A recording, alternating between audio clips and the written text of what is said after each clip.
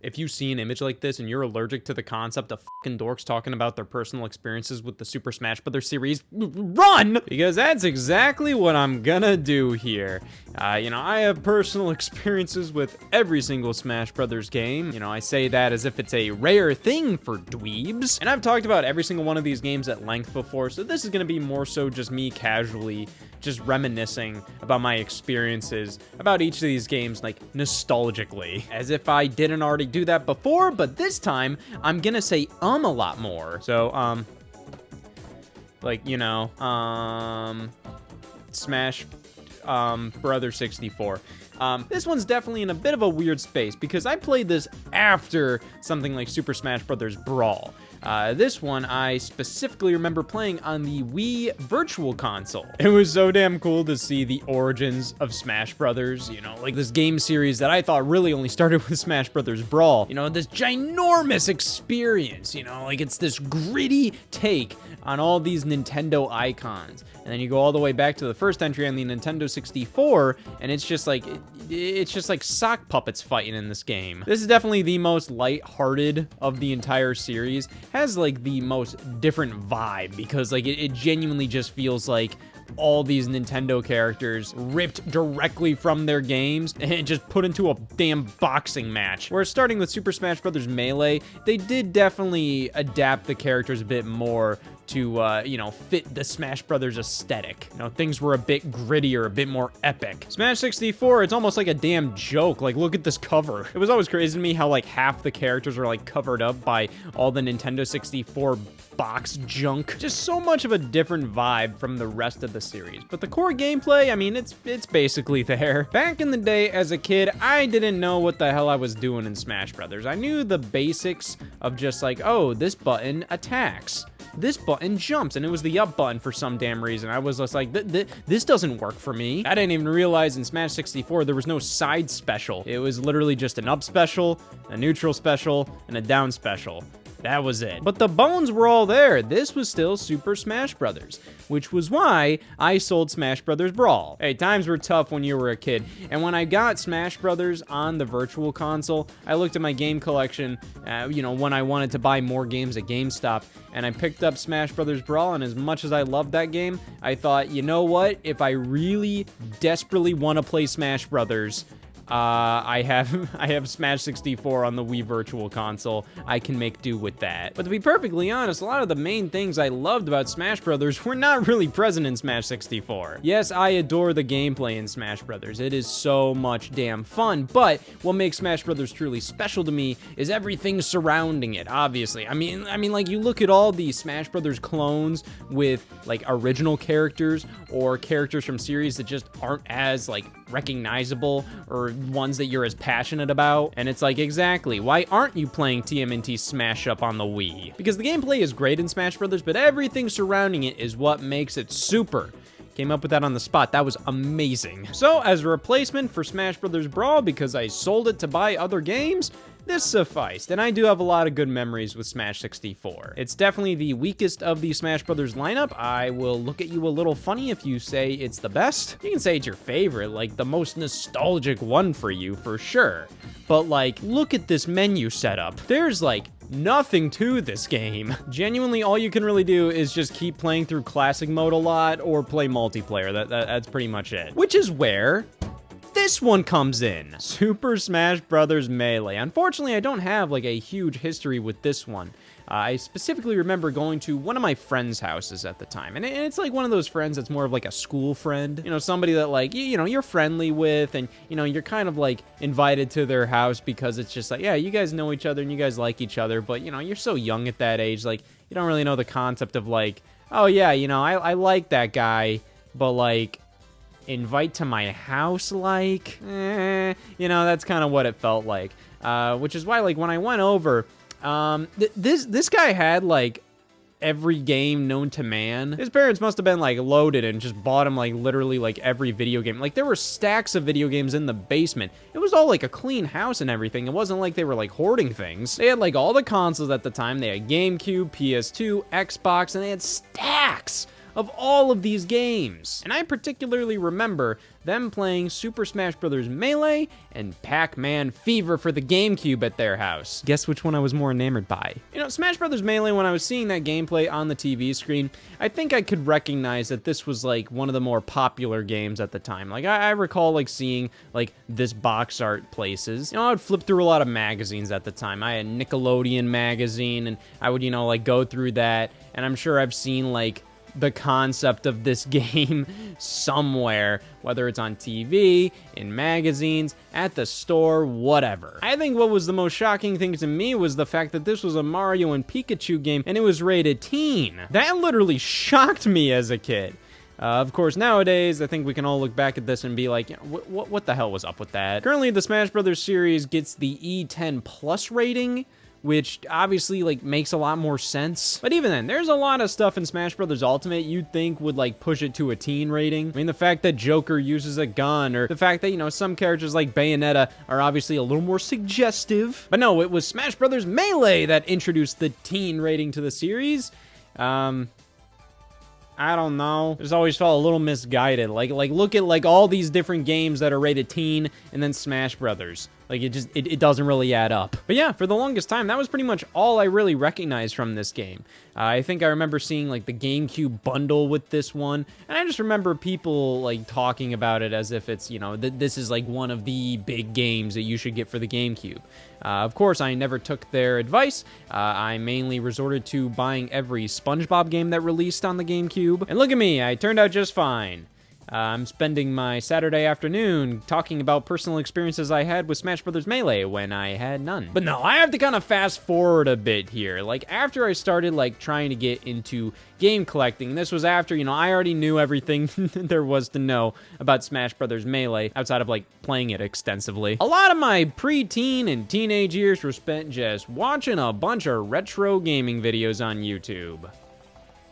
And look at me, I turned out just fine. Spending my Saturday afternoon talking about Smash Bros. Melee as if I had personal experiences with it. But no, I watched so many different videos and retrospectives on Smash Melee, especially on the build up to Smash for Wii U and 3DS coming out. And then this era, which was, you know, around like 2012, 2013, 2014, I had gotten my first part-time job. And I also got a driver's license, so I could drive to the retro game store whenever I wanted, and also use, you know, like a decent chunk of change to, you know, buy retro games. I didn't have to just wait for an allowance. I had like $60 or something a week that I could, you know, use to buy more games from my collection. And this was around the time that Smash Melee was like the hot ticket item. You know, like that was the GameCube game everybody wanted.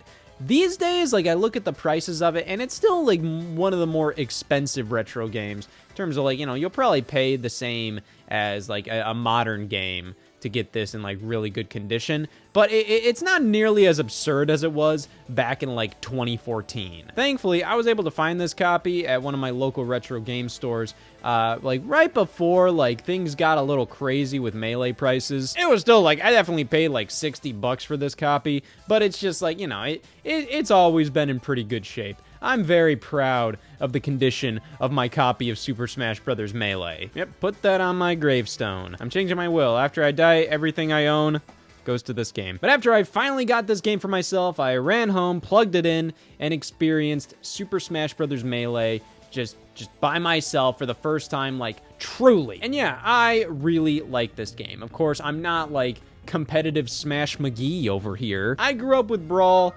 obviously. I don't give a damn about standards, so I do prefer that game when it comes to just the sheer amount of content in there and all the fun Nintendo references, and just the attention to detail is outstanding.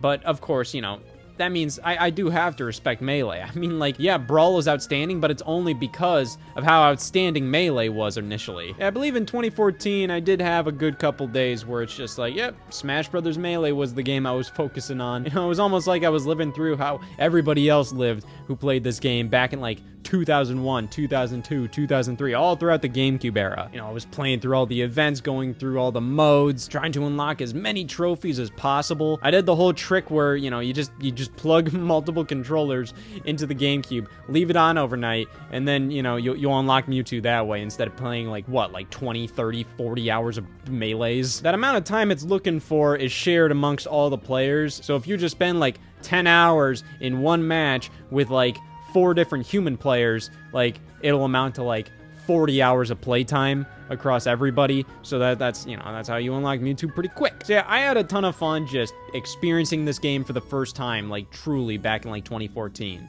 But hey, you know, I'm more of like a casual when it comes to the competitive scene of Smash Brothers. I love Smash Brothers, all the little details about everything, but like, you know, I'm not gonna waltz my way into a damn tournament. That's scary.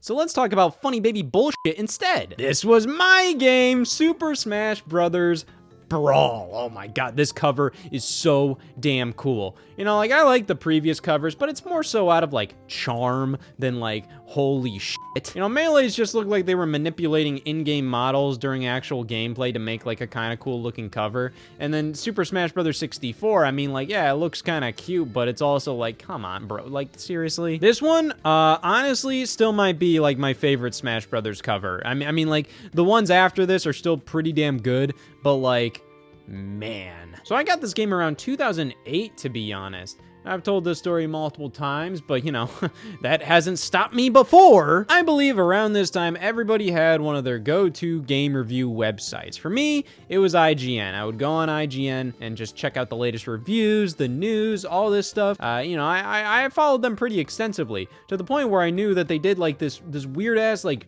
this Babe of the Week thing. Like, what the f***? But even to this day, I generally do kind of immediately look at IGN's reviews to just kind of see like how quality a game is. Now, of course, that doesn't mean they're right. I disagree with a ton of their fucking reviews. Like, most of them don't make any damn sense to me anymore. But that doesn't really stop my primal instinct of just clicking on an IGN review to see what the score is, like generally what they think of a certain game. Like when it comes to something like GameSpot, I don't know why. I never fucking read GameSpot. It was all about IGN. I would listen to their podcast for a good few years there. And honestly, as a kid, you know, I would take advantage of any website that would allow me to like download their videos. IGN allowed you to download their videos, so I would download their reviews and like other trailers, just all this stuff, and I would burn them to a DVD in Windows DVD Maker, and then I'd have stuff to watch on like, you know, a car ride or something. That started my horrible trend of watching game reviews instead of actual TV shows or movies. But one of the reviews I watched was for Super Smash Brothers Brawl. And yeah, watching that whole thing, like, oh my god, like this game looked incredible. Like, it had all this stuff. But primarily, as a kid, I thought what was the coolest thing was that I could beat the shit out of Pikachu. I think as a kid, when like you're not into something as much as like all these other people, like a fad or something, you end up pretending to hate the fad a lot more than you actually did. Of course, calling Pokemon a fad, you know, like, I mean, like, look where we're at right now. Obviously, it wasn't a fad. But, yeah, I never got into Pokemon, and I just thought, like, wow, it would be really cool if I could, you know, beat the shit out of them as Mario. And, like, all this other stuff they were saying in the review was just so damn cool and exciting. Just seeing all these awesome CGI cutscenes, this wealth of content you can go through. Ugh. Of course, this was during this weird, like, era where, like, IGN would shift between, like, 100-point review scale and, like, a 20-point review scale. So then, you know, like, they rated Smash Brothers Brawl like a 9.5, but Smash Brothers Melee had a 9.6. And as a kid, I looked at that like, oh my god, what did they f up here? Nowadays, you know, you gotta know, like, hey, different people are reviewing different games on these game review websites, but it's always still kind of like silly to like compare things where it's just like, yeah, like Smash Wii U on IGN, I think got like a 9.8 out of 10. Which was like the highest of any Smash game, and then Smash Ultimate in comparison got like a 9.4. And like you look at like all of these and it's just like, you know, how much does this really add up? How much does this really make sense? But that's kind of considering it from the angle of like, oh, this is all reviewed by IGN instead of this is all reviewed by this person, and this person. But at the same time, like, can you really blame people for thinking that? Regardless, I wanted to go get Smash Brothers Brawl. I had just enough money for a new Wii game, so I begged my mom, like when we were going to Target next, like, oh, I want to get this game. I want to get this game. But this was also during the time in which Mario Kart Wii came out and was absurdly hard to find. I remember the Wii console itself, Wii Fit, and Mario Kart Wii, they were all like so damn tricky to get because like once they would come into these stores, they'd immediately sell out. And to be honest, at the time, I probably wanted like Wii Fit and Mario Kart a bit more than I would have normally. Mainly because like they were that hard to find. I really liked Mario Kart, but like the only one I owned up to that point was like Mario Kart Super Circuit. I definitely wanted like the full-blown console Mario Kart for myself because like I loved playing Double Dash at friends' houses and Mario Kart 64 with my cousins, but I think it was definitely heightened by the fact that, oh my god, it's so hard to find. And of course, god damn it, when I walked into this Target just to get Smash Brothers, one copy of Mario Kart Wii was left. Son of a bitch. Of course, made a deal with my mom. She'd buy Mario Kart and save it for Christmas. Of course, it was in July. Fuck me. But I would get Smash Brothers right then and there, which I think was the better deal because I played Smash Brothers to death. Whereas Mario Kart Wii, I played a fair amount, but I definitely didn't like it that much as a kid. You know, in the grand scheme of things, I still enjoyed it. But, yeah, I mean, Mario Kart Wii has so much just bullshit in it that, as a kid, I was just like, oh, haha, that game. I maintained that opinion for years until, you know, it's one of my favorite Mario Karts now because, like, yeah, it is so bullshit. Put items on aggressive and, like, my god. It's the best feeling in the world because as a Nintendo fan, you know I love to get f***ed. You know, I ran Smash Brothers Brawl home, popped it in. And yeah, this was kind of one of my go-to Wii games at the time. You know, gameplay-wise, I adored it, but, you know, still, there's a lot I had to learn about just video games as a whole. I had no idea how to do like a CPU match, just do a multiplayer match against a computer. On the main menu, you go between like group and solo play, so I'm like, okay, well, I'm playing by myself, so I'll go to solo play. And like, there was nothing in there, you know, I wanted to beat up Pikachu, I couldn't just do that. So, you know, when I go to Brawl, you know, I'd just, you know, use my little cursor and I'd select my character, and then nothing. I didn't understand, you know, to select player 2 and make that a CPU, and then you could select it from there. I didn't know that at the time. I also didn't understand that the best way to play this game is not with a Wii Remote on its side. To be honest, I mainly did that because on YouTube when I was a kid, I watched the Irate Gamer review of Super Smash Bros. Brawl,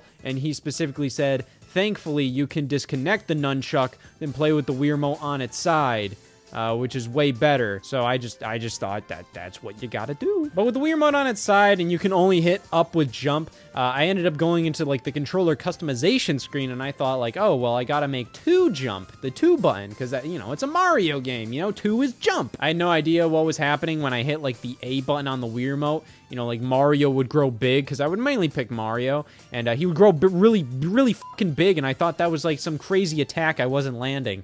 Like, nah, it was a taunt. But man, I devoted myself to like just learning about this thing, you know, just figuring out like what the hell is going on in this game. So I honestly remember like sometimes when I'd go to the bathroom and I want reading material, I'd go through my Smash Brothers Brawl manual. Not this copy. This is a new copy. Remember, I sold that old copy, so to whoever bought that old copy of mine, I'm really sorry for all the bacteria that's probably on that manual. But I ended up looking up a lot about, like, you know, okay, like, how the hell do you play this game? What's going on here? And I learned, you know, oh, like a smash attack or like a final smash, like, oh, we do 1 + 2. Oh, man, and I would play this game with, like, my neighbor who was a bit younger with me at the time. And, you know, I refused to tell him how to do the final smash. Yeah, I was a bad friend. But how bad could I really be if I let him play Super Smash Bros. Brawl? Honestly, like, this game, I can always pop in and just enjoy just everything about the game, except for the gameplay. The gameplay is still, like, inherently fun. It's Smash Brothers. But, of course, in comparison to, like, you know, Smash Wii U, 3DS, and Ultimate afterwards, this is not as good. Honestly, with Melee, I find it to be a little too fast for, like, casually just enjoying a multiplayer game. It's a little too frantic. It's a little too fast. It doesn't really feel like my attacks are as, like, effective as they feel in future games. But that's just coming from somebody who you shouldn't fucking listen to. For the next 2 months or so, I grinded on the Subspace Emissary from this game, and I loved just all the cutscenes from that game. It was so damn cool. That's probably all I really have to say about that. I honestly barely remember anything about the gameplay of Subspace Emissary other than, yeah, it got a little tedious. Like, I enjoyed it because I enjoyed Smash Brothers, but it's just like, yeah, it just kept on going. I didn't necessarily remember, like, the Great Maze being, like, that bad. Like, I don't remember, like, having a huge trouble with that as a kid, whereas, like, I've heard a lot of people, like, just groan about it, but I think back in the day, like, I was just mindlessly playing the game. I might have been stuck on that part of the game for, like multiple weeks straight. I don't even remember. I don't remember barely anything specific about Subspace Emissary outside of the cutscenes. But oh my god, the stuff I do specifically remember, I mean, outside of, like, after beating Subspace, like, I remember that big cutscene of, like, just everything just blowing up.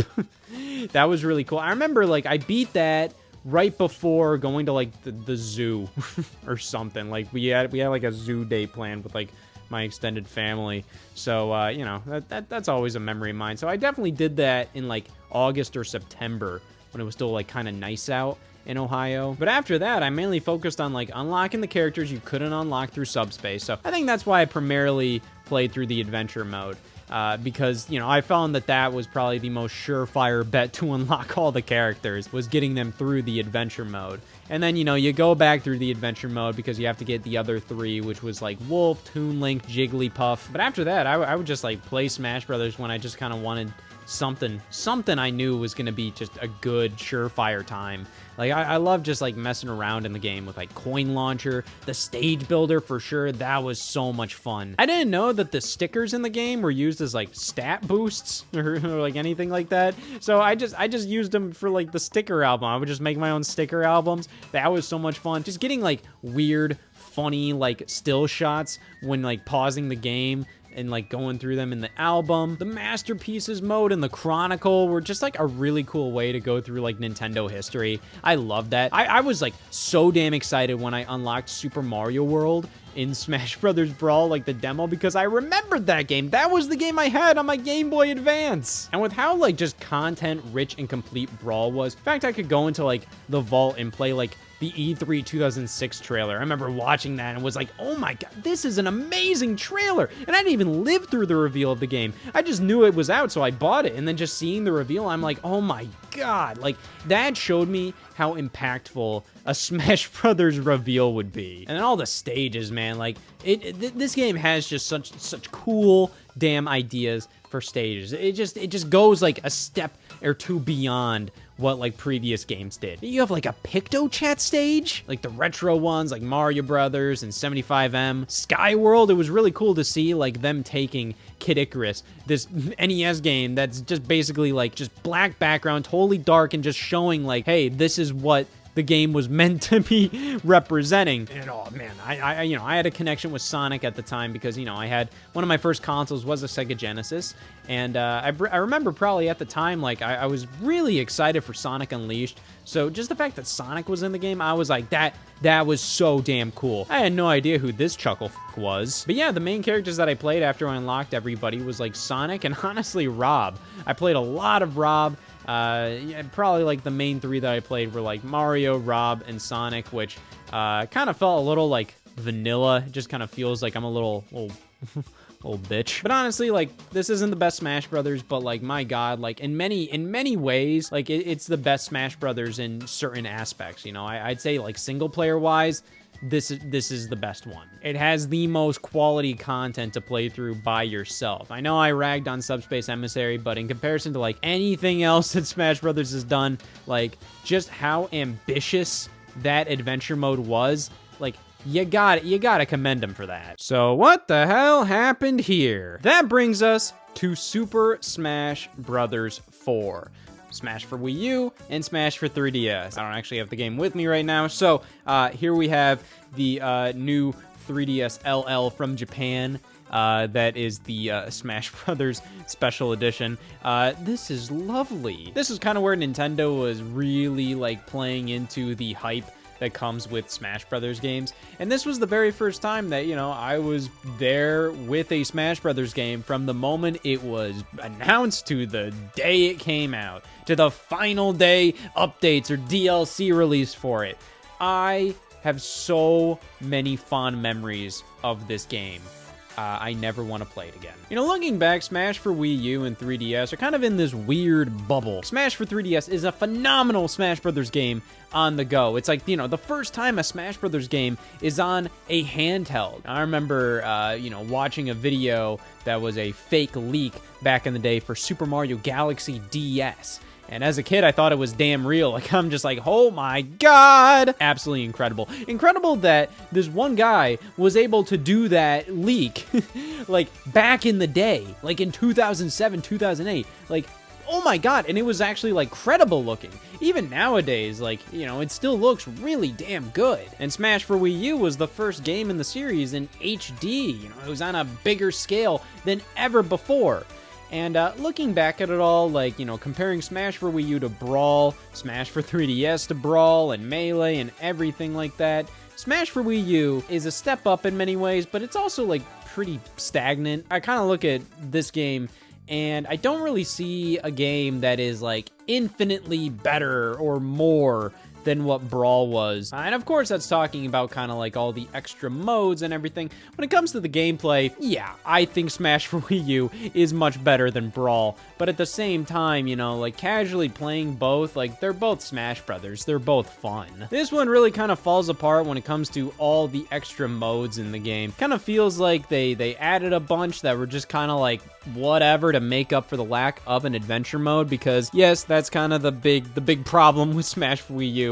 It doesn't really have a traditional story mode, single player mode. It has single player modes, but like, you know, for the most part, it's just kind of like a lot of the same shit that, you know, was in previous games. Like, oh, classic mode, all-star mode. But this is me talking about my opinion of the game. I kind of just want to talk about memories. And yeah, you know, I remember when this game was first announced at E3 2011.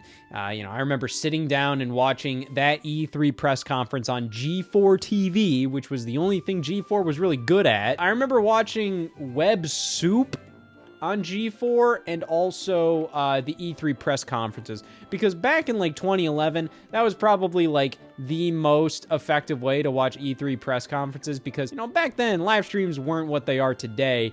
They were definitely a little less reliable, especially with internet speeds back then. So, you know, if you wanted the most reliable way to watch E3, G4 was there for you. I know saying all that's ironic coming from me. Listen, I took the opportunity to get Scott the Woz on TV, and I ran with it. But yeah, I wouldn't say I was actively excited at E3 2011 at that announcement. It was pretty much just like a super lame, just like easy claps, just say Smash Brothers is coming, people go, yeah! But it's strange because I don't really think it's set in that this Smash Brothers game was coming to the 3DS. I think all we really heard at the time was that, yeah, it's a new Smash Brothers. But it was like, oh yeah, it's coming to both platforms. Like, yeah, that's pretty unheard of. To be perfectly honest, the 3DS version of Smash 4, like, I kind of forgot that was happening a lot of the time. Whenever they do trailers for this game, like, they would pretty much exclusively show Wii U footage. So it was a shock when they said, oh yeah, the 3DS version's coming out first. And, you know, hey, you know, it has this and that. This is what the 3DS game looks like. And this is what it's all about. It always felt like it was primarily about the Wii U boy here. But the build up to release, oh my God. So I know a lot of people will say how the Smash Brothers Brawl build-up to release was, like, unheard of, and, you know, I wasn't there for all of that. Going on the Smash Brothers dojo every morning to see, like, what the update was, and, you know, it would be anything from, like, a brand new character to, like, menus. But they did the same thing for Smash for Wii U. It took a while to build up steam, you know, for a while there, Sakurai would be posting pictures of the day, and for, like, the first, like, half a year or so, like, none of the pictures were really worthwhile at all. They were kind of just like, ooh, funny little pictures. But eventually, like, once 2014 kicked off, like, we were getting pretty consistent, like, meaty things going on. I would watch, like, discussions and podcasts and all of that of people talking about all the pictures of the day of that week and just say, like, oh, what does this mean? What does that mean? That is what I remember the most of Smash Wii U, was the speculation aspect of it. It was so much fun to try and like figure out like, okay, who's in this game? What stages are there? What modes are there? What are they gonna do here? What are they gonna do there? It was so damn fun. Especially during the Wii U era where like we didn't really have much else going on. But strangely enough, this year in 2014, we had the most going on because we had Smash Brothers and then all this other stuff. Like Mario Kart 8 was fantastic. You had Hyrule Warriors, Bayonetta 2, Captain Toad Treasure Tracker, Donkey Kong Country Tropical Freeze, all different kinds of things like new eShop games, all this stuff that just made that year really damn special as a Wii U owner.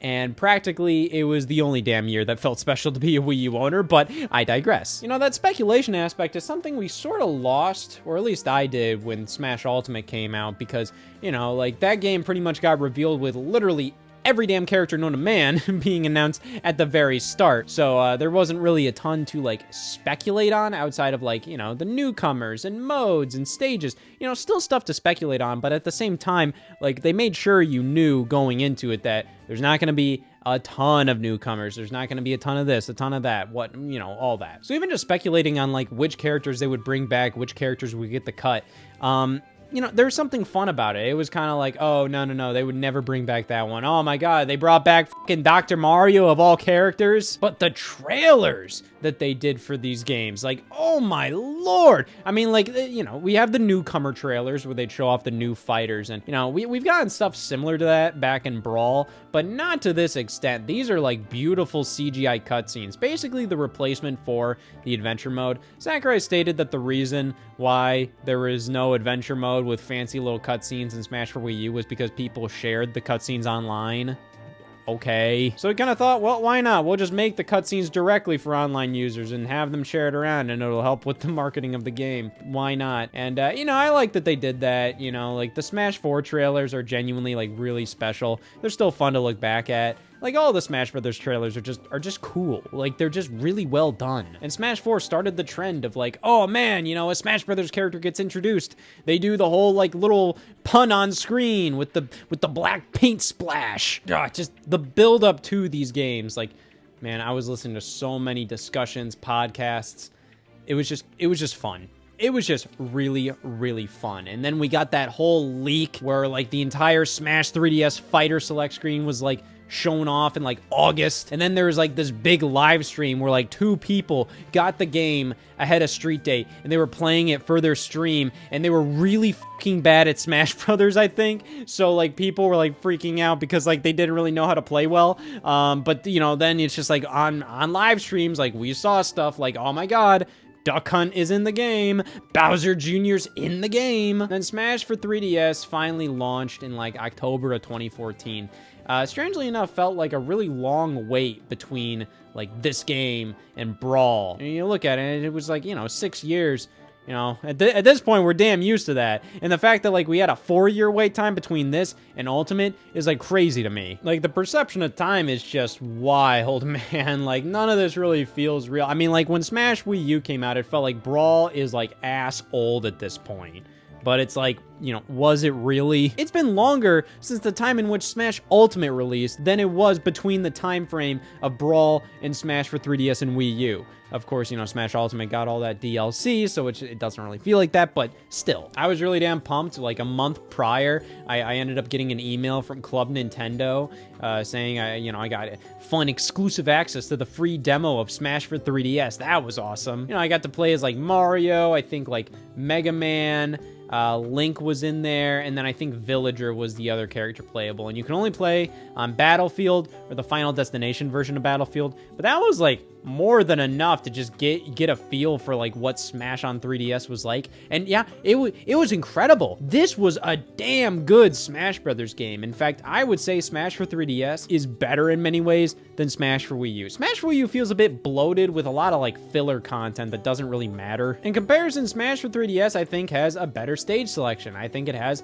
better modes, at least like better modes. So like these two have their own unique modes, Smash Run and Smash Tour. And you know, I'll defend Smash Tour. Smash Tour gets shit on a lot. It's not bad. For what it is, it's a dumb party game version of Smash Brothers. What do you expect? Like, it's fine. It's a little too random. It's a little too much like random bullshit happens. Oh, deal with it. I think for what it is, it's okay. It's more so just like a fun little way to play like weird matches of Smash battles. Whereas Smash Run is a great idea, executed in a fine way. It's not ideal, but like, yeah, I mean, like, I think Smash for 3DS is overall, like, it has a bit more quality compared to the quantity that's included in Smash for Wii U.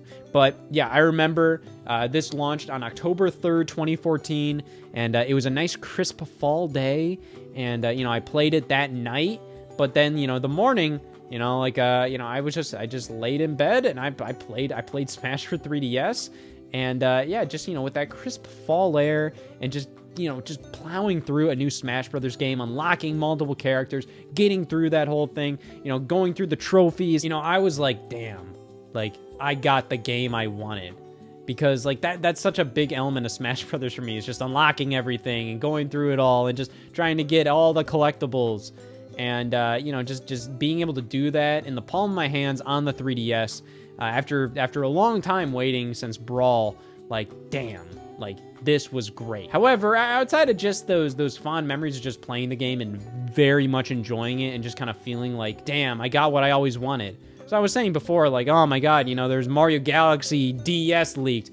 I don't even think I mentioned that. Yeah, I wanted Smash Brothers Brawl on the DS. I wanted, like, a Smash Brothers on the DS, and the fact that I saw that Mario Galaxy was leaked for the DS, it wasn't, but still, and the fact that Mario 64 was remade on the DS, the fact that Smash Brothers started as an N64 game, I thought, well, surely they can put a Smash Brothers on the DS.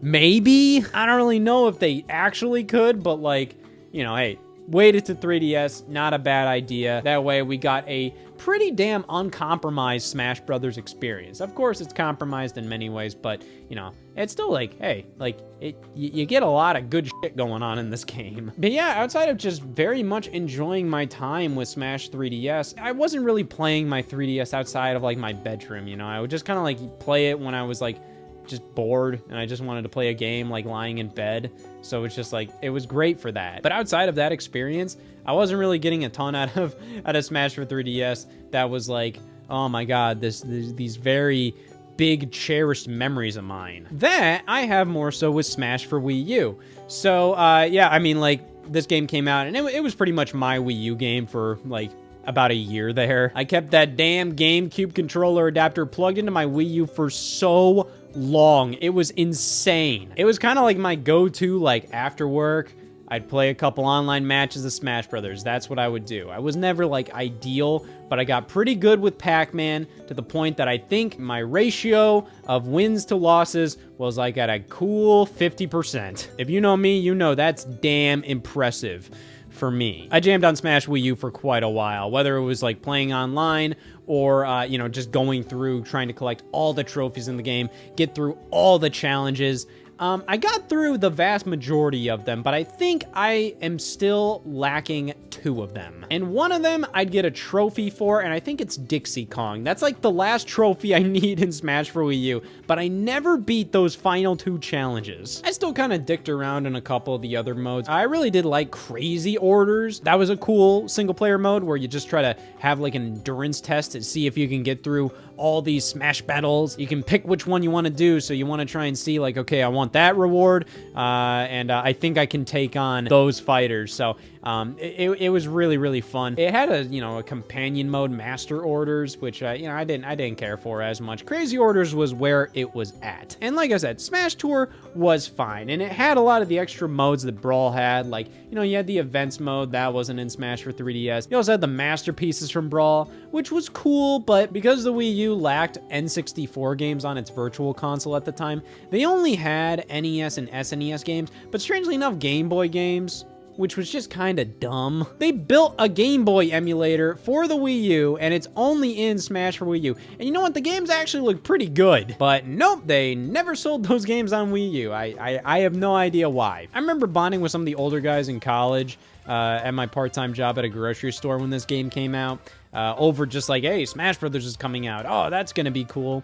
And I remember actually going to one of their houses to play multiplayer with all of them, 8-player Smash on launch day. That was the first time I ever, had a significant thing happen on a game's launch day. So that was kind of a fun little social moment for me. But after that, I just kind of kept grinding on the game. It was kind of my go-to, just mindless game to play. And of course, once DLC started getting pumped out, that was cool because, hey, the fun just wasn't stopping there. Looking back at the Smash Wii U DLC, the timeline was always a little strange. The fact that Mewtwo came out in April 2015, then Lucas, Roy, and Ryu all launched on the same day in June of 2015, and then nothing until Cloud, which released in December of 2015, and then the final 2 characters in February of 2016. So a little all over the place, but there was a significant amount of new stages added. A lot of stuff from the N64. You had the Miiverse stage, and then you also had the Super Mario Maker stage, which was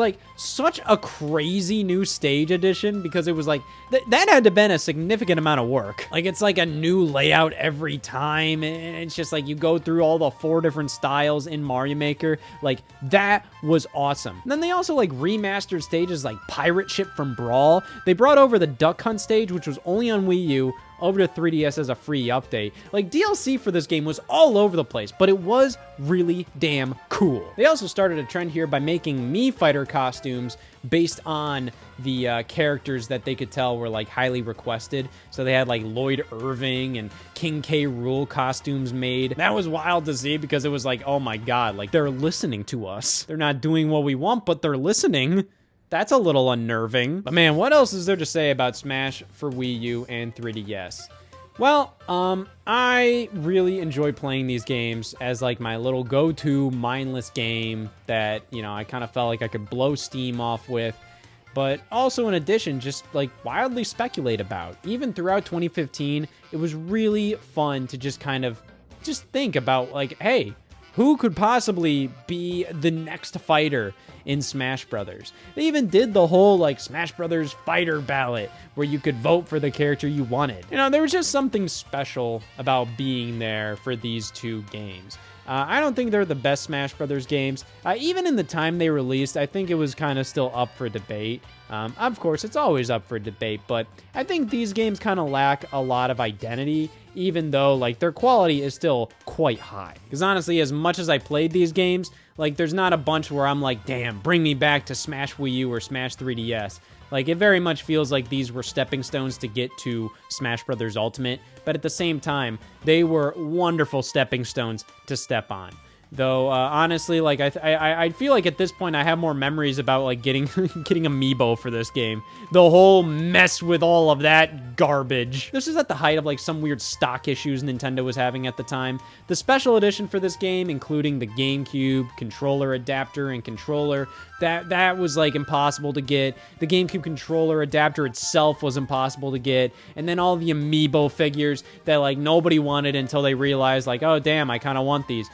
Yeah, impossible to get for a year straight. But it was all worth it because it all built up to Super Smash Brothers Ultimate. When the Switch launched, we got Mario Kart 8 Deluxe soon after, and that kind of brought up the whole idea of Wii U ports on Nintendo Switch. It only makes sense to bring Smash Brothers for Wii U and put it on Switch. Maybe include more characters, maybe map out an entire plan for more DLC fighters, include some content from the 3DS game. It's so simple, just make it Super Smash Brothers for Nintendo Switch. It'll complete the trilogy. And also, I believe even before the Switch presentation in January 2017, there were rumors going around that certain Wii U games would be ported to Switch. I believe Smash Brothers, Mario Maker, and Splatoon were candidates alongside Xenoblade Chronicles X. Guess which games were ported to Nintendo Switch? Anything but those, practically. I mean, yes, in cases like Splatoon and Mario Maker, we got sequels. But, hey, those felt like they would have been, prime suspects for Wii U ports, especially Smash Brothers. And it was weird. So, 2018 hit after this amazing 2017 for the Switch. I mean, we just got so many heavy hitter titles from Nintendo that I remember in, January 2018, everybody was expecting another presentation on par with the January 2017 Switch presentation, which, I mean, that was what I was almost expecting, but looking back, that made no sense because, of course, they did that in 2017 because like the console was launching. They had to prep and get everybody informed on what the Switch was doing. But no, like instead Nintendo did a Nintendo Direct Mini, and you know, it had a lot of stuff in it. I mean, like you had like Dark Souls Remastered and World Ends With You, Pokken Tournament DLC, Mario Tennis Aces, Donkey Kong Country Tropical Freeze, Hyrule Warriors, all this junk. But of course, no Smash Brothers. I didn't really expect a Smash Brothers for a bit there. I remember like a day before a Nintendo Direct in March of 2018. I remember going out to eat with some friends. We were going to this restaurant like an hour away, and one of them asked me like, "Hey Scott, like, what do you know about what's going on in the gaming sphere right now? Hey, is there gonna be a Smash Brothers for Switch coming out soon?" And I remember distinctly saying like, yeah, I see a lot of people like say that, for the Nintendo Direct coming out tomorrow, that they think Smash Brothers is going to get revealed. And I don't think so. Like, I don't understand why they're all saying that. Of course, Smash Brothers got revealed in the March 2018 Nintendo Direct. During that era, I swear to God, all these like people that were making these stupid ass predictions, they had insider info, 100%. Why the would you think in March of 2018 Smash Brothers would get revealed for Nintendo Switch? Why? Instead, you want to seem like this grand master of Nintendo knowledge and predictions. I can see their every move. No, you were definitely tipped off. March 2018 Nintendo Direct. Honestly, probably one of the best Nintendo Directs they've had. I mean, that thing had everything. You have so much junk happening in that Direct. It was insane. And of course, it all ended with the announcement of Super Smash Bros. Coming to Nintendo Switch. The way they announced it was like so interesting. They start by referencing Splatoon 1, like kind of like how the Splatoon 1 trailer played out. They just show like the Inklings shooting at each other, jumping around, and then it kind of fades out, and then they look, and then oh my God, there's the Smash Ball, and like oh my God, there's all these characters, and you can kind of point out which ones are there, so then okay, these characters made the cut. Oh, that's fucking Bowser. Why wouldn't it be? They show Mario and then Link, but you can tell it's Breath of the Wild version of Link. So like, okay, like is this actually like a port? Is this gonna be different? And then they show like, this very minimalistic version of the Smash Brothers logo animate on screen. Very similar to what we got here, but of course like all black, nothing crazy, and it just says coming in 2018. Now, one thing I distinctly remember, which was a little silly, was how the copyright notice said original game by HAL Laboratory. Of course, that is referencing how the series was created by like HAL Laboratory. They were the first developers of Smash Brothers. They did Smash Brothers on the N64 and then Smash Brothers Melee on the GameCube. That is what that meant. It meant like, hey, they created the original game. But then like a lot of people were like saying how, oh my God, that means they're getting the damn Dream Team back to make to make Smash Brothers on the Switch. No. Firstly, HAL Laboratory only makes Kirby games these days. Pretty much nothing but. I think HAL is incredibly talented. They have some amazing developers over there. I don't think they're well equipped to make a whole ass modern Smash Brothers game. I feel like that's undermining the work that got put into Smash for Wii U and 3DS, acting like, oh my God, like that stuff, blah, you're bringing back the OGs? Thank you. Like Bandai Namco developed Smash Brothers for Wii U and 3DS, and like, you could tell, like, it's still, like, it's Smash Brothers. Like, there's nothing that feels distinctly Bandai Namco about it, except that motherfucker. And Smash for Wii U had the same copyright notice. Original game, copyright Nintendo, and HAL Laboratory. So I just thought that was kind of a silly thing people speculated on in the early days of Smash for Switch. Outside of it being like, hey, is it a new game, or is it a port? The answer came at E3 2018. Both? This was still like a hot debate during that year. It's crazy to look back on because like I don't really think anybody really has that debate these days because it's very obvious Smash Ultimate is definitely like a sequel.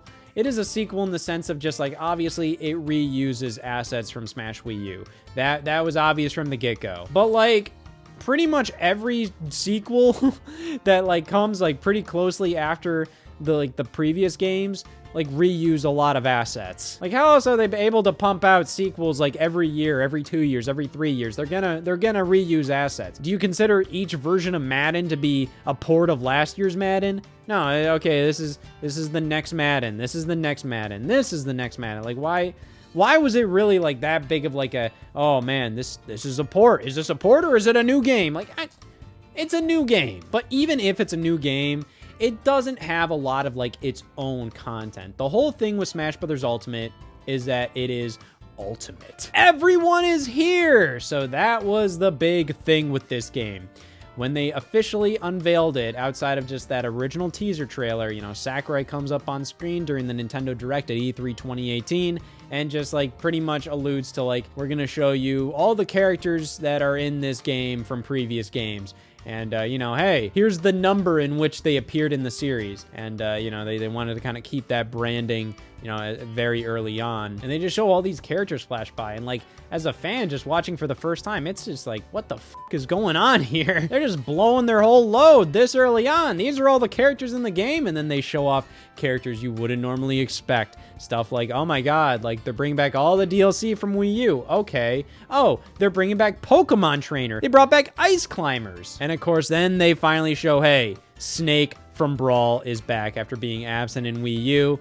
They show everyone is here, but I don't think it fully clicked until the very next shot where they show fucking Pichu from Melee. Like, oh, you mean everyone is here? Like, I remember having such a giddy freak out reaction to that. It's one of those things where, like, when you see all these people online post their reaction videos to certain things like this, like, I wasn't freaking out like other people, but I can still tell why other people were freaking out because I was still freaking out. Like, even if I'm not literally breaking shit, I'm still like going like, oh my god, holy shit, what? That was incredible. Like, I don't know what I preferred compared to like, hey, the massive speculation of Smash Wii U. You know, that was special. But that one moment for Smash Ultimate was like unreal. And there was still like loads of speculation afterwards. There was still like loads of stuff happening every single day. They still had like a new picture of the day, and they also like had brand new music pop up all the time on the Smash Brothers website. You could go on there and then they would update it with like a couple new tracks, a couple new remixes from the game. That was awesome. And, you know, every now and then, you know, you get a new crumb of info where it's just like, oh my god, that stage is coming back. That stage is coming back. And later it turned out like, okay, they're practically bringing back like every single stage. Absolutely nuts. But E3 2018 was very Smash Brothers heavy. It was pretty much non-stop about Smash Brothers Ultimate. Like, the first half of the Direct kind of detailed like, okay, Fire Emblem, Daemon X Machina, and Mario Party. And then the later half is just entirely about Smash Brothers Ultimate, and I think a main problem there was that they were very technical with it. They spent a good amount of time like showing a bunch of differences with like, you know, the returning characters, showing like, hey, this is what's new with them. And they went a little too overly detailed, something I love, but like for an E3 presentation, I think they went a little too overboard where they were like, Olimar's helmet cracks when he gets hit. Like, I'm like, okay, don't get me wrong, I like that stuff, but you know, when you're at E3, you're kind of directly competing against the other big dogs. And, you know, I think Nintendo still did pretty damn good that year because, you know, Smash Brothers is just that exciting. But still, you know, it's something where I'm like, you know, hey, you know, you could just save a lot of this for like a dedicated Smash Brothers Direct instead of E3. I will say a lot of like extra things they announced about this game, you know, just didn't really feel that impactful. They announced like, oh, it's compatible with GameCube controllers. I'm like, okay, yeah. Regardless, I think the E3 presentation was a bit mixed as like an E3 presentation, but just Smash Bros. Ultimate had just this wonderful showing. But to be honest, like, you know, sometimes like it was just a little weird. That initial shot of like Mario coming out of the pipe, like the lighting looked so off to me at that moment. Like it felt so wrong. But like obviously as time went on and, you know, I played the game for years, you know, I think Smash Wii U doesn't really have great lighting. It was just lighting I was used to seeing like Smash Brothers running in. And yeah, the lighting looked very much improved in this game, but it was a bit jarring at first. And yeah, man, honestly, like Smash Brothers Ultimate was just like this exciting time where it's just like, yeah, we didn't have like a ton to speculate about when it came to like returning fighters and whatnot. For the most part, we learned of all the stages pretty early on as well. But man, like there was just like this electrifying feeling about this game. The fact that we got a new Smash Brothers game announced and released within that year, compared to like waiting like years, which is what we had to do for Smash 4 and Smash Brothers Brawl. Honestly, like I look back at 2018 with a lot of just like a lot of nostalgia. Like, it wasn't the greatest year for the Switch. You know, there was a lot of Wii U ports. There was a lot of reliance on that kind of stuff. But there was still that excitement about the platform at that time. It was only a year or two old at this point. So to be looking forward to this brand new Smash Brothers game that included, like, everything you could have possibly really wanted from, like, a legitimate Smash Brothers experience, you know, it is missing some, like, modes and stuff we expected from previous games, but it really just hones in on the stuff that, like, really matters. And yeah, just kind of looking forward to that. Even if we knew of all the returning characters, just talking about, like, the new character potential. You know, this really did kind of feel like a Smash Brothers meant to really make a lot of dreams come true. You know, characters that were revealed later on were like Simon Belmont and Richter Belmont. You know, those were kind of like the last major, like, NES era third-party icons that had not been in Smash Brothers up to that point. And there we go. You got King K. Rool. Ridley was revealed at E3. It was awesome. The direct they had for Smash Ultimate in August was like one of the best of all time. Like, that thing was incredible. Like, they had so many character reveals in that direct. You also had like the full number of stages revealed. You have all the music and just all the modes and assist trophies, items, all that stuff they went over. Like, oh my God, it was so cool. It was so exciting. And as time went on, you know, like, you know, the game's launch was rapidly coming up. There was that infamous Grinch leak, which, you know, was supposedly from a marketing company, you know, that was doing posters for also the Illumination Grinch movie at the time, which is why they call it that, because a lot of the leaked pictures also had, like, the posters from that movie in the background. But that showed, like, all these characters that, you know, like, oh man, so there might be like 20 fucking characters left. Like, no. That's another thing that, like, a lot of people in, like, the gaming industry were like, no, that's fake. Don't even believe it. And, like, you know, I wasn't, like, putting all my bets on it. But, again, you know, I'm kind of like, man, these guys have insider info. You can't tell me they don't. I mean, most of the time, a lot of them do. But, you know, I'm kind of like, they just immediately dismissed this leak for, like, no reason other than, like, yeah, I think it looks pretty fake. But then to look at other leaks and be like, I don't know, it could be real. A lot of people must have known something, or people were smarter than me because, you know, I thought it was like a 50-50 chance. Like, it could be fake, it could be real. But it was all revealed to be fake on the November 1st Smash Brothers Direct. And this one wasn't nearly as exciting. You know, they did show, like, the last couple characters, like Incineroar, Ken, Piranha Plant as a DLC character. But for the most part, they kind of went into a bit more boring info, and info that was a bit more controversial. The fact that they wouldn't be doing trophies in this game, rather spirits, which were kind of like stickers from Brawl, but, you know, kind of just with every single mode in Smash Brothers just kind of like combined into one, you know? Spirits is the single player mode, the adventure mode, you know, trophies, stickers, blah, blah, blah. It's all this stuff all in one. That direct ended with the reveal of the adventure mode in this game. So they're bringing back adventure mode, and it was shown to have like all these amazing CGI cutscenes. Like, that CGI cutscene that they showed was like the best cutscene in any Smash Brothers ever. And it was the only damn one in the entire game, pretty much. Like, they had a couple more cutscenes in World of Light, the adventure mode in this game, but barely. Like, and like none of them really met the height of the first opening cutscene. And that's a damn shame, because that cutscene was so cool, and it just showed all these characters acting as you know they would and interacting with each other. Oh my God, it was amazing. The Smash Brothers hype was nearing an all-time high with this one. It just felt really exciting because, like, with Smash Wii U, like, yeah, I was super excited for that game, but it felt like, you know, like I was the only one excited. Whereas, you know, with the Switch being so much more readily popular, you know, I could talk to my friends about this game. I could talk about, like, yeah, like Smash Ultimate's coming out. This is gonna be so cool. Just one of those things where I look back at, like, November of 2018, with a lot of nostalgia and a lot of like looking back and just like, man, yeah, I was really busy around that time. I was working really hard on making like Scott the Woz episodes at that time, you know, like compared to other Smash Brothers launches, you know, that one I was readily working on like, you know, scripted comedic video game stuff. And, you know, it was really cool to be able to like share that with an audience, with people that also were excited, you know? I was working on a lot of stuff. There was like, I was doing like the Game Stores episode of Scott the Woz. I was working on the 100th episode, which was like It's Awesome Baby.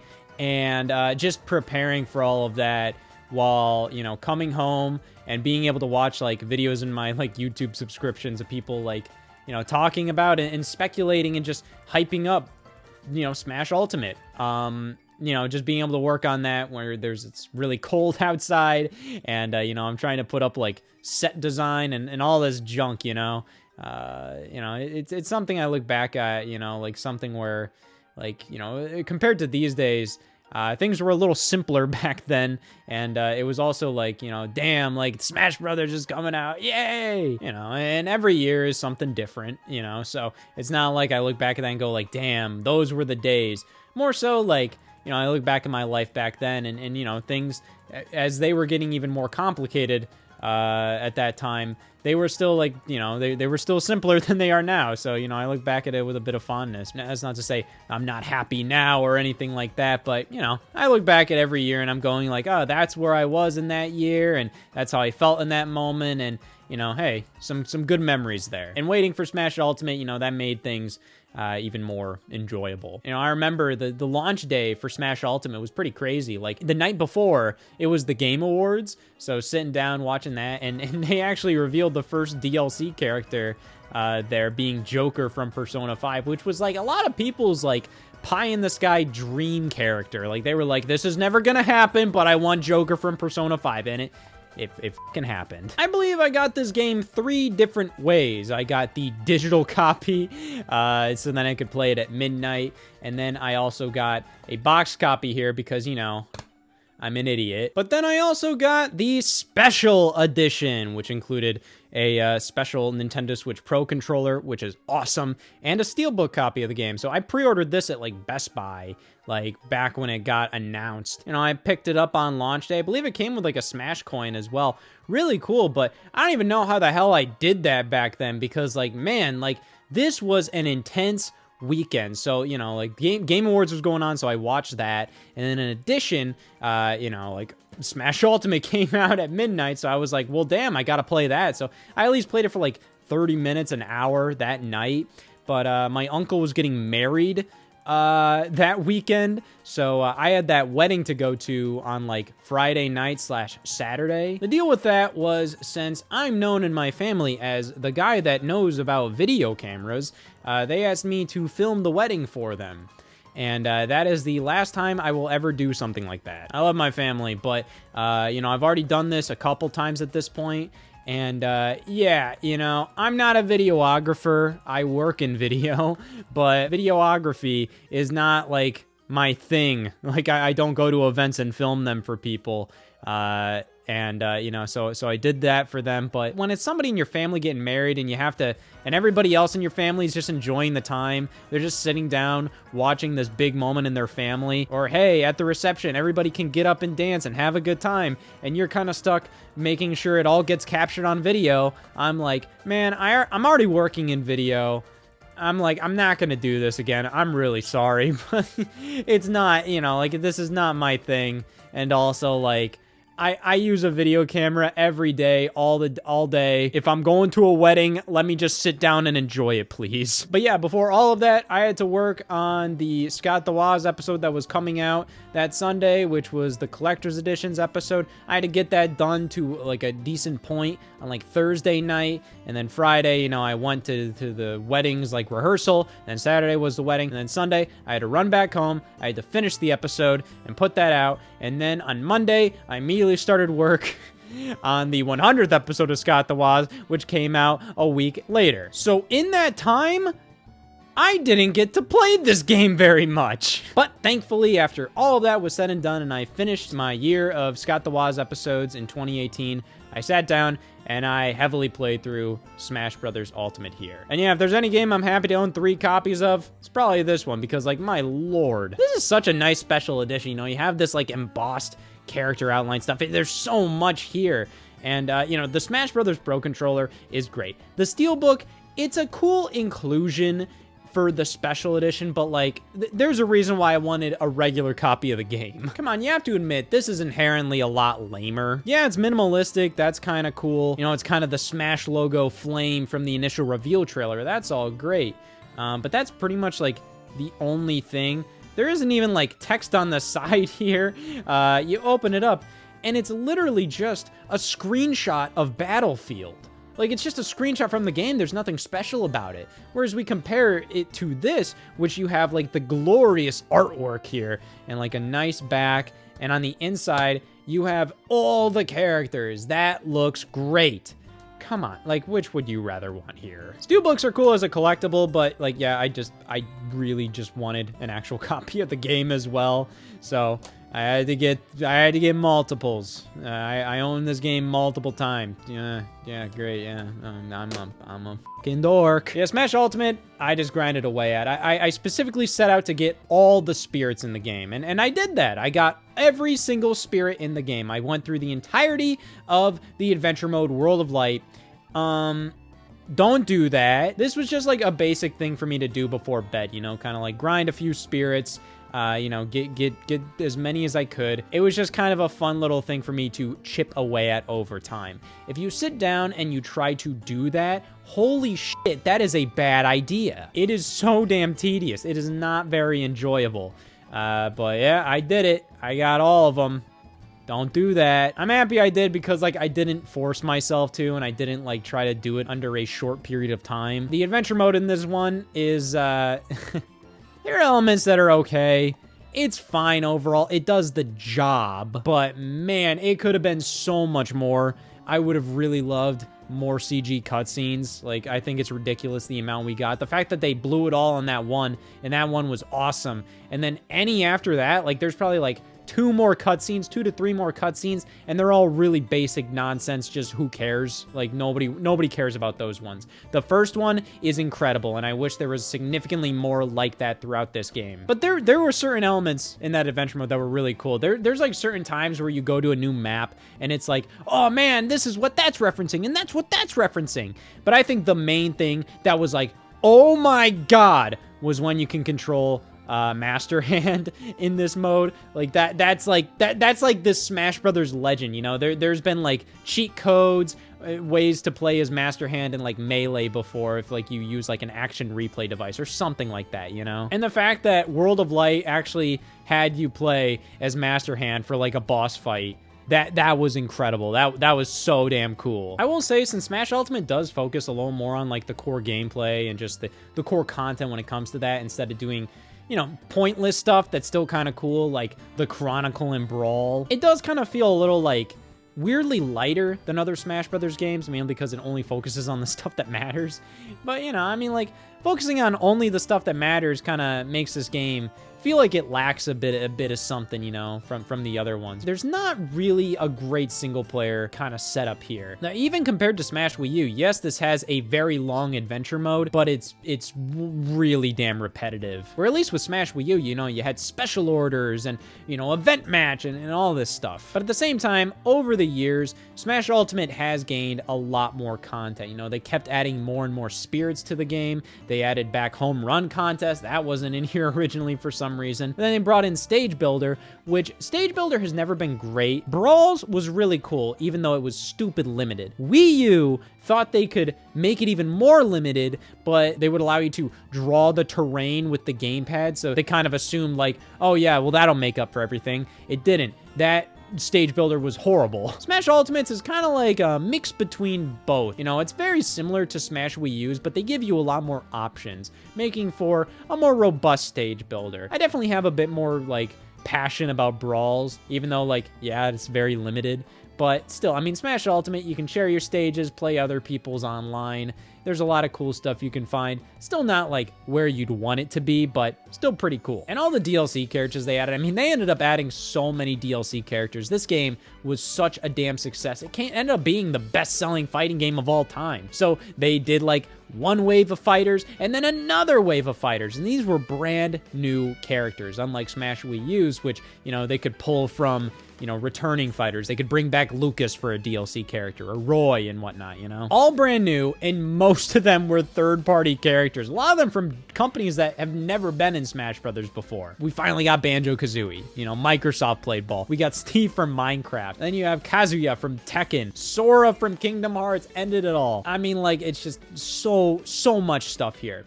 I will definitely say, you know, expanding to like pretty much make it so that any third party can get in, and any of these characters, you know, it definitely made speculation a little less fun for me, because it felt like, you know, Smash Wii U, there felt like there was these, you know, made up rules as to who can get in Smash Brothers and who can't.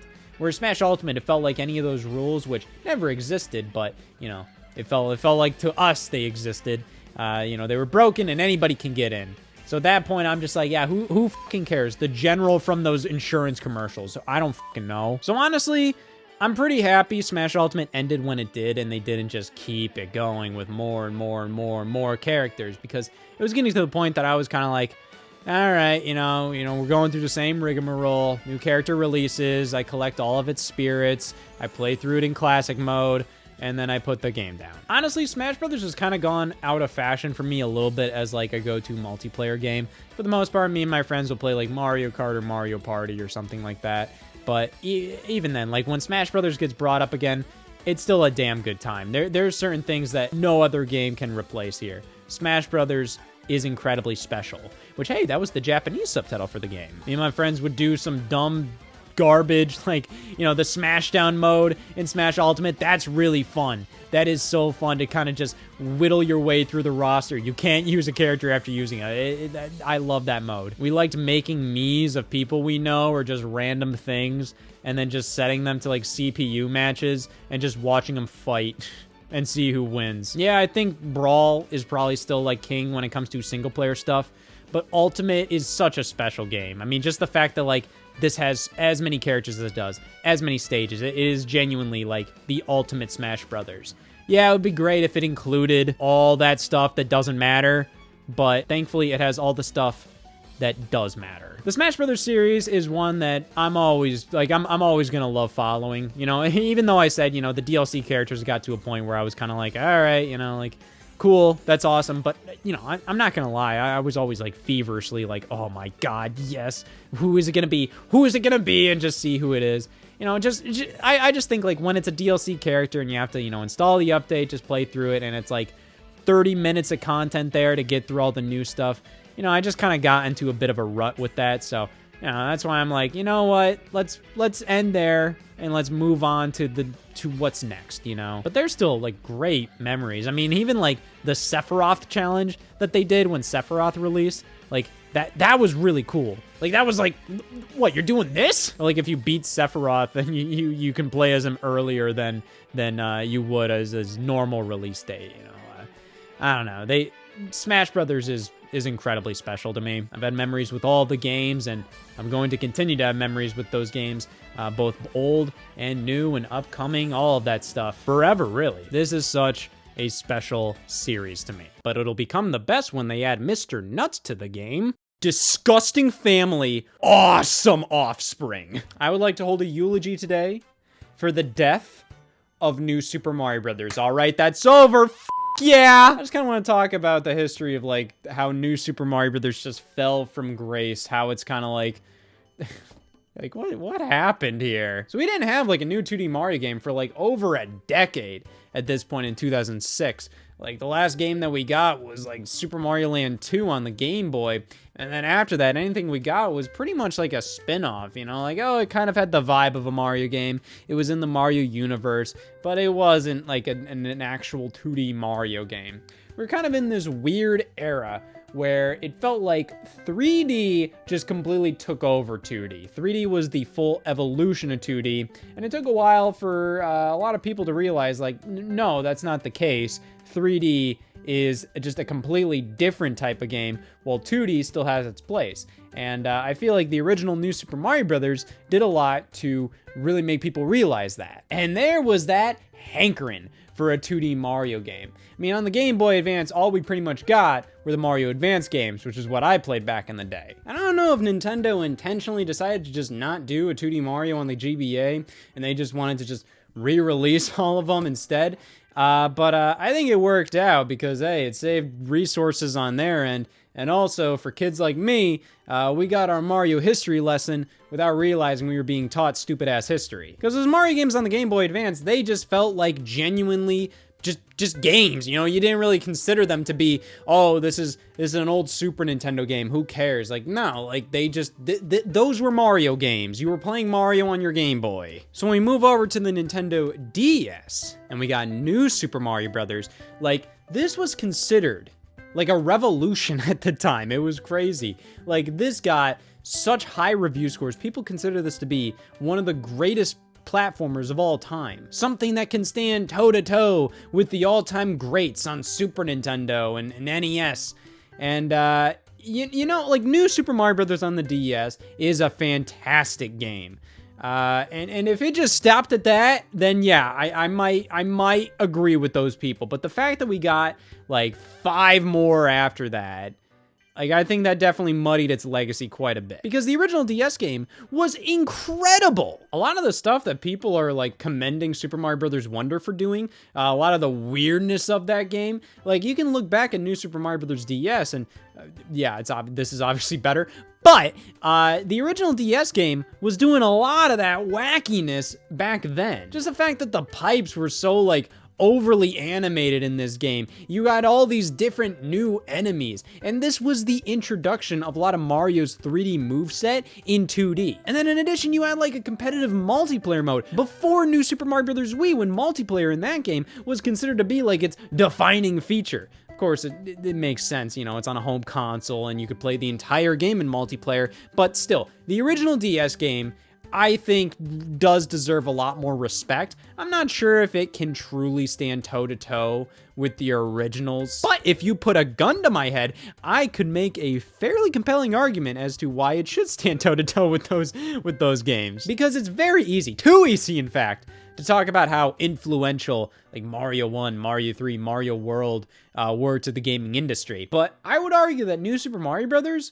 Was just as influential. Maybe not as much, but it was very influential. It really brought back 2D platformers. It showed that 2D platformers still had a humongous audience in today's gaming sphere. It helped to initiate the giant retro boom we experienced in the 7th generation, where all these classic franchises were coming back. And it defined what modern Mario would be like for nearly the next 20 years.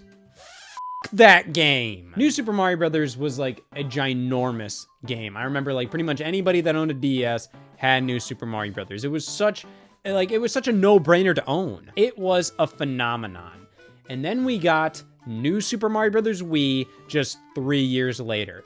And that was originally kind of like labeled as like New Super Mario Brothers for Wii. So I think like this kind of started Nintendo's confusion era, where everybody was kind of confused as to what the hell they were doing, because like at E3 2009 they said it's New Super Mario Brothers for Wii, and it's like, what does that mean? Is this just New Super Mario Brothers for the Wii, or is this a New Super Mario Brothers on Wii? Well, it was a brand new game, and this was once again a huge phenomenon. Like, everybody with a Wii owned this game, yeah, like, looking at it compared to the DS original, my god, this game honestly is like a huge downgrade. Like, I'm looking at the level designs, all the stuff you can do in the game, and it's just like, it's not the same, man. It's so much more sterile, so much more boring. I know I made the joke that the original New Super Mario Bros. Set the standard for Mario games in the future, but I think it was New Super Mario Bros. Wii that truly set that in motion, because New Super Mario Bros. Still had that flavor, still had that funk. New Super Mario Bros. Wii just kind of sanitized the hell out of all of that. And it's still a good game, still a really fun game. But I think focusing on multiplayer made that game feel very empty in single player. The levels were so big and there was all this room in them with nothing for you to do. They're still well designed, but definitely just not as interesting as the DS game. I think they had to simplify a lot of the gimmicks for multiplayer. They had to make the levels more barren for multiplayer. And they had to make like a, higher ceiling overall because of the propeller suit in the game. So overall, just everything worked together to make that game just feel a lot more barren and just not as good. And then just 2 years after the Wii game, we got a tech demo revealed for the Wii U when that was initially revealed. New Super Mario Bros. Mii. Who gives a shit? That was like the lamest damn thing, and I think it definitely contributed to the Wii U's failure, is the fact that the first game they showed for the thing was fucking New Super Mario Brothers. Yes, everybody loved New Super Mario Brothers at the time, but like, you did a handheld version and a console version, and I think Nintendo was just kind of expecting like they could just do the same thing again and again and again, and people would be excited. But the excitement kind of peaked with New Super Mario Brothers Wii, so then doing New Super Mario Brothers Mii, and being able to play as your Mii in the game, and that's kind of the big thing about it. What the hell is wrong with you? But that wasn't the big thing, because a year later, we got New Super Mario Bros. U, alongside New Super Mario Bros. 2. So 2 goddamn New Super Mario Bros. Games in the same year, and guess what? They were both so damn similar to New Super Mario Bros. Wii. New Super Mario Bros. 2 was pretty much like mixing the original New Super Mario Bros. With New Super Mario Bros. Wii, and then New Super Mario Bros. U was pretty much just New Super Mario Bros. Wii again. And hey, I ate those games up at the time, but even then I understood, like, I'm like, man, like there's something missing from these experiences. These really just feel like junk food games, where you just pick them up, you enjoy playing through them, but then you put them down and nothing makes you think, nothing makes you go like, wow, that level or anything like that. And that's a big problem for Mario games. Mario's supposed to be like the grand standard, something everybody can look at and be like, that is what a video game should be. And he's pumping out garbage like this. It's completely playable garbage. It's, in fact, pretty good garbage. It's like you're dumpster diving and you found something that's halfway decent, but it's like, come the hell on, man. New Super Mario Bros. U is incredibly boring. As a launch title for the Wii U, it did the job because like it gave you something to use your Wii U for, and it was a good game. But man, and then it got DLC. You got New Super Luigi U a year later. And then a year after that, we got Super Mario Maker announced, where New Super Mario Bros. U was a theme for the game. And then surrounding all of this, all of the Mario spin-offs at the time, all Mario merchandise, everything about the Mario franchise, pretty much completely revolved around what New Super Mario Brothers looked like. Mario went through this completely sterile era where everything pretty much only had to do with New Super Mario Brothers. Super Mario 3D World was the Wii U's big 3D Mario game, and that was very similar to like New Super Mario Brothers in terms of style. It had more style, it had more flavor to it, but at the end of the day, it felt like a New Super Mario Brothers game kind of taken to 11, you know? And then all the sports games, all the spin-offs. Back during the GameCube era, many of the sports games, and even Mario Kart, all of that, they would take from the more recent Mario games, like Mario Kart Double Dash, like the award ceremony is in Isle Delfino. Hell, the spin-offs would take from the spin-offs, like Mario Party 5 had like the Star Spirits from Paper Mario. But that all came to a stop during this era, and New Super Mario Bros. Oversaturated the franchise and Nintendo's lineup, everything. And even games where it appeared in, like, New Super Luigi U is much better than New Super Mario Bros. U. Super Mario Maker is way better. It's Super Mario Maker. It's fantastic. And of course, New Super Mario Bros. U isn't the only style in that game. But I'm just kind of doing a timeline of like, yep, we pretty much saw New Super Mario Brothers every year, because a year later, Super Mario Maker released, and then a year after that, we got Super Mario Run, which graphically was entirely based off of New Super Mario Bros. U. But then just a few years later, it came back. New Super Mario Bros. U Deluxe for Nintendo Switch. When this was rumored, this was like one of the most just stupid ass ideas for a Nintendo Switch port possible. It's one where I think a lot of people question, like, why not just make a new Super Mario Brothers game? Or why not remake all of the new Super Mario Brothers games, compile them in one package? And I agree, but at the end of the day, If you compile all the new Super Mario Brothers games in one package, I think that shows their value is even worse than you initially thought. You're gonna play through New Super Mario Bros. Wii, then New Super Mario Bros. 2, then New Super Mario Bros. U. You are going to realize, holy shit, these games are genuinely all the same. And a New Super Mario All-Stars, I think would probably sell the exact same amount of copies as just porting New Super Mario Bros. U by itself. And I will give them credit. What would I rather want? A brand new Super Mario Bros. Game that's just the same shit, or they just saved a bunch of resources and just port this for people who want a 2D Mario game on Switch. I mean, I can't blame them to do this. I'm not necessarily like upset that they did it now, but man, this is it.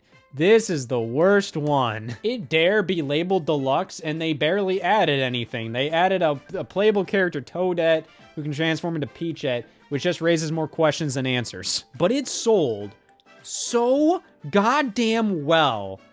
I am baffled Nintendo actually listened to everybody. So in the grand scheme of things, New Super Mario Bros. Took quite a long break. You know, New Super Mario Bros. U was the last fully original 2D Mario game, and that was 2012. And then Super Mario Bros. Wonder released in 2023, like over 10 years of waiting for a brand new original 2D Mario game. And yes, we've gotten stuff like Super Mario Maker and Super Mario Maker 2. And the idea behind those games, you may initially go like, oh, well, I never need a new 2D Mario game. But yeah, you do. I think Mario Maker is fantastic, but you know, you have to find all these damn levels, and there's only so much you can do with a level maker, even though Mario Maker, like, it can go above and beyond in that game. But there's just a distinct difference between a Mario Maker level and a handcrafted Nintendo level not made in a level builder. And even though New Super Mario Bros. U wasn't made in a level builder, it was so damn boring it may as well have been. So to get this, like a decade later, really does show me that Nintendo understands where New Super Mario Bros. Went wrong, how this brand is just fucking boring, and how to really push Mario forward. Like, you gotta do more stuff. So many 2D platformers, even by Nintendo themselves, like, are so much better than this. Donkey Kong Country Tropical Freeze, many of the Kirby games, Yoshi's Woolly World. New Super Mario Brothers, I don't think was very indicative of Mario's legacy. It was pretty much just, yep, let's put out a new 2D Mario. That's what that felt like. Super Mario Brothers Wonder does feel like that.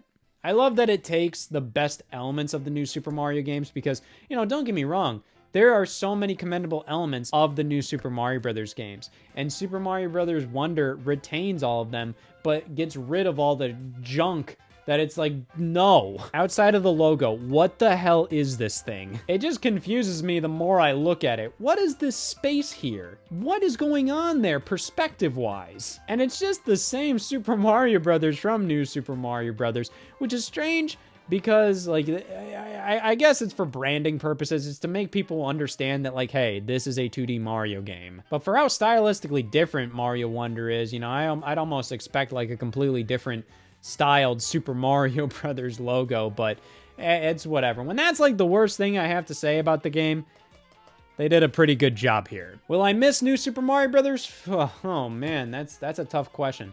Let me get back to you on that one. But in the meantime, it's pretty crazy that we kind of had a cycle with 2D Mario once again, where, you know, we started with, like, non-stop 2D Mario games back in the 80s and 90s. And then it all just kind of stopped for a decade. And then we got New Super Mario Brothers for, like, nearly a decade. And then it all just kind of stopped. And, like, yeah, there was always stuff to play, but it was always kind of just, you know, regurgitating the same old stuff again. You know, much like how we got the Mario Advance games, we would get New Super Mario Brothers over and over and over again via New Super Luigi U, Mario Maker, Mario Run. And then we have a reinvention of 2D Mario, much like how New Super Mario Brothers was back on the DS. It's really funny how history repeats itself that way. But I'm very happy with how things have turned out. And, you know, I'm fond of New Super Mario Brothers in the sense of, like, you're fond of, like some fucking wart that was on your finger for a while. You're like, God, I wish this thing was gone, and then it's gone, and then you're like, wow, like, my finger feels weird without this now. That's a little weird. To answer the original question, no. It looks so wrong, but you can't look away. The Legend of Zelda Breath of the Wild. I think at this point, most of us have come across this game at one point or another, and for good reason. It's good. One of the greatest games of all time. It fully got a lot of people into the Zelda series, but also to see open world games in a completely new light. This game single-handedly made me look at so many other open world games and go like, it's just like, wow, this is this is it. A lot of those other games kind of give the illusion of endless possibilities. But at the end of the day, you're kind of just doing the same thing over and over again. It's just kind of in an open map. Whereas with Breath of the Wild, I mean, it's truly endless the amount of possibilities you have in this game. The physics system, your abilities, just the reactionary environment and items and all of that. Pushing a rock does what you expect it to do. Hitting flint with a metal weapon does what you expect it to do. This game made me reevaluate all other games around it. It didn't ruin any of them for me, but every game I play now, in some way, shape, or form, makes me appreciate Breath of the Wild that much more, strangely enough. And it's crazy that a game of this scope, of this magnitude, was a launch title for the Nintendo Switch. I mean, the Switch had a pretty sparse launch, only like 5 games at retail, but Breath of the Wild was the major one. And it's kind of the only one that you really needed. I think Nintendo knew, like, hey, like, as long as we have Zelda at launch day, nothing else really matters. And they were right. I mean, you can sink thousands of hours into this game and never get bored of it. So to have pretty much just this at launch, yeah, that was fine. And it kind of helped define the Nintendo Switch. I mean, it's a home console to go. You can play it on your TV and then you can take it on the go. And what better game to showcase the power of the Switch, being able to play these massive home console games portably, than the greatest open world game of all time up to that point. However, while Breath of the Wild at this point, I think everybody associates with the Nintendo Switch, obviously, that wasn't always meant to be the case. I just want to talk about the journey as a fan throughout the Wii U era and just waiting for this game the entire damn time. So, the Wii U launched in late 2012. Decent enough launch. There was a decent amount to play. You had New Super Mario Bros. U, Nintendo Land, a bunch of third-party games. Third-party games you probably didn't care about or have already played, but third-party games nonetheless. I think everything was at a decent enough quality, and there was some good stuff there, so there was enough to keep you busy. However, after like a month or two, there was nothing on the platform. By January of 2013, I mean, the Wii U was struggling with sales numbers. Pretty much everybody that wanted the thing bought it at launch, and then nothing. And the only games that we knew were coming in 2013 were games that genuinely we didn't really care about. Most of them ended up being good games, but if they weren't games published by Nintendo, I don't think we would really care. Stuff like Lego City Undercover, Wii Fit U, Game & Wario, like, all fine enough games, but like, man, when that was pretty much your entire software lineup that we were looking forward to as Wii U owners, something had to change. So Nintendo held this big Wii U Nintendo Direct, the Direct dreams are made of. People still talk about this Direct to this day. I mean, this was like a legend. We got 3D Mario, Mario Kart, Wind Waker HD, Yarn Yoshi, which later became Yoshi's Woolly World, X, which later became Xenoblade Chronicles X, Shin Megami Tensei Cross Fire Emblem, which later became Tokyo Mirage Sessions. They gave us details about Smash Brothers, virtual consoles, system updates, all of that. That sounds pretty good, right? Well, most of this was kind of like, hey, you know, this is coming, and at the very most, they'd show like 10 seconds of gameplay of like Yarn Yoshi. Shin Megami Tensei Cross Fire Emblem was a concept at the time that just started production, and they just showed like stock art from both series. 3D Mario and Mario Kart were just kind of name dropped as in like, yeah, we're working on this, and you'll see them in a couple months at E3. Same went for Smash Brothers. Wind Waker HD had a couple screenshots, which at least kind of sold us on the idea of that game. But overall, it was pretty much a Direct created to just be like, hey, please don't worry. But as a Nintendo fan at the time, that was incredible. That's all we really needed. I mean, we just needed goddamn something to get out of the bed in the morning. But probably one of the more intriguing things in this Wii U Direct was Zelda Wii U. They didn't really talk about much with this game. I mean, keep in mind, Skyward Sword on the Wii came out in late 2011, so this was only about a year after that game, and now they were just like, hey, this is what we're thinking about the next Zelda game. And it all kind of felt like a response to the criticisms of Skyward Sword. It felt like with Skyward Sword that a lot of people were getting tired of the standard Zelda formula. And that's probably because Skyward Sword took that formula and just milked it dry, turning it into like this incredibly linear adventure. Skyward Sword was still a great game, but I think at the time, with games like Skyrim coming out and the 360 and PS3 really hitting their peak, the Wii was really starting to show its age. I think a lot of people were just kind of getting tired of everything surrounding that system and what the games had to be on that system. And the fact that Skyward Sword's entire like core game design, like it was so linear because of the control setup. You didn't really have camera control. You had to focus on motion control a lot, so they kind of designed the game around just, hey, go, just keep going forward, man. That's not inherently bad, it's just a different style of Zelda, which I think that's a lot easier to appreciate nowadays, but back then, I mean, like, when that's the newest game, I think as a fan, you just kind of have a fear of like, oh, well, this is what Zelda is now. And in this Wii U Direct, they specifically said they wanted to rethink the conventions of Zelda for this next Zelda game on Wii U. Now, what were the conventions of Zelda? You play by yourself and you complete dungeons in a certain order. So completing dungeons in a certain order. So it's obvious they wanted to make this game a lot more non-linear, a lot more, hey, this is your own adventure. Go about it how you want to. And it's obvious that they wanted to play around with that even earlier than Breath of the Wild, because the game that released in 2013 was A Link Between Worlds on 3DS, and you can complete dungeons in any order in that game. But the play-by-yourself convention kind of makes it sound like, yeah, they were thinking about multiplayer with Zelda Wii U originally. Now, of course, this was early on in the Wii U's life, and that might have referred to, like, Miiverse support, kind of like how in like a Dark Souls game, you can leave messages for players to kind of like point them in the right direction or trick them or just leave messages for the players in general, whatever. Maybe they were looking to do that with Breath of the Wild, I'm not sure. Maybe they were looking to do an online multiplayer mode, a local multiplayer mode, co-op, competitive. I'm not sure. But those are pretty much the only two things we knew about Zelda Wii U in January 2013. Though in addition, they said when they were like testing visuals out on Wii U, they pumped a lot of different Zelda art styles into HD on the system, and they really liked how Wind Waker looked, which is why we got Wind Waker HD. And they pretty much offered Wind Waker HD as kind of like a little like, hey, an appetizer platter. Hey, here's Wind Waker HD while you wait for Zelda Wii U. 4 years later. And that was pretty much it until E3 2014. It's pretty crazy how quickly development went back then, but it didn't really feel like it, you know?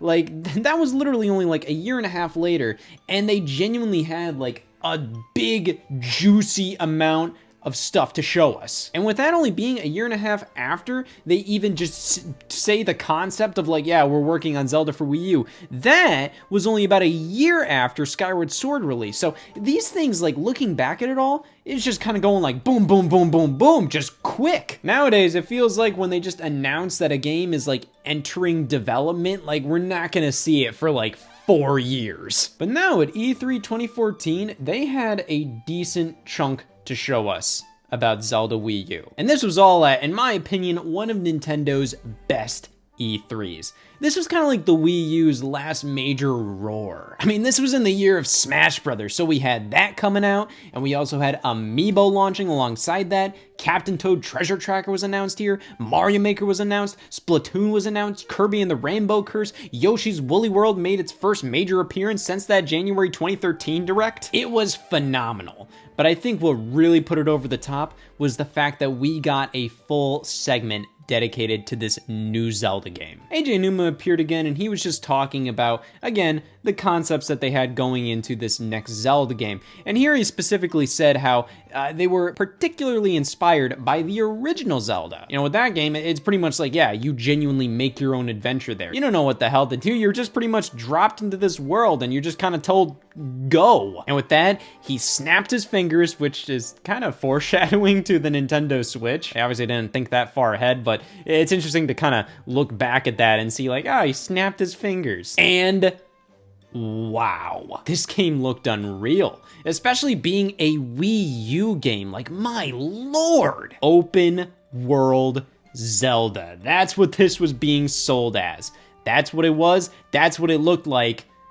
Wow. You could see each individual blade of grass. I mean, this looked unbelievable. And then they showed it in action. A Guardian, which we didn't know any of this at the time, but it just runs out and chases Link through the field, shooting lasers everywhere. Link jumps off Epona, prepares a Guardian arrow, and shoots it at him. And then they show, yeah, this is coming out in 2015. Of course, this was all out of context at the time. We know all of this now, but back then it was kind of like, oh wow, you know, like, okay. You know, there were robots and stuff in Skyward Sword, but this is incorporating even more the sci-fi mechanical stuff. It's pretty interesting, and thankfully, we didn't have long to wait. It was coming out next year. Okay, before all of that, we at least got a major gameplay demo of the game, which is really crazy to think about. This was at the Game Awards 2014. Near the very end of the show, they played a video of Shigeru Miyamoto and Eiji Aonuma playing the game in this fashion that Nintendo likes to do when they don't really want to show like the game. It's obviously a little too early in development, which, yeah, when you have to frame the gameplay in this fashion and you are saying it is coming out next year, no, it isn't. So yeah, this is the earliest gameplay of Zelda Wii U we've seen, and it definitely looks a little rough here. It's definitely impressive. It's definitely what they're selling us, which is, hey, this is an open world Zelda game. It looks to be running fine, but graphically looks a little rough. It's still obvious they were using some assets from Skyward Sword, and the fact they still weren't confident on showing just, you know, direct feed footage of the game said a lot, though to be fair, this is still pretty early in development. But looking at this footage nowadays, it's just interesting to see this game in this state. Firstly, they're playing it on the Wii U, and they are using the gamepad. And they have this whole ass map system down there, which when you play Breath of the Wild, you have a trope of many Wii U games, which is Link has his own little tablet controller in the game, the Sheikah Slate. It is very obvious that is supposed to represent the Wii U gamepad. And looking at the Game Awards trailer, you can see the parallels between the two. It was supposed to kind of be like, oh man, it's so immersive. Link has a Wii U gamepad, and so do I. I love how one of the main things they focus on in this demo is the fact that, oh, I'm not touching the analog stick while Link is riding Epona, because horse don't run into trees in real life. Okay, that was obviously a bit of a glimpse into how the world of Breath of the Wild would work. They really do think about like, hey, how would this thing react in real life? Yeah, that's how it reacts in-game. Overall, this gameplay demo was really exciting to see at the time, though obviously not as exciting as that initial E3 2014 teaser. It's obvious there were a lot of frame rate dips in this.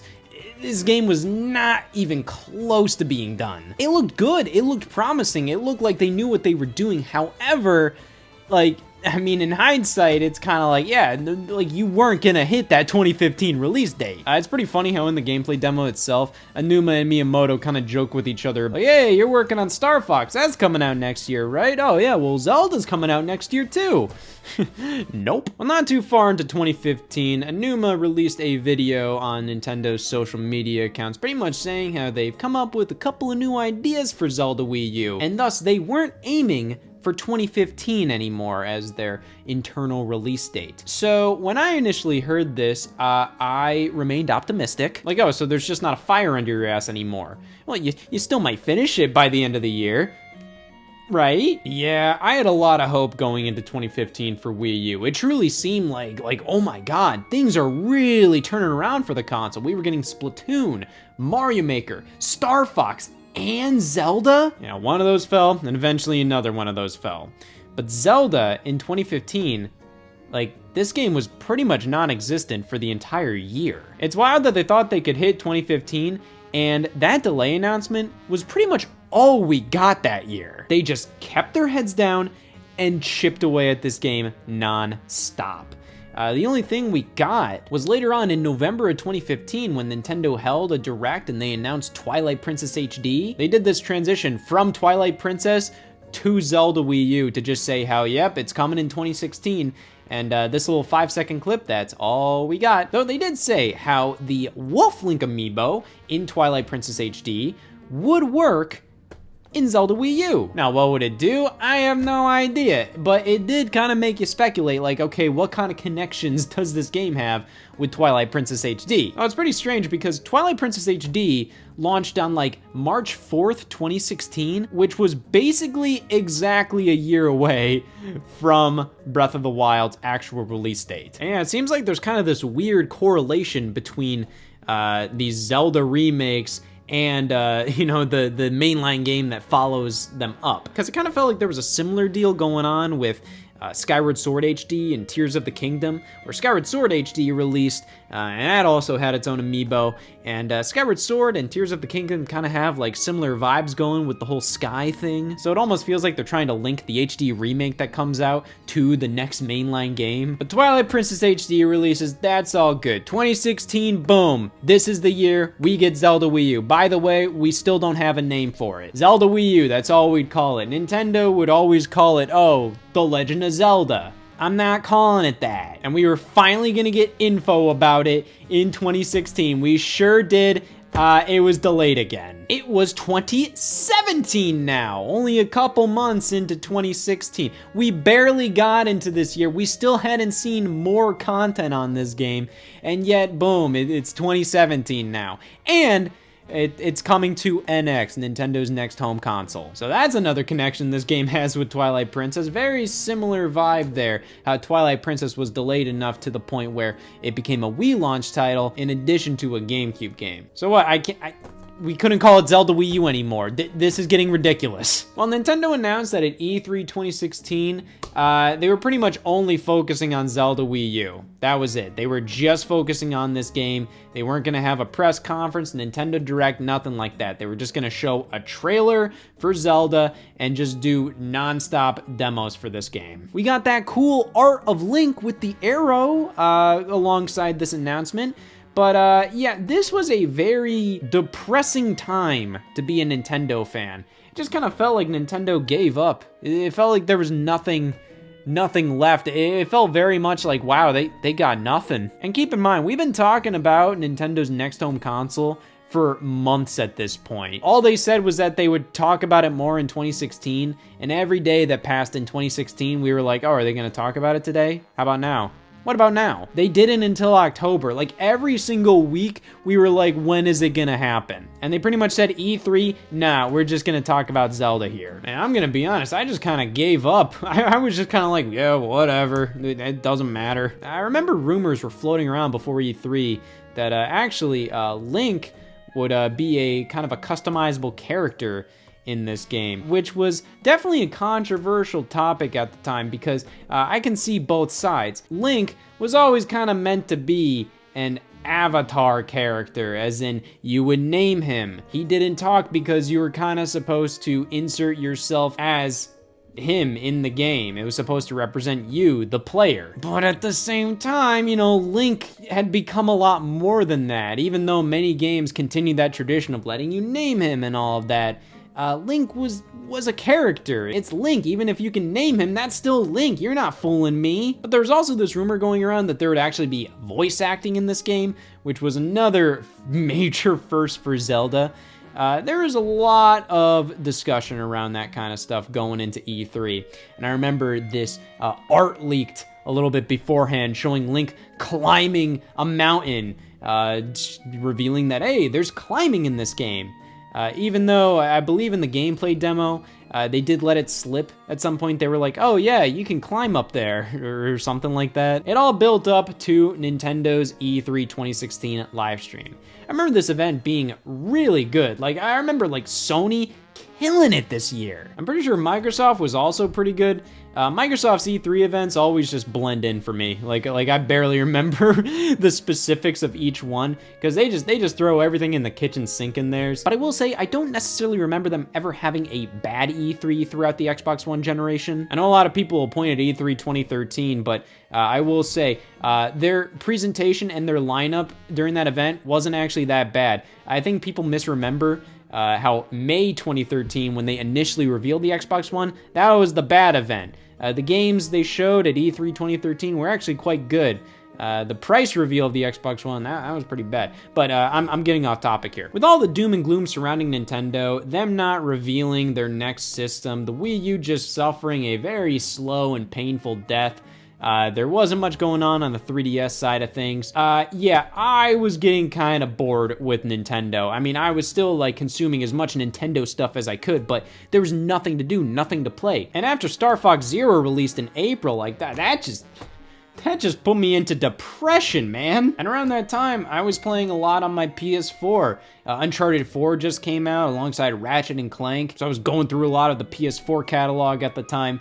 But I sat down for the Nintendo live stream, and they pulled me back in. The E3 2016 trailer for the newly named The Legend of Zelda Breath of the Wild, which that name was weird when we first heard it. Breath of the Wild, it just sounds stinky. But this trailer truly was incredible. It was something where you truly saw like what made this game so brilliant. And immediately after this, they go into, Treehouse, which was Nintendo's, gameplay live stream dealio. And you just start to see like, wow, like this is what sets this game apart. This game is miraculous. It is incredible. It is so innovative. The trailer was gorgeous, just showing just the beauty of Breath of the Wild's soundtrack and visuals, and showcasing all these new things, voice acting, cooking, climbing, your Sheikah Slate abilities, all of this. It was incredible. And their whole E3 2016 booth was decked out as like a Breath of the Wild theme park, and all the demo stations were just Breath of the Wild, running on Wii U's, which is really weird to see nowadays. Pretty much how, like, yeah, everything they were doing at the time involving Breath of the Wild involved Wii U's. Because, yeah, this is a Wii U game. Suck it up. So this game won numerous Game of the Show awards at E3 that year, justifiably so. It was incredible. I definitely got pulled back into Nintendo at the time. It was a good feeling. And then a couple weeks later, Mario and Sonic Rio 2016 released on Wii U, and I went right back to depression. So yeah, that was enough to sell us on this game, the fact that, yeah, it's taken so long, and it makes sense why it's taken so long. It was finally good to have some confidence in this game again. And then we move into October 2016. The Nintendo NX is revealed as Nintendo Switch, showcasing Breath of the Wild, playing on it. Another quick trailer showcasing Towns was shown at the Game Awards 2017. And then in January of 2017, during the Nintendo Switch presentation, we got the final major trailer for Breath of the Wild, showcasing the release date of March 3rd, 2017, a launch title for the Nintendo Switch. And they revealed that with genuinely one of the greatest video game trailers of all time. At the very least, the best trailer Nintendo's ever put together. I think this is probably at least like top 20 for best video game trailers of all time. The Zelda theme in this just ramps up and just gets you so excited. It feels so epic. And the original way we all saw this was in Japanese. So the Nintendo Switch presentation 2017 was live streamed from Japan. It was live translated by Nintendo of America's Treehouse team. But Breath of the Wild's trailer was still all dubbed in Japanese. And that honestly kind of heightened the experience for me, because the voice acting here, they showed this scene with Zelda crying, and the Japanese version is just holy shit. Dude, this is serious. The English trailer, it's more of like a whimper, just not nearly as impactful.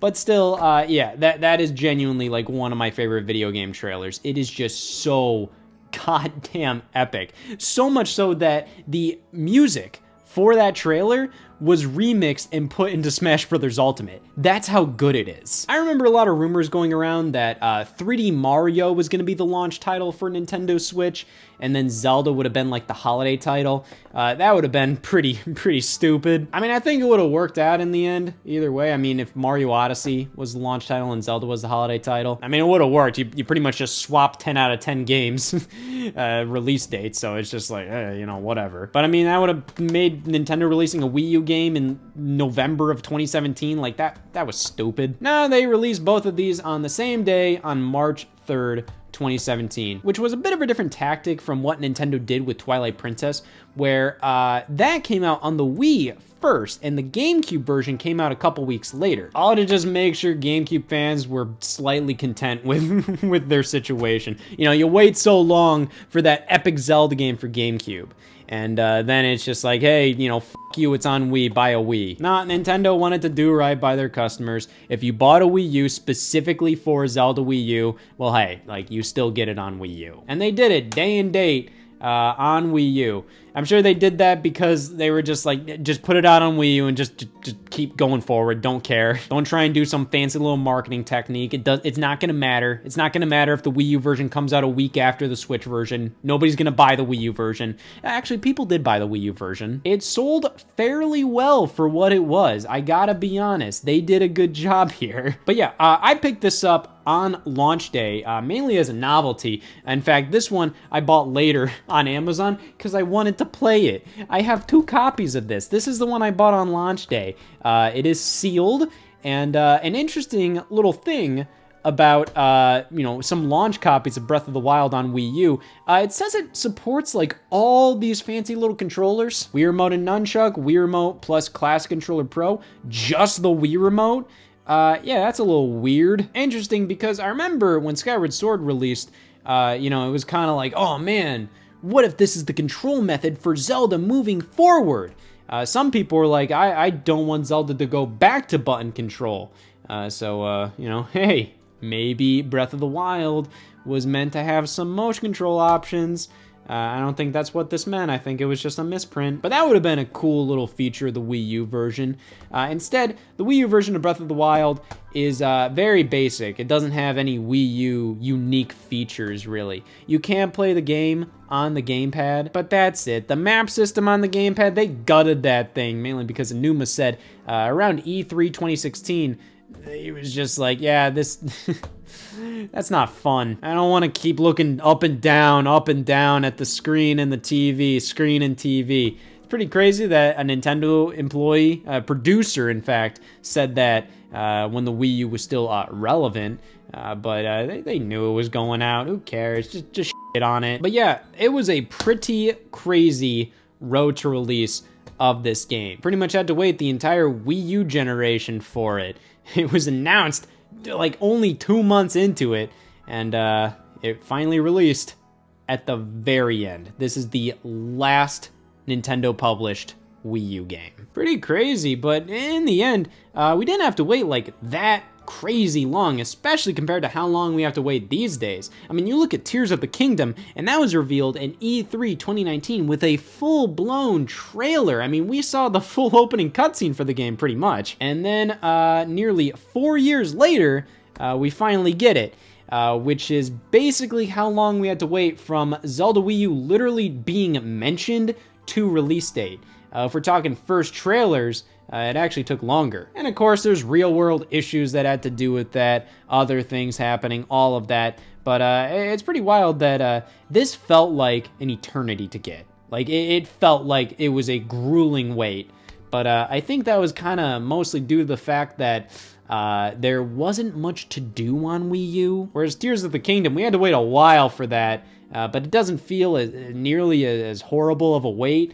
It might be because I'm older now, so, you know, time just flies a lot more. Whereas during the Wii U era, one, yeah, it's the Wii U era, and two, you know, I was much younger, so, you know, it's just like, oh, man. But nothing was quite like the roller coaster that was this game's reveal to release. You know, it defined so much of the Wii U era for me, and when it finally released, it defined a whole new era. I always loved Zelda games, but I never finished them like before Breath of the Wild. Breath of the Wild truly got me to just like sit down on my ass and just be like, you know what, I'm going through this. And ever since then, I beat pretty much every Zelda game that I start playing. It's pretty wild that it took this long to actually get as invested into the series as I am today. But I have Breath of the Wild to thank for that. And I think a lot of other people have Breath of the Wild to thank for them getting into the Zelda franchise. I mean, you look at something like Link's Awakening, and I feel like that had a Breath of the Wild effect on its sales. That thing sold like 6 million units. It's Link's Awakening, man. It's crazy what this game did. It sold more copies than Switch units at the time. Absolutely insane. But if any game could do it, it's Breath of the Wild. This is one of my favorite games of all time. Whenever I pop it in, I have to play it for like 2+ hours. It is so enjoyable. It is so beautiful. And it is instantly understandable just like what makes this game special. And as special as Breath of the Wild is, it's always gonna be Zelda Wii U to me. It's easy to forget that build up to release sometimes, but when I look back at it, man, it was a wild ride. Especially seeing the temp box art at E3 2016, wow. Which would you rather buy?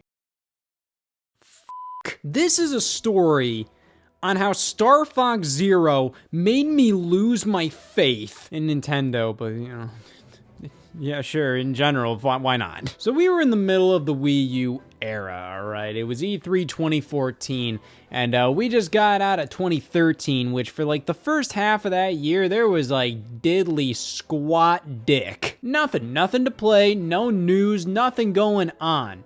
Then E3 2013 happened and more games started coming out. We ended the year with Super Mario 3D World. It was starting to feel a lot more fun to be a Wii U owner. There was actual stuff going on. But then 2014 hit, and this was like one of the most fun years to be a Nintendo fan, no doubt. I know that may sound strange right now during the Nintendo Switch generation where it feels like we're being showered with all these things to play.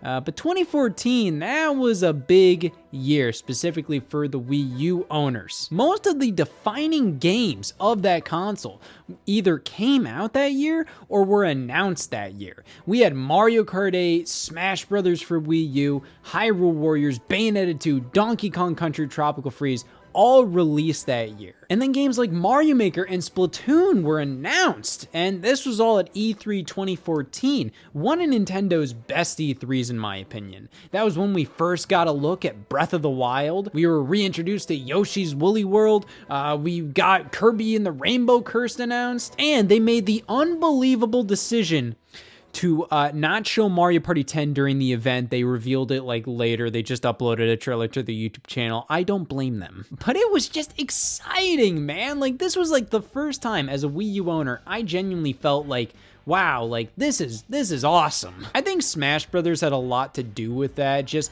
the build up to release of that game is unlike anything else, you know? Like, in my opinion, Smash Brothers is almost like Christmas to me, where I almost feel like sometimes the build up to Christmas is a little more fun and memorable than Christmas itself. Christmas itself is awesome, but that build-up, man, you remember that. All the speculation and debate as to which characters are gonna get in. No, that one won't ever get in. Oh, well, this is my most favorite. This is my most wanted. And then, like, just kind of speculating on leaks and rumors and maybe looking too deep into certain screenshots or trailers. Like, it was so much fun. But you know what was really cool was at E3 2014, at the very end of the digital event, they teased a little something. They showed Shigeru Miyamoto playing just something.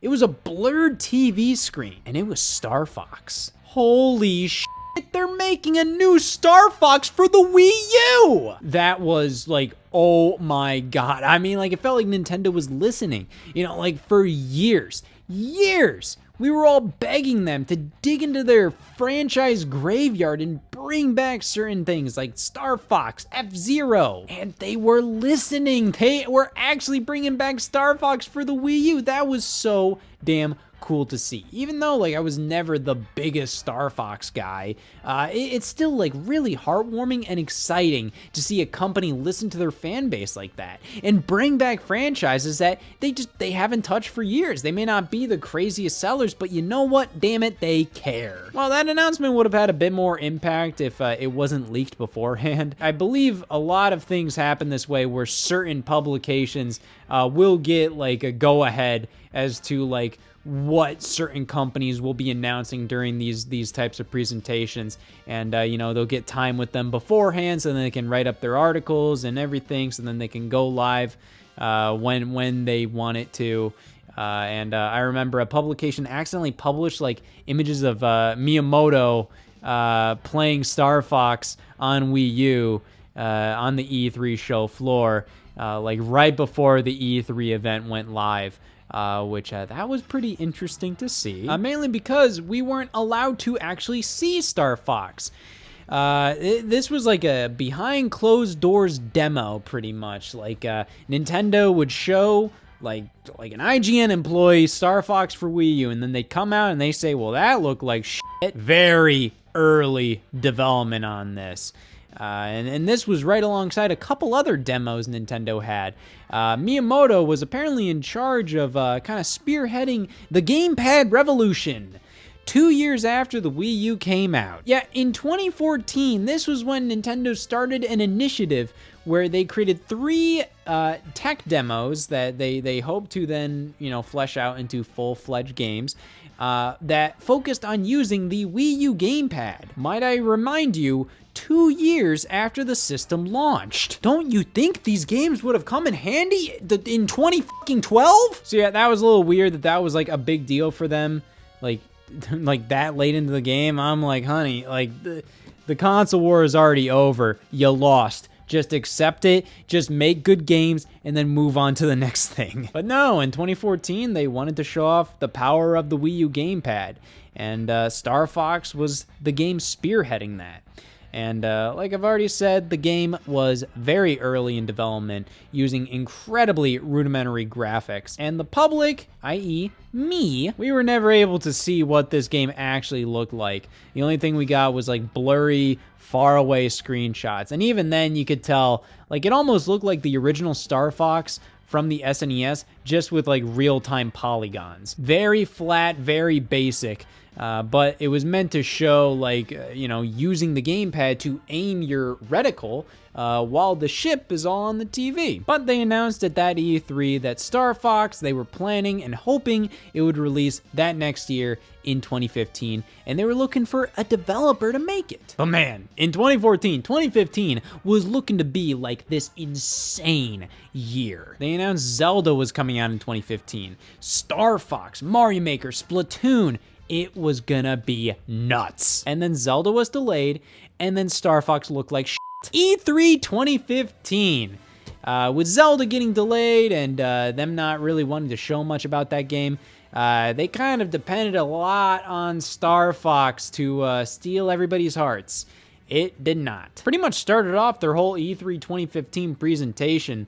And yeah, the trailer wasn't like bad or anything. It was just really underwhelming. Graphically, it just didn't impress. I mean, it was like fine, but like Star Fox used to be about the visuals. Like Star Fox on Super Nintendo, that was about like, oh my god, this is incredible. Star Fox 64 really impressed. Star Fox Adventures and Assault on the GameCube really impressed. And then you have this game that just looked really flat and bland. The explosions looked really airy, like there wasn't much behind them. Like the terrain of the worlds just felt really, really outdated. But, you know, that's not to say that the game didn't look fine. I thought it looked fine, and it had some cool things about it. The logo was kind of cool. The name Star Fox Zero, I mean, that's a pretty basic name, all things considered, using the subtitle Zero. I like it, but it's also kind of like, you know, yeah, I mean, it's not that, it's not very clever, but hey, whatever. But something that was really cool was that they showed off a vehicle transformation, the Walker, and that was from Star Fox 2, which that was a Super Nintendo game that got canceled back in the day, and it was eventually leaked online so everybody was able to play it, but Nintendo eventually did officially re-release it as a part of the Super Nintendo Classic Edition in 2017, and you can also play it on Nintendo Switch Online now, which is really cool. But that original idea, technically, first publicly was made available in Star Fox Zero. But yeah, I mean, like, it looked fine, but it didn't really leave a huge impression, which was really unfortunate because like it was like the main focus of their E3 presentation. And then the demo at E3 2015. I remember seeing a lot of people have like some crazy mixed emotions about it.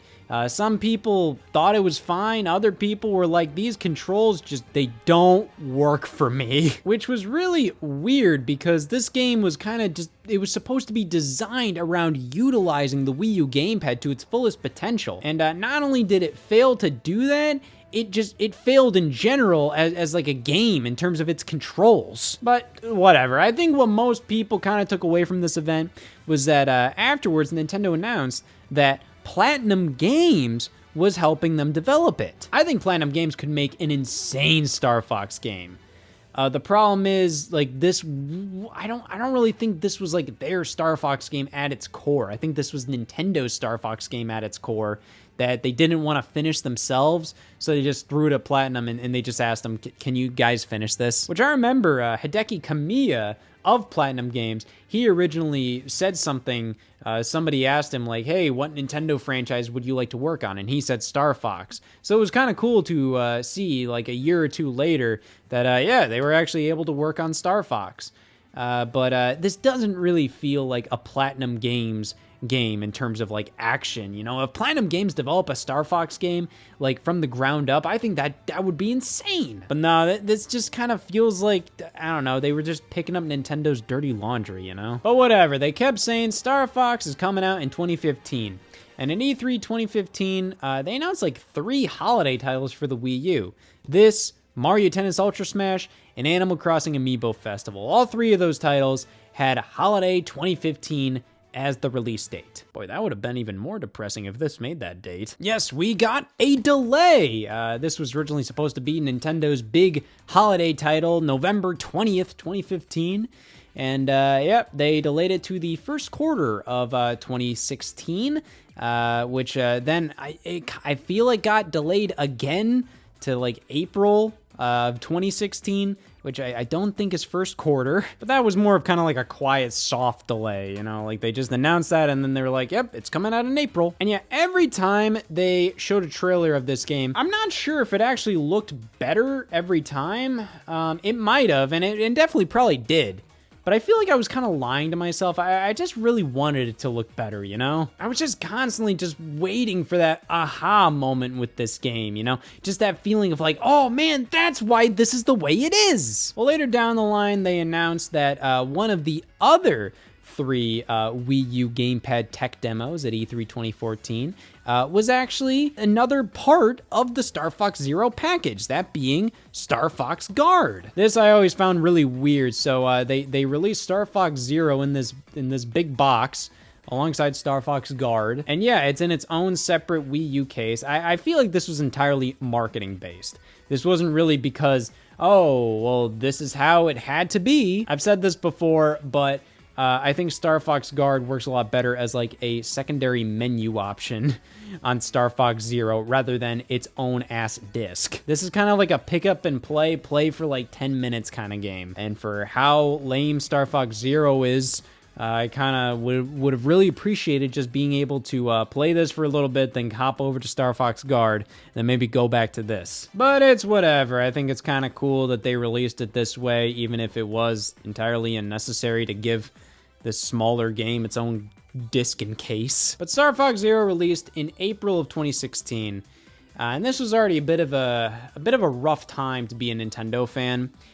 You know, in the later half of 2015, you know, we got Amiibo Festival and Mario Tennis Ultra Smash that holiday, and that was pretty lame. That wasn't fun. That was a pretty bad that was a pretty bad time to be a Nintendo fan. In addition, like couple weeks later, we got Devil's Third on Wii U. Oh boy. And then in 2016, yeah, like it just kind of felt like a lot of stuff that like it just wasn't really my thing, or it felt kind of like just padding. Twilight Princess HD got released, and I wasn't impressed with that at first. I felt like it was kind of like a a lazier remaster in comparison to Wind Waker HD. Nowadays, I look back at it and I'm actually more impressed with that than Wind Waker HD, because Wind Waker HD, it kind of just feels like they just put Wind Waker in widescreen and added a ton of bloom. Twilight Princess, they actually had to go in and change and like fix up a lot about that game. Still looks like, you know, a remaster of a game from 2006, but you know, it's called Twilight Princess HD for a reason. They're not trying to hide that. But at the time, it kind of felt like a filler release, and Pokken Tournament didn't do anything for me. And then we got Star Fox, and this was also around the time that Nintendo just was not saying anything about their next home console, the Nintendo NX. Nintendo 3DS was getting some pretty lame support, just nothing that great. And Star Fox Zero came out, and I played it. And this is when I I questioned my Nintendo fandom. I remember I kind of hopped over to the PS4 a lot more during this time. Played Uncharted 4, Ratchet and Clank, had a great time with those. But this was when I was starting to kind of give up on Nintendo a little bit. Not really. But I was definitely kind of down in the dumps as a fan. This game I just found to be not good. It's not my thing. And the controls definitely don't help. The controls are not good in this game whatsoever. I know a lot of people got used to them, and a lot of people will defend them. But even the people that defend these controls, most of the time they will say it took them a while to get used to them. This game is incredibly short. You can plow through this game in just like 3 hours. So by the time you actually get used to the controls, the goddamn game is over. But taking the controls out of the equation, this is a lame-ass Star Fox game. It's the same damn Star Fox game we've played time and time again. It's a retelling of the original Star Fox, which was retold in Star Fox 64, which was retold in Star Fox 64 3D. This wasn't interesting. This wasn't a cool game. This didn't have these awesome graphics. This didn't have options for those who didn't really want to play it the stupid ass way they wanted you to play it. This didn't have a big bombastic orchestra. This was an incredibly slim release in almost every way. In many ways, I'd say Star Fox Guard was the better game, and even then, it's not anything great. This just did nothing for me, and I understand other people enjoying it. But I definitely just didn't get much from this release. And I'm serious when I'm saying, like, yeah, it made me kind of lose my faith in Nintendo for a bit there. 2016 was truly a dreadful year to be a Nintendo fan. I look back at that with a little bit of like a chuckle and kind of like, oh man, wasn't that a little wild? I think it kind of made us appreciate the smaller things. I remember listening to a lot of like Nintendo podcasts and YouTube channels at that time. And it was just kind of enjoyable to, kind of listen to other people kind of going through the same motions and just trying to make the most out of such little content we were getting. Just listening to discussions about like an Animal Crossing Amiibo New Leaf update. And, we were getting some other things in the form of like, hey, like Pokemon Go was a big deal. Super Mario Run was announced for mobile. We finally got Tokyo Mirage Sessions released. Paper Mario Color Splash was a big talking point. How, that was, ruining my entire year. And how Nintendo just refused to announce their damn system. With 2016 just being incredibly bleak, the time Star Fox Zero released was also around the time Nintendo confirmed they would not have a normal presence at E3 that year, and Zelda was delayed again, and they didn't give a time frame as to when they would announce their new console. All they said was, we'll announce it this year. So every single goddamn day, everybody was speculating, is today the day? It was nuts. And Star Fox Zero came out at a bad time for me. It really made me question my faith in Nintendo. But thankfully, about a month and a half later, when they finally revealed the Breath of the Wild E3 2016 trailer, that kind of pulled me back in. I was like, this is the Nintendo I love. Fortunately, we didn't get it here. One of my least favorite Nintendo games, not the lowest quality Nintendo game out there, but definitely probably one of the most disappointing ones. You take a franchise that everybody was begging to come back, and this is how it comes back. Not like a low quality game, but just just a very mediocre one that just felt very misguided, one that felt like they didn't know what to do with Star Fox other than just, I don't know, try to make him work with the Wii U gamepad. And when this was pretty much all that was going on in the Nintendo circle at the time, hopefully you can tell why I was like, well, I don't know what to do as a fan anymore. Well, hindsight is 2020, because I know now what I should have done as a fan. Cry.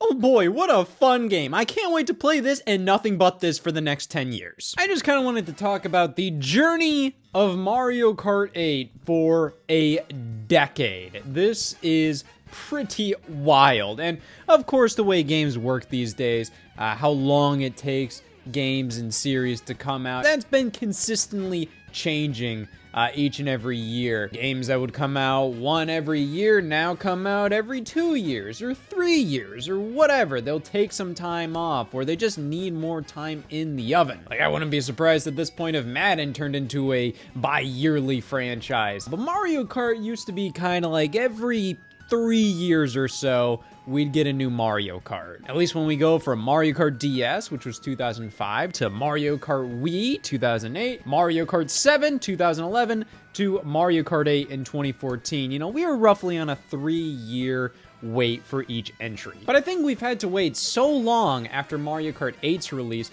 just because of how Nintendo is doing, where Nintendo's at. It just hasn't really made sense to put out a new Mario Kart, which is weird to say. I mean, it does make sense, but it also doesn't, you know? Like, it makes sense because it's just like, well, no shit, I want a new Mario Kart. But at the same time, you see where Nintendo was, where Nintendo is, where Nintendo's gonna be. And, you know, it never really made sense for a brand new Mario Kart to release when Mario Kart 8 Deluxe was doing so damn well. But let's talk about the whole ass history of this game here. So this was formally announced in 2013. Iwata originally just kind of announced it just softly, just saying a new Mario Kart's in development, and everybody just you know, slapped their hands on their cheeks, did an O face, and screeched, "A new Mario Kart on Wii U? What?" Pretty wild. Nobody was expecting that. They pretty much announced that as a way to you know, calm people down. But it was pretty much like saying, like, hey, calm down. Your Wii U is powered by electricity. Just making one of the most obvious damn statements of all time. Of course a new Mario Kart is being developed for the Wii U. Why wouldn't it be? And they said it would be formally unveiled at E3. And E3 2013 came, and honestly, Mario Kart 8 was kind of the surprise star of the show, at least visually. I'm gonna be honest, when Mario Kart 7 released, like, I still loved it, you know, like, it's Mario Kart. Of course I'm gonna like Mario Kart, but Mario Kart always kind of felt like a tried and true at that point. Something that you know you're gonna pick up, you know you're gonna play a lot, but something you weren't necessarily like over the moon ecstatic about, at least for me and a lot of the critics online that I was following at the time. It was something where it's just like, I really like this game, but it was never like, oh my god, this is the greatest thing ever. It was Mario Kart. It's another Mario Kart. That's what it is. And that especially felt true with Mario Kart 7. Mario Kart 7 is good, but at the same time, you know,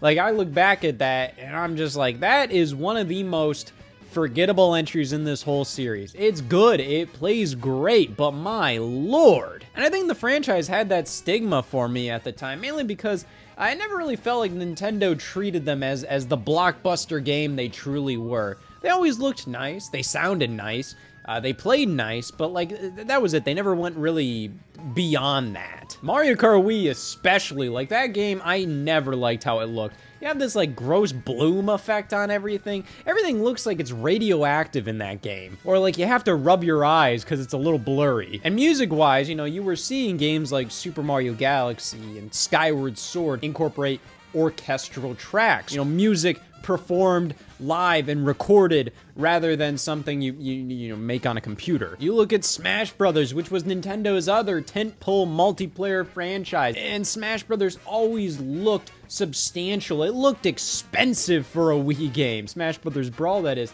And then you look at the music in that game, and it's all like just filled to the brim with live orchestral pieces. And then Mario Kart Wii is out here with goddamn like Koopa Cape, and like sure, I'm gonna walk down the aisle to that song, but still. That's not to say any of this is bad, but it just always felt like Mario Kart was treated like just any other Mario spin-off when it's obviously much more than that. But it almost felt like Nintendo was treating Mario Kart 7 on the 3DS at the same standards as like Mario Tennis or Mario Golf. So it was just kind of hard to get super excited about Mario Kart games for me at the time.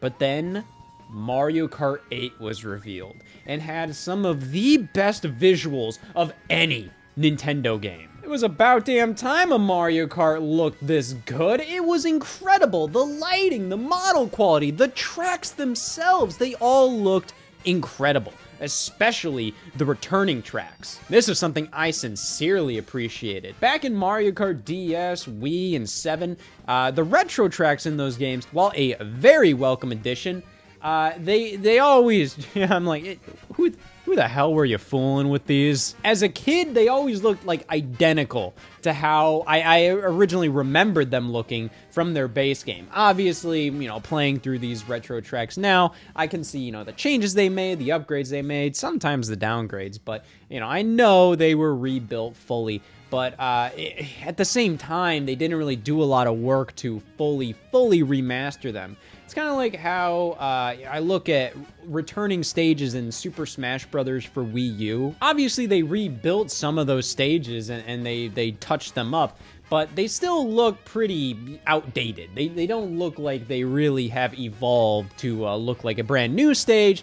They still obviously reek of being from an old-ass game. Mario Kart 8, though, like, these returning tracks genuinely looked like they stood toe-to-toe with the new ones, and I really appreciated that. Not only did it make it, like, really damn cool, if you remembered that track and you were fond of that track, to see it, like, fully remade in HD and all of its glory, but also, hey, like, it looks like a new track, so fundamentally, it's not like you're getting 16 new tracks and 16, like, lesser tracks. It's more so you're getting just 32 great tracks in general. But the big gimmick that they showcased at E3 2013 was the anti-gravity mode.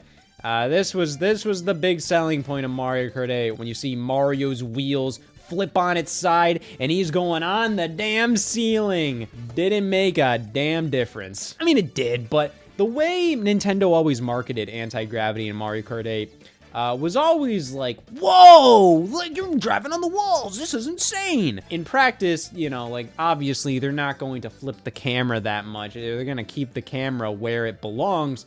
But, you know, like when you will notice, like, oh wow, I'm actually on the ceiling here. But many times you don't even notice when you go on the ceiling. You have to look for it. Now that may seem like a bad thing, but it more so creates a very subtle but effective gimmick in Mario Kart 8, in my opinion. What it comes down to is the track design is incredible in this game. It is so cool because they don't have to abide by the laws of physics. You can go on the walls, on the ceiling. These tracks can go all around. And, you know, it doesn't need to be a spectacle. It can just make it like a more interesting layout. So it adds up to Mario Kart 8 having some of the coolest damn tracks in all of Mario Kart. And that's not even considering like the theming of the track and the art design of the track. No, this is considering just how fun it is as a layout. And I think that is very important here. Other stuff that they detailed at E3 2013 was the fact that Waluigi is back. For some reason in Mario Kart 7, they cut Waluigi, even though Waluigi Pinball is in the game. You know, it's tragedies like that that just make life interesting. So I'm all in favor of dumb shit like that happening. I don't know, man. Yeah, he's back in Mario Kart 8.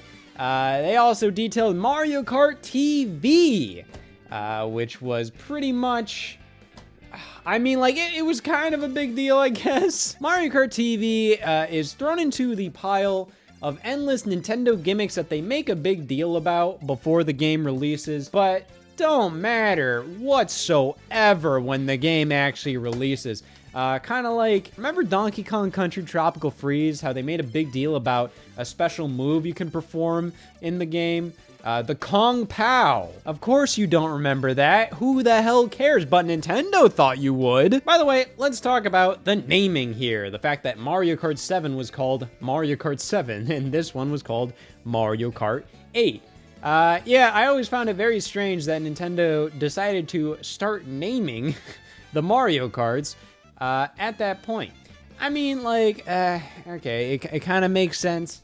I mean, like, what are you gonna call Mario Kart on the 3DS? Mario Kart 3DS? You can't pull the same trick twice with that. I don't know if any game on the 3DS is actually named blank 3DS. There's a lot called blank 3D and whatnot, but I think Nintendo probably has like some titling restrictions. Like they probably had some rules in place. There's a reason why like no game is really called blank 3DS. There's games titled blank for Nintendo 3DS or blank Nintendo 3DS edition or whatever, but nothing called blank 3DS, how games on DS and Wii were called blank DS, blank Wii. And I think Nintendo themselves don't want to call something that isn't a remake or a port blank 3D. You know, they had Ocarina of Time 3D, Star Fox 64 3D, Xenoblade Chronicles 3D.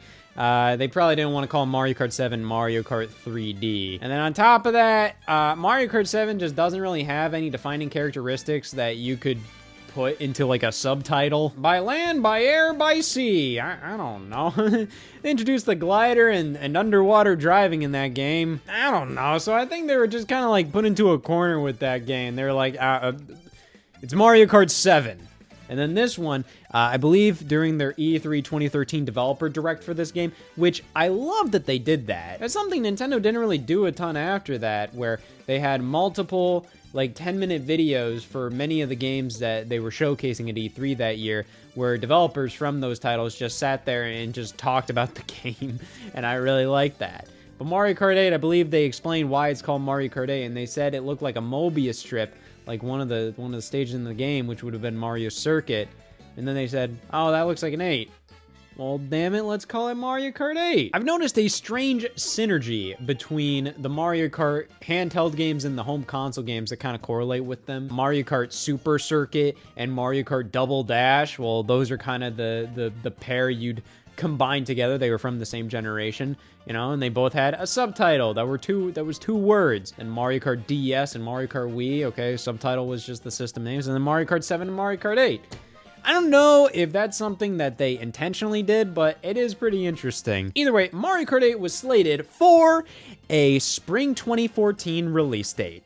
God damn it. Yeah, that was really concerning at the time, mainly because I think I was kind of looking at Nintendo's lineup here and hoping, praying that they would do something similar to what happened with the Nintendo 3DS. In 2011, the 3DS was hurting hard after a pretty lame-ass launch. $250, no good software.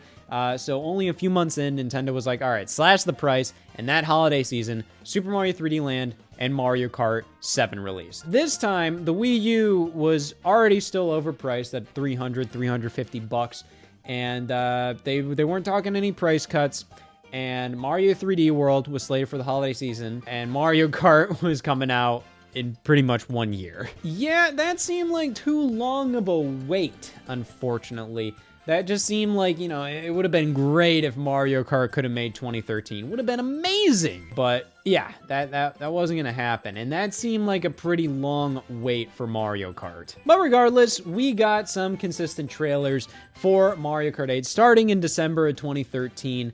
That was the next time we saw anything from that game there. And every single trailer we saw from that point forward, the game just kept on looking better and better. The Mario Kart TV functionality here, that was used in pretty much all the trailers, where you were able to get like some really good angles of the action. It was really cool because pretty much these trailers were like an indirect advertisement of the Mario Kart TV feature, because you could make your own Mario Kart 8 official trailers with Mario Kart TV in the game. The trailers were really exciting, really fun, and they just showed off some badass new tracks, returning tracks, and new characters. So I think the big one was in February of 2014 we got a Nintendo Direct with a brand new Mario Kart trailer, and this is where they showcased the big new addition to the game, the Koopalings.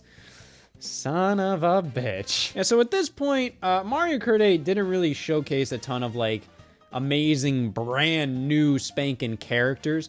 It's pretty much been like the characters that we always already knew about. Kind of like the big character revealed in the December 2013 trailer was just Rosalina, and that was kind of coinciding with the fact that Rosalina was just also announced for Smash Brothers for Wii U. But in February 2014, the big addition was all 7 Koopalings. So at the time, this was pretty cool. This was like, oh my god, they're adding 7 new characters, all 7 of the Koopalings? And that was before we realized that's pretty much where all of their work went into. My god, that sucks. The Mario franchise has so many characters you can pull from, so many amazing choices. I mean, something as simple as like Professor Egad. That would be badass. Or you can dig deep into some stupid ass Mario Party characters, man. Koopa Kid.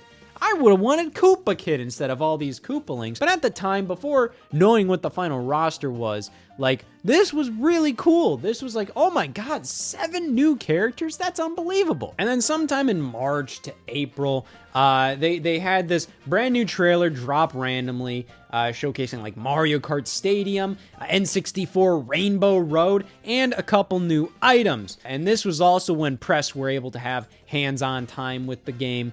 And that's when I saw a lot of previews come out, people talking about it via podcasts and all of that. The new items were pretty cool. You know, you had Piranha Plant, Boomerang, both elements kind of from Mario 3D World. I mean, Boomerang was introduced in Super Mario 3D Land, and the Piranha Plant acted very similarly to the potted Piranha Plant you could pick up in Mario 3D World. But that was cool. I mean, every trailer that they showed was getting cooler and cooler. But then we get to the Mario Kart Direct. This was another thing that just randomly dropped, and this was really cute. It was mainly like a 30-minute long just string of skits related to Mario Kart 8. They didn't really reveal like a ton of information here, but what they did was at least like showcase the final elements of the game, you know, the final new tracks that they haven't shown off yet, primarily Bowser's Castle and Rainbow Road. The final new items, which was just the Super Horn and the Crazy 8. Stupid ass number. The final new playable characters, they sucked ass, and some promotions they were doing, like a Wii U bundle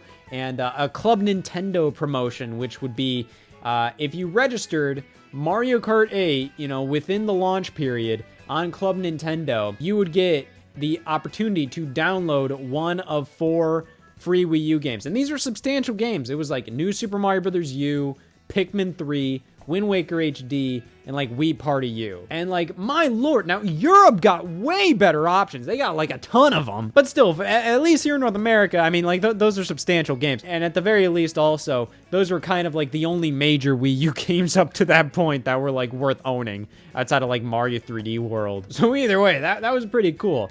And I remember I pre-ordered this game on Amazon, and I got it day of. It was late May 2014. School was just getting out. This was like the end of my sophomore year of high school.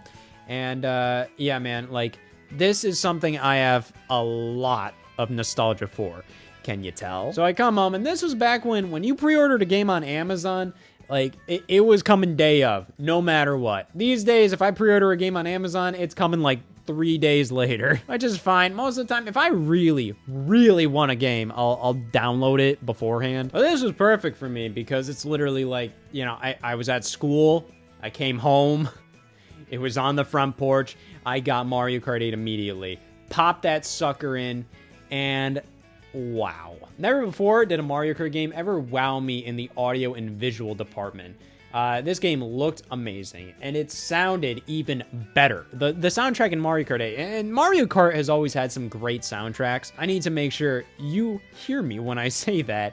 The Mario Kart soundtracks have always been phenomenal, but at this point, like, this was when, like, okay, boom, they really started treating Mario Kart as the blockbuster game that it always was, you know? Like, fully orchestrated, like, this amazing sounding music, the best Mario Kart music has ever sounded.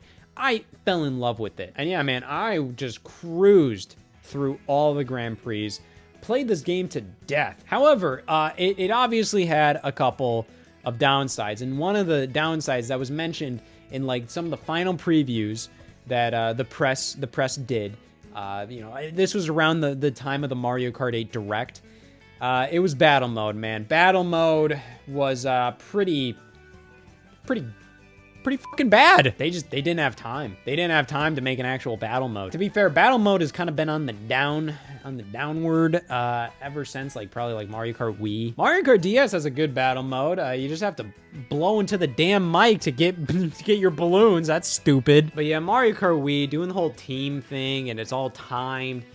That's good for like online, but it wasn't an option, you know. That was the only way battle mode was played in Mario Kart Wii. Then Mario Kart 7 was pretty similar. At least you weren't on teams this time, but it still was like it's timed and And Mario Kart 8, I think it's very obvious, like they just ran out of time and it wasn't the priority. Most people don't really care about battle mode. And I gotta say, you know, battle mode was stupid fun when I was a kid.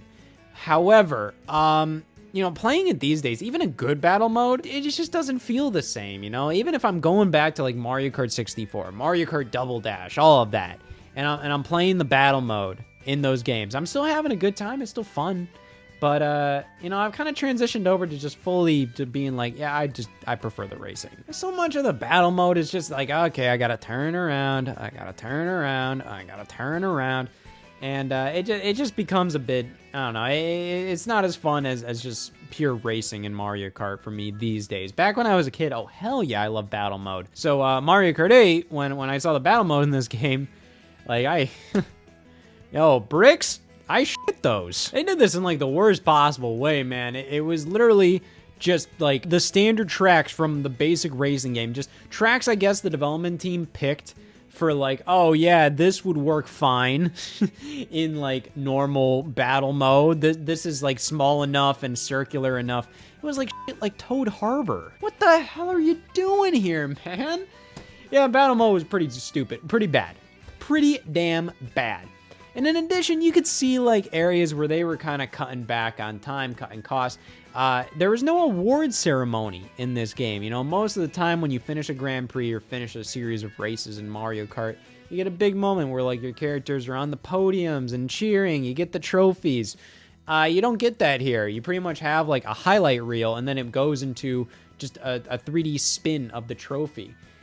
Which honestly, like, really takes a lot of the character out of Mario Kart 8. I kind of look at Mario Kart 8 sometimes and I go like, what's your deal? Like, what is your personality like? And it's hard to nail down, man. It looks beautiful. It's the best feeling game in the franchise, really. Yeah, like just not having that little element of like an award ceremony makes it kind of tricky. Now, it might not have been like a cost-cutting / time-saving measure. It could have been just like, hey, Mario Kart TV is a big element of this game, so let's make sure you see it at the end of every single Grand Prix. That would make sense. But, you know, combining with the lack of battle mode and all of that, like, I think it's pretty obvious, like, they were right up to the very last minute with this game. But I kind of want to talk about a couple annoyances with this game at launch. Do you all remember the fact that you couldn't display the map for any of the tracks on the screen, on the TV screen? The map was always on the gamepad. Why? Couldn't do that. When you would finish a race, the menu would be selecting view highlight reel before next. So oftentimes when you would finish a race, you would accidentally hit view highlight reel. Something big a lot of people didn't like was the one item limit in this game. That was a big mechanic, and I like that mechanic, man. So pretty much most Mario Kart games, when you run into an item box, you can hold like a shell or a banana behind you, and then that opens up your item slot for you to run into another item box and then get another item in reserve. And that never really felt like it was truly an element of the game. It almost kind of felt like you were cheating the system. I'm not saying you were cheating the system, and I know for a fact it was something that the developers were like, yeah, let them do that. That's a good strategy. But it always kind of felt like you were being crafty. Kind of felt like you were cheating. Mario Kart 8 tosses that mechanic to the side, and I like it. Not because I don't like that mechanic, but it makes this game different. That's part of the reason that for a while there, I was just like, I'm fucking sick of Mario Kart 8 Deluxe. Just, I want a new Mario Kart. Not because I necessarily am like, oh, this could be so much better. Like Mario Kart 8 Deluxe is pretty fucking amazing. But at the same time, I'm just give me a new Mario Kart and tweak the physics or something. Just give me something new to do. All I need is a little something different, and it really helps just make something a little fresh. You know, there's so much more strategy with that item mechanic in Mario Kart 8, and I really like it. It's kind of a cool risk versus reward because they also introduced the stupid ass coin item in the game. So yeah, when you run into an item box, you have to kind of think like, do I want to drop my item that I currently have to get a potentially new item, or do I want to hold on to this item because that potentially new item might just be a coin and I might just be completely open to fire. I really like that risk versus reward. I do like it quite a bit. Then we also have the character roster. Sure, it was the largest Mario Kart character roster at the time, but it was there just wasn't much variety, man. I mean, like literally, like what, like 20% of the damn roster were the Koopalings. Probably like 10% were fucking babies. It was dumb as hell, man. It was just like there wasn't a lot of zazz to it. You look at something like Mario Kart Double Dash and like, man, like there's some stupid ass characters in that, but I like it. The characters here just kind of felt like the most generic Mario stuff and the lamest generic Mario stuff. I would take fucking Spike, Monty Mole, I don't care. No, it's Baby Mario, Baby Luigi, Baby Daisy, Baby Peach, Baby Rosalina, which doesn't make any canonical sense. And then, of course, you have Metal Mario returning from Mario Kart 7 and the infamous Pink Gold Peach. Why is Pink Gold Peach hated so much? Because she's fucking lame. That's the main thing, man. Metal Mario is at least a reference to Mario 64, and Metal Mario has been a part of like Mario games before and since and all that stuff. But Pink Gold Peach was made specifically for Mario Kart 8 and was just supposed to be like the Metal Peach counterpart to Metal Mario. It's just stupid, man. But man, the track lineup in this game. I will go on record and say Mario Kart 8 has the best track lineup of any Mario Kart game. And that's before like all the DLC, all that stuff. Like the 32 tracks in the base package here are amazing. There's only like a couple of tracks in this game that I would say are just kind of lame. They're not bad, but I'm like, I don't really want to. I just don't care about them. Like something like Bone Dry Dunes, Grumble Volcano, and like those aren't bad tracks. I don't dislike them, but like I just don't care about them in comparison to the others. But even then, like those are the only ones I can think of off the top of my head that I'm like, yeah, I don't really give a damn about those.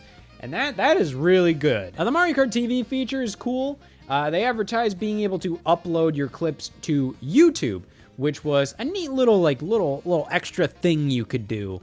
But there was like a bunch of whatever restrictions with it. Whatever. If you're uploading stuff to YouTube, just get an Elgato and you're gonna be able to do like way better stuff. Like there is never gonna be anything in a Mario Kart TV highlight reel that I'm like, oh boy, I better show that to YouTube without wanting to like edit it myself. And I understand a lot of people are like, you know, they aren't savvy into that kind of stuff. They just want to upload their stuff to YouTube. I get that. But I implore you, mainly because I just want everybody to be a little creative and just have some fun with stuff. Invest in game capture devices to do this stuff. If you have ever felt the need to do this kind of thing, mess around with it. Be creative. Have fun. Don't just use Mario Kart 8's YouTube upload tool. But yeah, I personally feel like Mario Kart 8 had like a pretty decent amount of content, but it just kind of felt like it reached the bare minimum.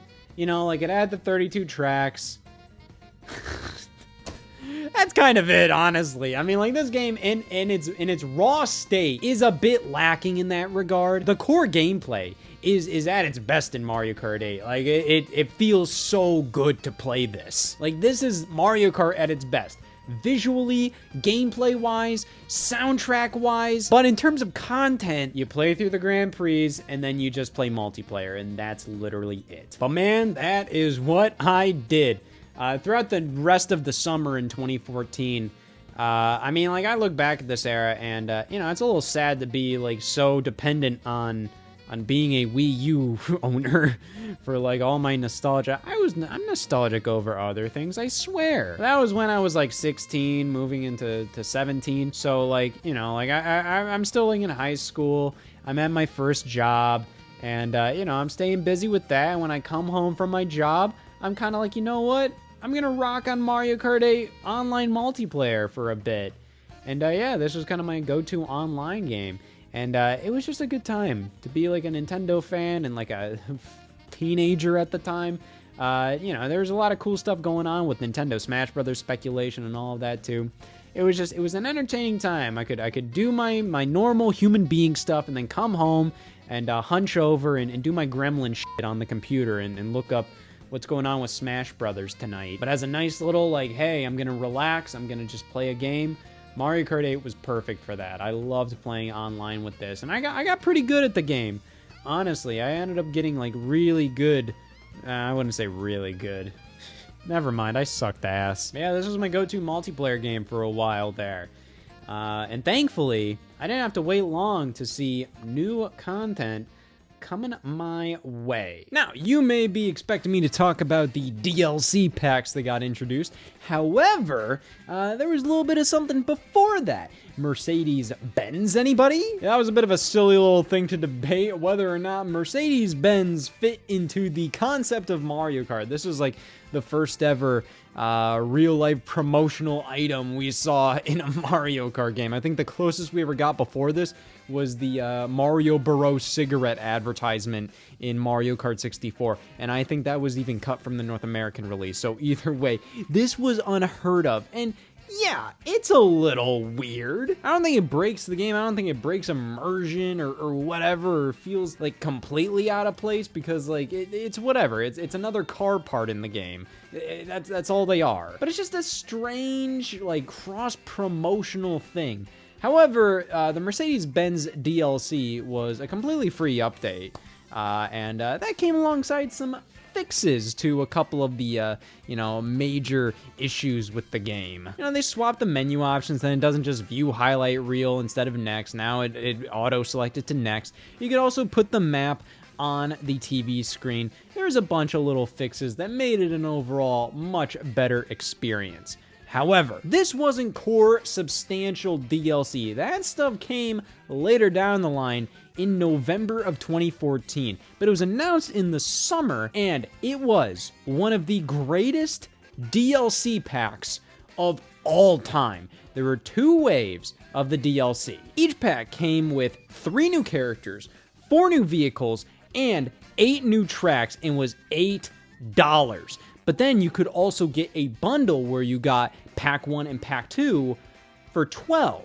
The math guy was at a Nintendo that day, and if you get the bundle, you got like differently colored Yoshis and Shy Guys. Like, what? And that's just the tip here. I mean, like, these packs were primarily focused on being Nintendo crossover. So Pack 1 was mostly based around The Legend of Zelda, and then Pack 2 was mostly based around Animal Crossing, with a couple extra things like an F-Zero track, an Excite Bike course, all that kind of stuff. This was incredible. Like Nintendo didn't really detail Mario Kart 8 DLC until after it launched.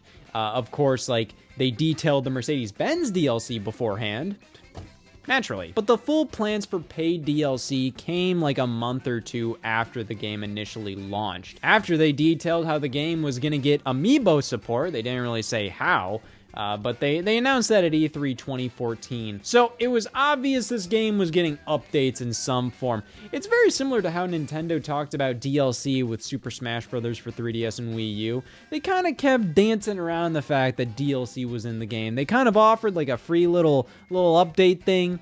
They announced like, hey, the Miiverse stage in Smash Wii U, that's going to be a free update later down the line. Then they said how Mewtwo was going to be DLC only for those who buy the Wii U and 3DS games and register them on Club Nintendo. That was it. They didn't say anything about DLC afterwards or anything like that. But these little tidbits showed Nintendo is going to update this game with new content. Why the hell won't they do paid DLC?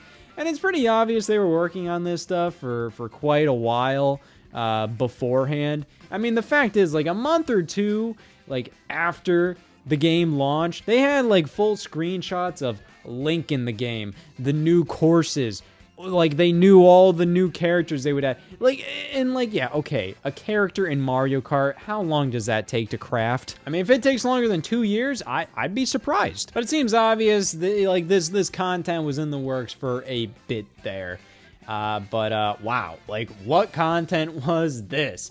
Nintendo crossover content. This is the kind of stuff that everybody had kind of hoped would be in Mario Kart eventually. And you know, we got very small bits of it, strangely enough. Like the Blue Falcon from F-Zero was a kart in Mario Kart Wii. Characters like Rob were in Mario Kart DS. You know, Namco characters like Pac-Man were in the Mario Kart arcade games. And the Rosalina Smash Brothers trailer from December 2013 made everybody kind of think like, oh, is Kirby gonna be in Mario Kart 8? That's strange. Like, it just feels natural to have some Nintendo characters in Mario Kart just as, you know, flat out playable characters. So much so that a lot of people have been kind of pushing for like, oh, the next Mario Kart after Mario Kart 8, that should be Super Smash Kart.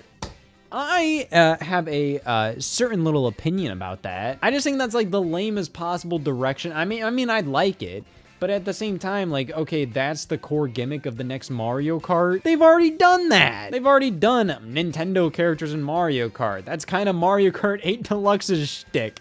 That was Mario Kart 8's DLC's shtick. So it's not like this hasn't been done before.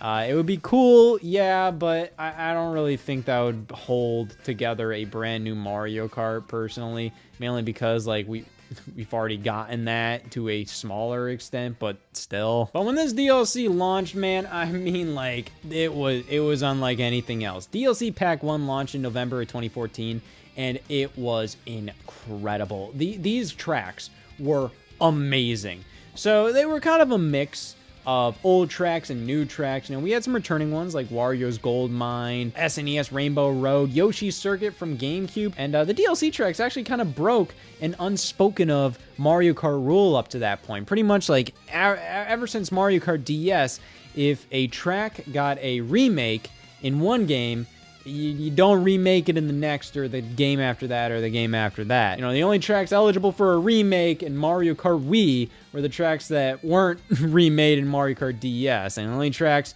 eligible for a remake in Mario Kart 7 weren't remade in DS and Wii. So as time went on, the list of available tracks started to dwindle. That was kind of like a dumb little rule because, like, if you remade a track in Mario Kart DS, you could still remake it in Wii, and it would be like a completely different experience. Because like DS remake tracks are just like, they're not like, who cares? Because Yoshi's Circuit came back in Mario Kart DS, SNES Rainbow Road came back in Mario Kart 7, but here they are in Mario Kart 8. And they play quite a bit differently than they did in those remake versions from previous games. You know, hey, they got Mario Kart 8 style and funk now. And the new tracks, oh my god, so beautiful. So yeah, Mute City from F-Zero, absolutely incredible. The Hyrule Circuit track, oh my god. And then the Excite Bike Arena track. I really love that one just because it's so simple, but it's so joyful. I love that it kind of takes the core of what Excite Bike is, just about doing tricks off of ramps, and it makes an entire Mario Kart track out of it, and it's really fun, and it's really unique. I have a soft spot for simpler Mario Kart tracks. They're never my favorite, but it's just, I have a soft spot for them. And then DLC Pack 2, that took a lot longer to come out, strangely enough. That came out in like April, springtime of 2015, and that was more themed around Animal Crossing. It was pretty much just Animal Crossing and another F-Zero track, this one being Big Blue, which was also pretty wild. I will always still kind of look at Mute City as more memorable for me, mainly because DLC Pack 2 didn't hit as well. I think it kind of took a little too long to come out for me personally, because by this point I was a little kind of like, you know, ready to move on to the next thing, I guess. But one thing that DLC Pack 2 introduced, which was pretty wild, it was 200cc. And by wild, I mean bullshit. Yeah, the way they announced this in the April 1st, 2015 Nintendo Direct was garbage. They like made it seem like this was a big moment in history. They were like, the Mario Kart series has been a part of our lives for decades, and now we're about to take it to the next level. 200cc. Yeah, it is a completely different experience from 150cc, and not in a good way. I think 200cc in regular-ass Mario Kart 8 is not fun. It's too fast. It's not fun, man. But yeah, each DLC pack kind of came with a free update alongside it. You know, you got some extra little things.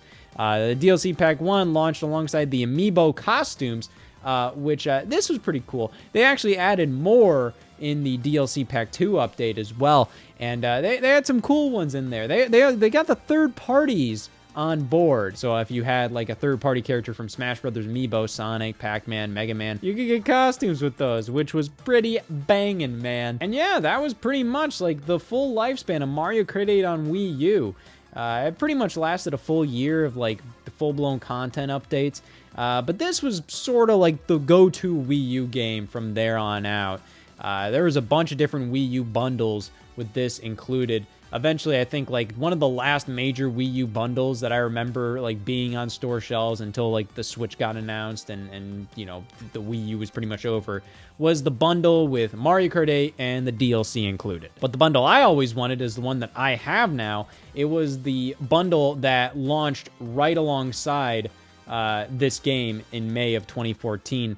I really always wanted that one because it came with an exclusive Mario-themed Wii wheel, and I found that interesting because most of the Wii wheels released around Mario Kart 8 because, you know, a lot of accessories were on store shelves. You could get, you know, you could still use, like, the Wii wheel with this and all of that. And most of the ones that were offered were third-party. Like, Nintendo wasn't making them because, well, why would they? This isn't like the go-to way to play Mario Kart 8. You can do it if you want, but it's not necessary. But I found it interesting because the Wii wheel included in the Wii U bundle was an official Nintendo-made one. So I was like, I gotta get that. And that's the story of how I wasted hundreds of dollars on a brand new Wii U inbox like 2 years ago. Moving on. Yeah, so Mario Kart 8 just kind of coasted along being a solid Wii U game to get, you know, the Wii U game to get for a while there. But then we enter like October of 2016. 2016 was a pretty rough year for Nintendo fans. I've gone into this pretty extensively. It was literally all just about building up to what their next console was. I mean, like, keep in mind, like, January of 2016, people were speculating, like, okay, they're gonna reveal it this month, every single month. Okay, this month. Okay, this month. Waited till October, man. And one morning, I woke up before my day at college. See, that's the thing. Like I was in college at this point. This is my freshman year of college. And yeah, I started playing Mario Kart 8, like, at the end of my sophomore year of high school. So about a month and a half into my freshman year of college, I woke up one morning, and this was the morning that Nintendo said, like, hey, this is when we're revealing NX. And I refreshed their YouTube channel, and boom, first look at Nintendo Switch trailer. What a magical day looking back at that all. It was just so interesting, you know, like, I love when stuff like that happens, because, like, that trailer was so perfect in, like, teasing things and showing you exactly what that system was, because it got you thinking, and it's just something that you could discuss for months until the Switch presentation in 2017, and that gave you stuff to discuss for months on end. You know, like, I love when stuff like that happens. And that Switch trailer showed off a lot of unique, interesting things, one of them being Mario Kart 8 footage. Now, most of the time, when Nintendo is showing off, like, stuff that is just supposed to be a demonstration, in quotes, they always say, what you see in this video is not meant to be, like, a full-fledged game. It's just meant for demonstration purposes. That's almost always a lie with Nintendo. Like, everything they show is pretty much always meant to release in some way. And you can just chalk it up to, like, they just wanted to show, like, them playing Mario Kart, and this is a Mario Kart that just came out, easy peasy, whatever.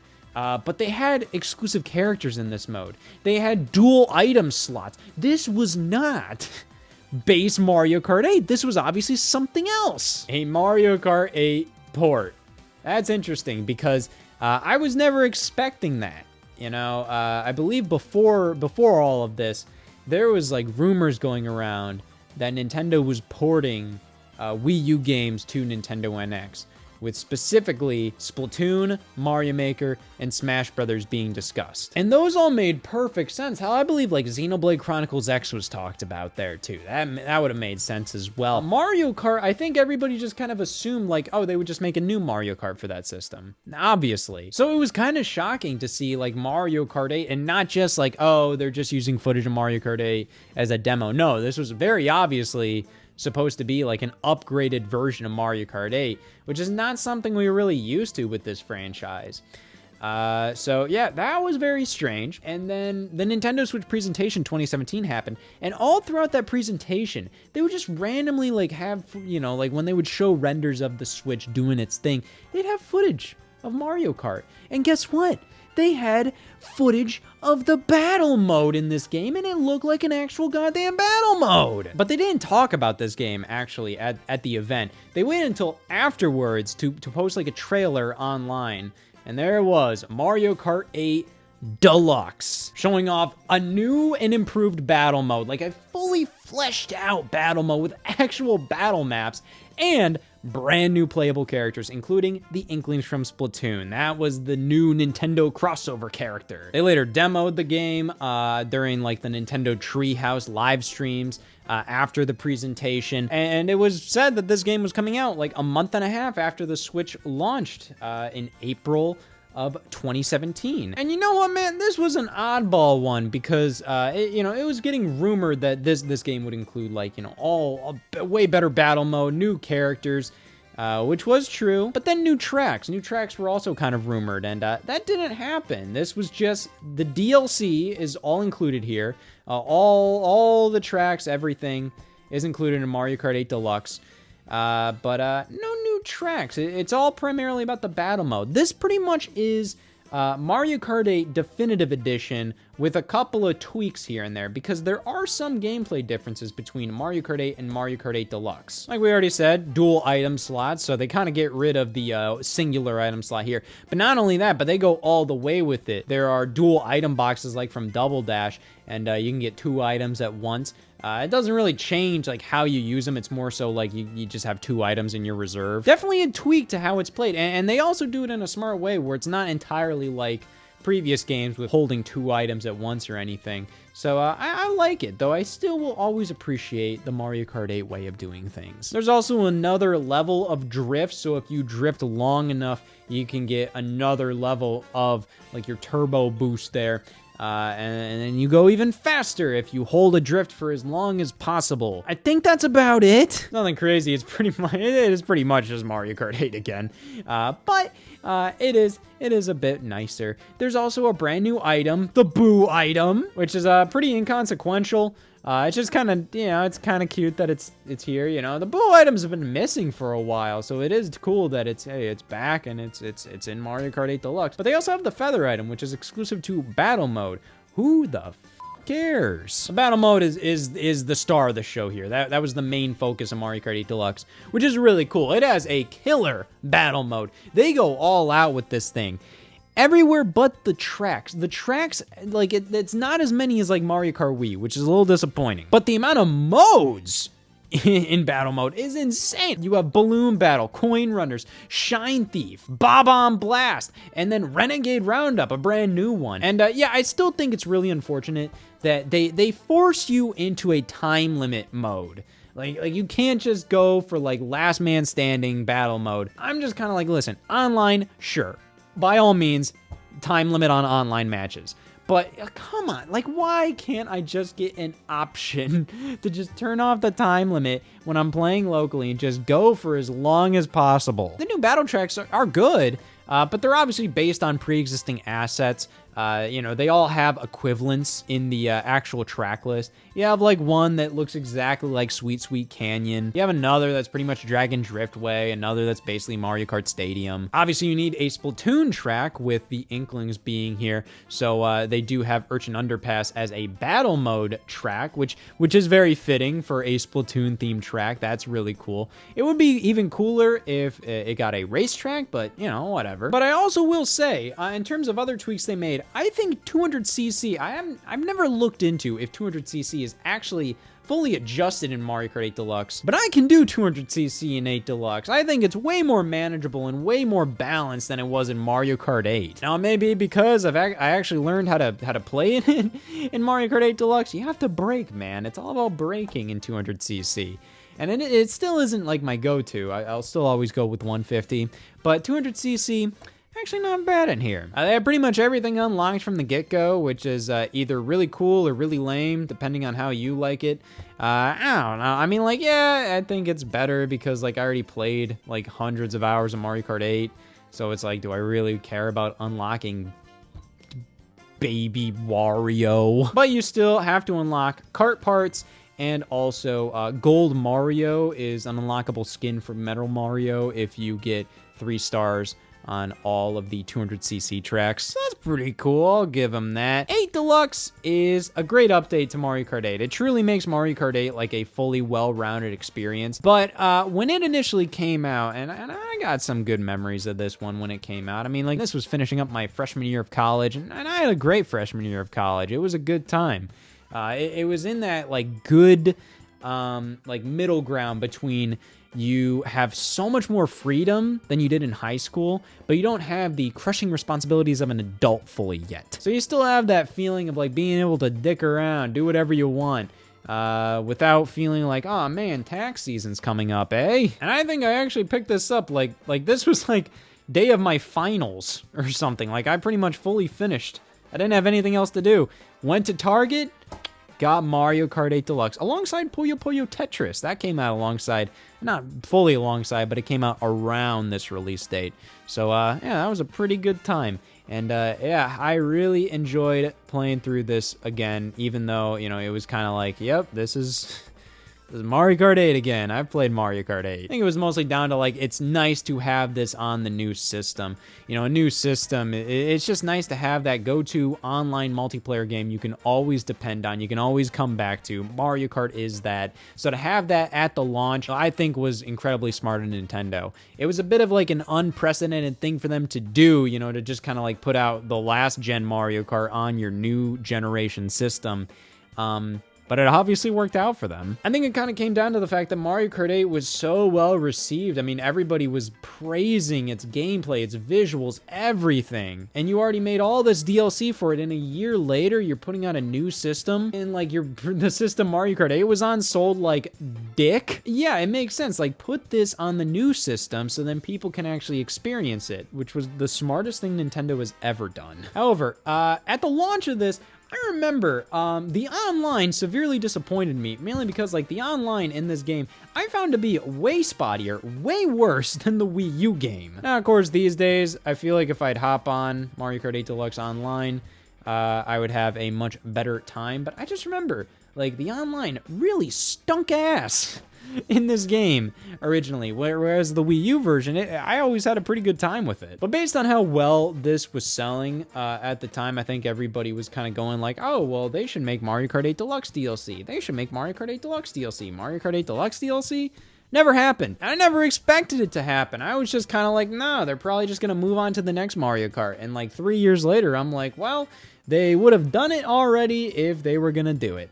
But they still kind of sprinkled in some little updates here and there. They added Nintendo Labo vehicle support. So you have the motorbike with Nintendo Labo, and you also have the vehicle kit. Yeah, you got support for those in Mario Kart eventually via a free update. Wow. And then they also updated the game eventually to give a new costume for Link based on Breath of the Wild, and you also got a different version of the Master Cycle in the game, which actually inspired the Master Cycle Zero in the Breath of the Wild DLC, which then came on over to Mario Kart 8 Deluxe. So you can use the Master Cycle Zero in this game, which is pretty cool.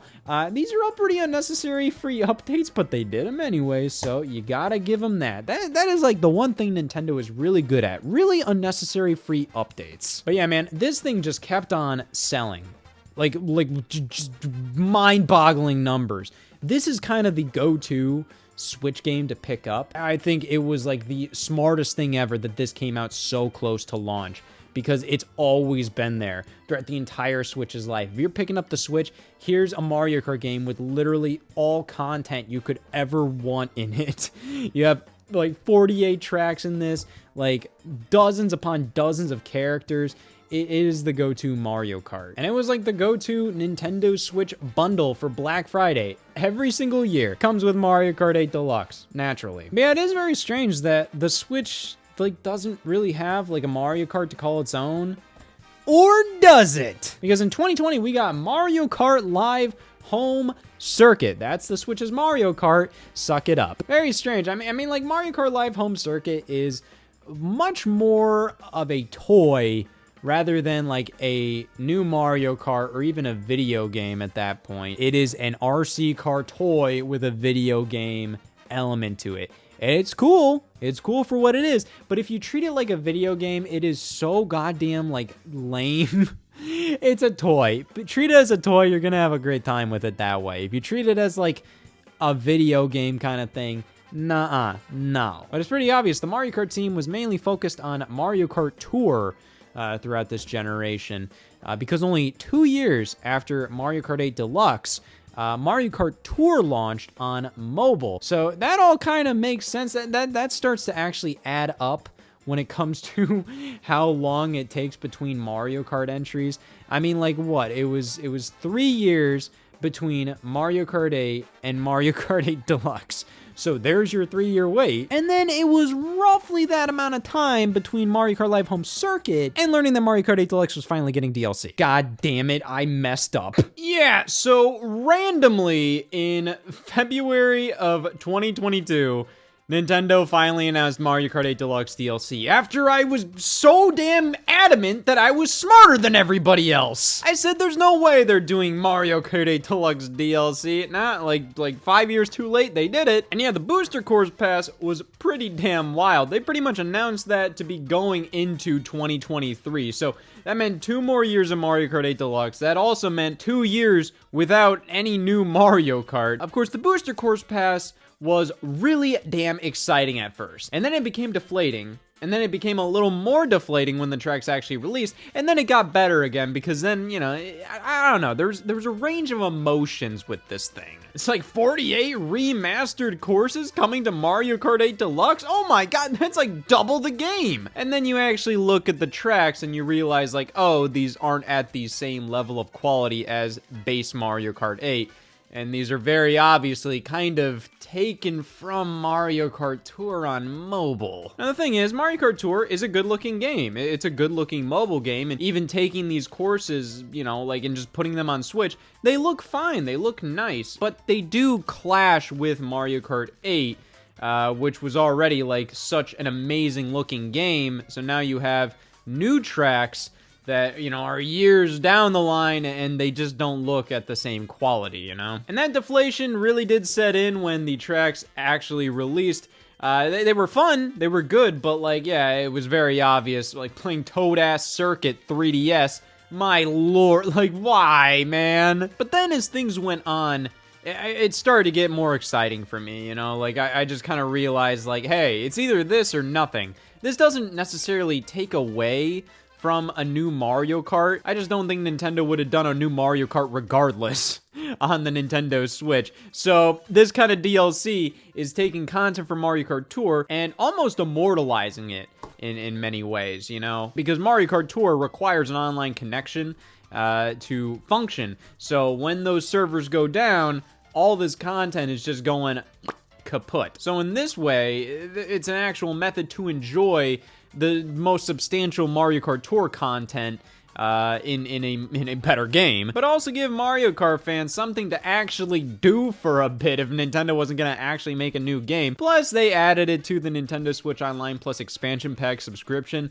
so that definitely gave that subscription tier of their online service more weight, like, oh, I pay $50 a year and I get all these classic games, plus I get the Mario Kart 8 DLC for free. It's kind of a no-brainer decision to make. It just made all the sense in the world. And the Booster Course Pass, when everything was said and done, was pretty cool. I mean, like, I kind of wish there was a bit more put into it. I feel like as it went on, the developers realized more and more like, oh, well, let's do this, and let's do this, and let's do this. Because originally it was just 48 tracks, and then they were like, no, let's add new characters, or at least characters from previous Mario Kart games. And then for the final wave, you know, there were only 2 slots left on the character select screen, so it's like, okay, there's only gonna be 2 characters left. And then they're like, no, more than 2 characters. It's just like non-stop. And they also added an update that allowed you to select whatever items you wanted to be in the item roulette. You could disable some items. You could only have like a match with only blue shells. Like, what was going on here? They did so much more to Mario Kart 8 Deluxe after like never touching the game for years. But when everything is said and done, you know, like Wave 6 of the Mario Kart 8 Deluxe Booster Course Pass DLC pretty much wrapped up around the 10-year anniversary of Mario Kart 8. It's not entirely accurate, but you know, like it's close enough. It was like 6 months away from the 10-year anniversary of Mario Kart 8. So how did this damn thing last that long? I feel like it kind of makes sense when I kind of go through the whole history of this game in its entirety. You know, it came at the appropriate time in the Wii U's life and got DLC, which was awesome, which definitely prolonged its life. And it was definitely a necessary thing, you know, like Mario Kart. I can't imagine Mario Kart without DLC at this point. And then by the time we were expecting a new Mario Kart, that development time probably got a little delayed due to the DLC development in Mario Kart 8. But either way, by the time that we would start maybe hearing about a new one, the Nintendo Switch was launching. And the Nintendo Switch wasn't necessarily like, oh, Nintendo's next generation. Rather, it felt more so like a full-on replacement for the Wii U. And you could have developed a brand new Mario Kart for the Nintendo Switch, but it probably would have taken until like 2018 at the earliest to come out, probably closer to like 2019 if we're being real there. And Nintendo wasn't messing around with the Switch. They wanted to make sure it had a killer first year. It was lined up to have the new Zelda game that was groundbreaking in every single way as a launch title, and then a brand new 3D Mario sandbox game with Mario Odyssey coming later that year. That was more than enough, but Mario Kart is kind of what gets everybody together on a Nintendo platform, and Mario Kart 8 still looked great. I don't really know what you could have done visually to like improve it in 2017. It released on a bum-ass platform, did very well on there, selling like 8 million units. Pretty much everybody that owned a Wii U owned Mario Kart 8, but nobody owned a Wii U. So it made sense to put an upgraded port out on Nintendo's Switch, fix a couple of the issues people had with the original, include all the DLC. You have an amazing package right there. And because it came so early on in the system's life, it was always there, and it's the best Mario Kart overall. I mean, like, I would say games like Mario Kart Wii are still really fun to play these days. Like, I feel like I just get a lot of enjoyment out of playing Mario Kart Wii, mainly because, like, Mario Kart 8, I love Mario Kart 8, but goddamn, I am tired of Mario Kart 8. But removing any and all bias from the equation, I don't want to hear anybody make any arguments as to why, like, Mario Kart Double Dash is the best in the series when it's, like, guys, I know we all like pretty much all of the Mario Kart games, but there's one true winner of the best Mario Kart. There's no debate. I don't understand how there could be. I mean, there could have been a debate before the Booster Course Pass was added to the game. But now after, I mean, like, even if the Booster Course Pass tracks may not be at, like, the same level as the base game, like, it's still, like, it's the best Mario Kart. It's just plain and simple. So yeah, it was there from the very start. Best in the series, pretty much. I just feel like Nintendo didn't really think there was much point to making a new Mario Kart on the Nintendo Switch console. This one was selling so damn well each and every year. It just didn't make much sense, which is strange because, you know, other games on the Nintendo Switch that were Wii U ports have gone, you know, like Nintendo Switch original games. You know, you have New Super Mario Bros. U Deluxe, and then you have Super Mario Bros. Wonder. You have Pikmin 3 Deluxe, and then Pikmin 4. And then games like Splatoon. I mean, Splatoon 2 isn't a port. It's its own game, but it was definitely heavily built off of Splatoon 1 and put out very early on in the Switch's life.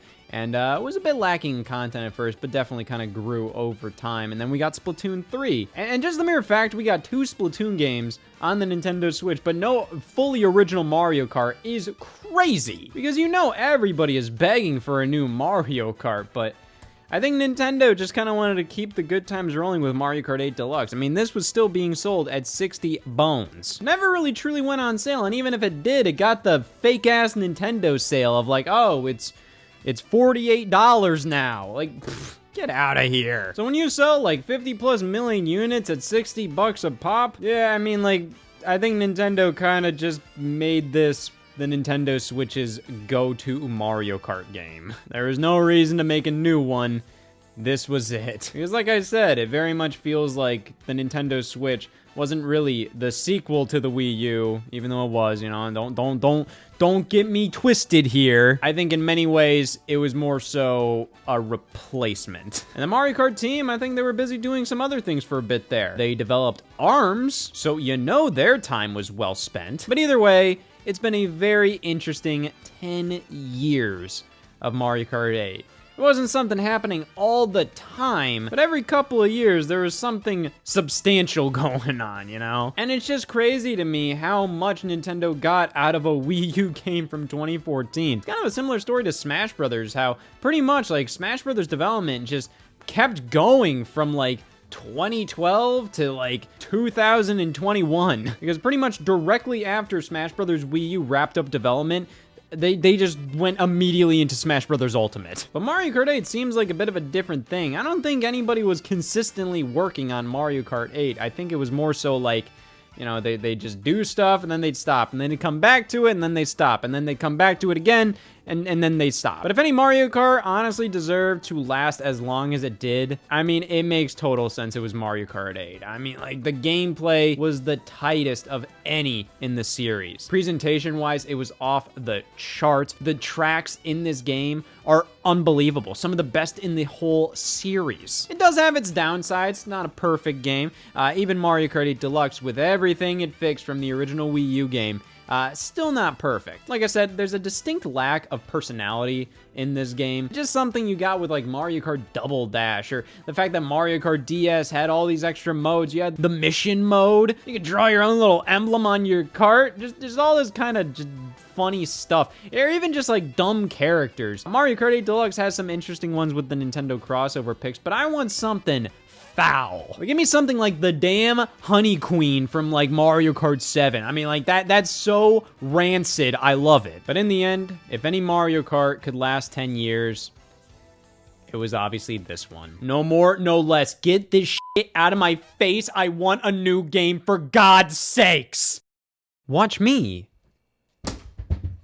I'm cool. Because I feel like it's kind of a unanimous opinion right now that Super Mario Run is just lame. Who gives a damn about that one? It was one of Nintendo's first mobile games and it was a failure. And the gameplay itself, pfft, get out of here. Well, I'm about to do something a bit unprecedented. I am about to defend Super Mario Run and say it's fine. But a little bit of history first. So this was back in 2016, the first year Nintendo sinned. Yeah, this was kind of like a when pigs fly situation. For years on end, Nintendo refused to make mobile games. Now, I never really expected them to do so, but their investors would not stop pestering them about it. It was like at every one of their investors meeting, they'd get the question, when are you gonna make mobile games? Have you seen how much money mobile games can make? And Satoru Iwata would always answer that with like, no, shut up. But little by little, it felt like Nintendo was kind of getting just whittled down.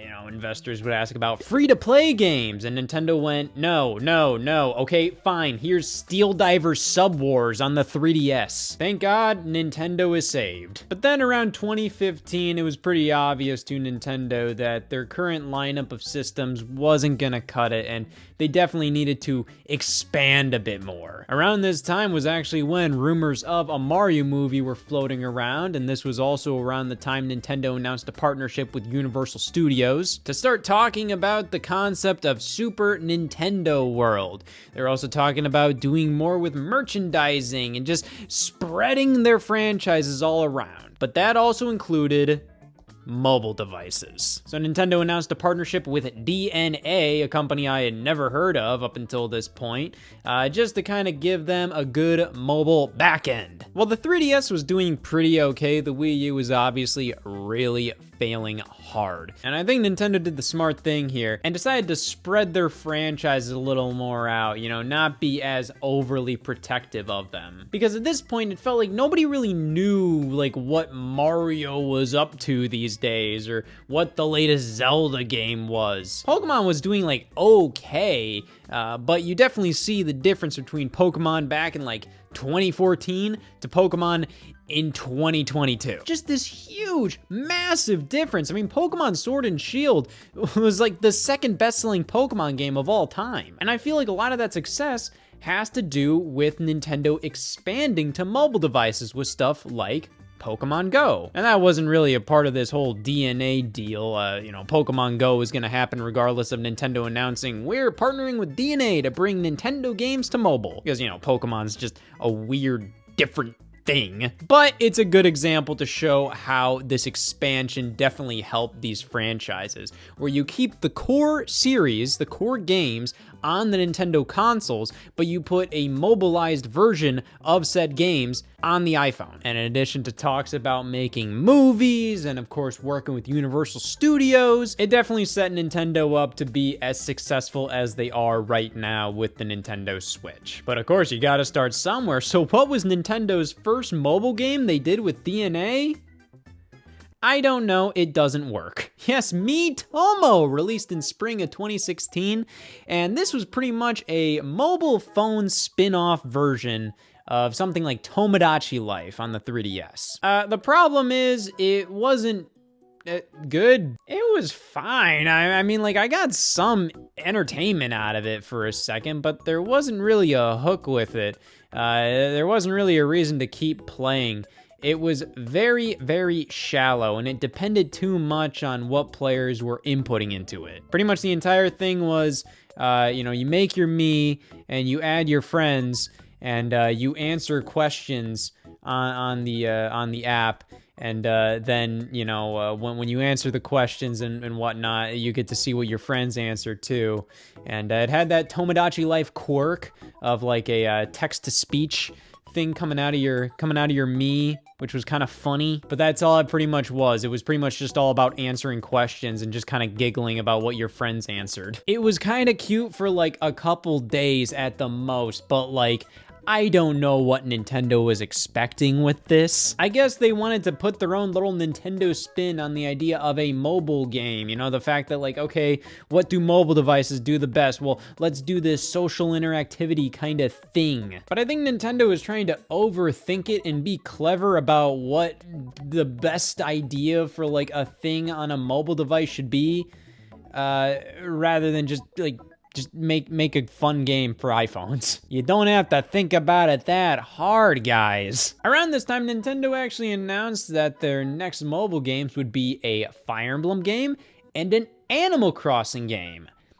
Interesting. I think everybody knows that like one of the most wanted games on the iPhone was Mario. Leps World 2, anybody? Yeah, there's so many just Mario ripoffs on iPhone. There's so many like Mario Kart ripoffs. People would jailbreak their iPhone just to put emulators on it, just to get Mario games here. But Animal Crossing and Fire Emblem were good choices for games to get mobile versions. Though the fact they weren't doing Mario was very odd, but whatever. Come September of 2016, it's been a pretty light year for Nintendo. There has not been a ton of stuff coming out, and when stuff was coming out, it was dog shit. Well, we had Metroid Prime Federation Force the month prior, and then we also had Star Fox Zero and Star Fox Guard, Mario and Sonic at the Rio 2016 Olympic Games, Hyrule Warriors Legends. Oh boy. And it was really sad. That's pretty much about it for what was going on in 2016. We were a month away from the Nintendo Switch fully being unveiled, but yeah, it was a pretty damn light time for Nintendo.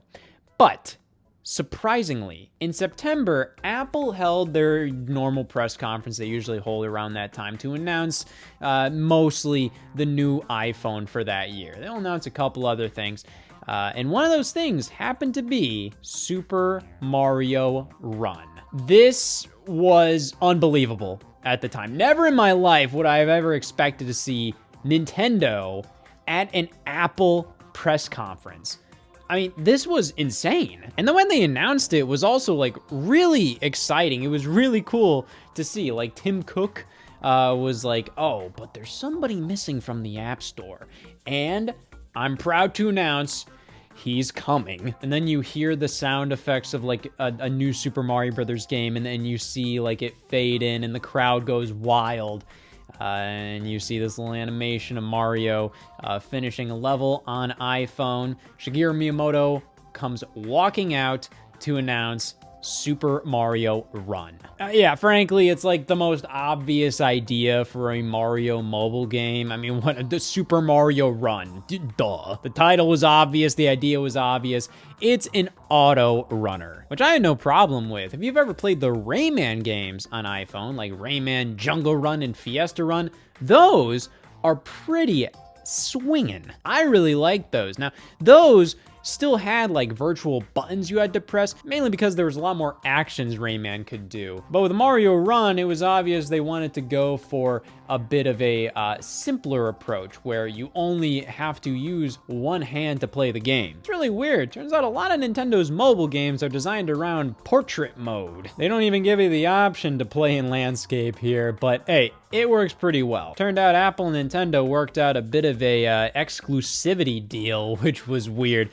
So Mario Run would be exclusive to the iPhone App Store for a bit. I don't know what that was doing. Who the hell bought an iPhone just to play Mario Run early? But I think they were betting big on this being like a sensation. I mean, it's Mario, and Mario came to the iPhone. I mean, there was like this huge trailer for Mario Run where it's like it was like everybody running and like there was like Mario like it ended in like New York and Mario jumped up onto the flagpole and it was like this really epic music playing. Like they went hard on the marketing campaign for Mario Run, a damn mobile game. And it blew up the charts when it released that holiday season. It was a December 2016 release, and I remember like it just absolutely just dominated the charts for a second. Yeah, so Mario Run was a free app, but then you had to pay for the game. You got access to the first 3 levels,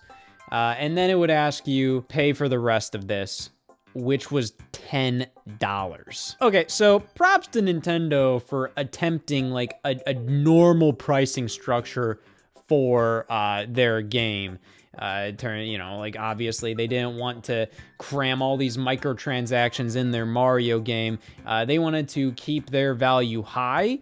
Of course, these days, I don't really think they care. I think it's kind of expected for any mobile game to be jam-packed with microtransactions and all that garbage. If they would do a Super Mario Run 2 and it was free and you just had to pay for like whatever extra characters and all of that, I don't think like I don't think that would really devalue the Mario brand. I mean, Mario Kart Tour already had a bunch of gross shit like that in it, and like it doesn't really devalue the Mario Kart brand. So, but I think they were genuinely really worried about that back then. They didn't want to make a Mario game that had like gross monetization on it. So I think they kind of found a happy medium where a lot of people would download this for free because it was free, and then they would purchase the full game. I don't really think that worked super well. I think a lot of people downloaded this, obviously, but I remember seeing a lot of social media posts at the time where people were like, what the fuck is going on here? Why do I have to pay $10 for the rest of this? And in the mobile space, getting somebody to pay $1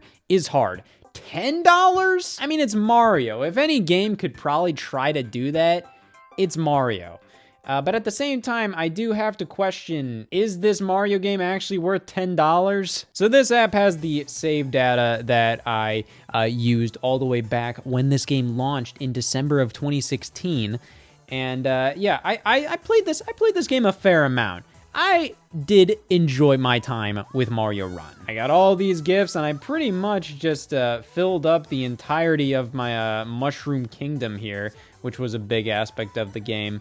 But you know, the fact that I filled up everything, I don't really have an incentive to get the other things. See, I can hit build here, and I can go to the shop, and all the stuff they have on offer here that I don't already have, I don't have a place to put them, and I feel like it would have been really easy for them to just like add another screen here, but they don't. But this feels like the most like mobile thing in the game is the Kingdom Builder mode, which is just this extra little side thing for just getting more coins. You know, get more coins, you can spend those coins on things to decorate your Mushroom Kingdom with, and you get gifts. Oh man, I have rally tickets. Oh boy. See, the weird thing about Mario Run is that it's designed like a mobile game where there's usually microtransactions, but there isn't. And it's designed like a game that's infinitely playable. Like, you can just keep going in and play. But it also isn't that. It has a pretty specific campaign mode. I mean, like, yep, there are all your levels. You have 6 worlds, 4 levels each. You can also go back through the levels to collect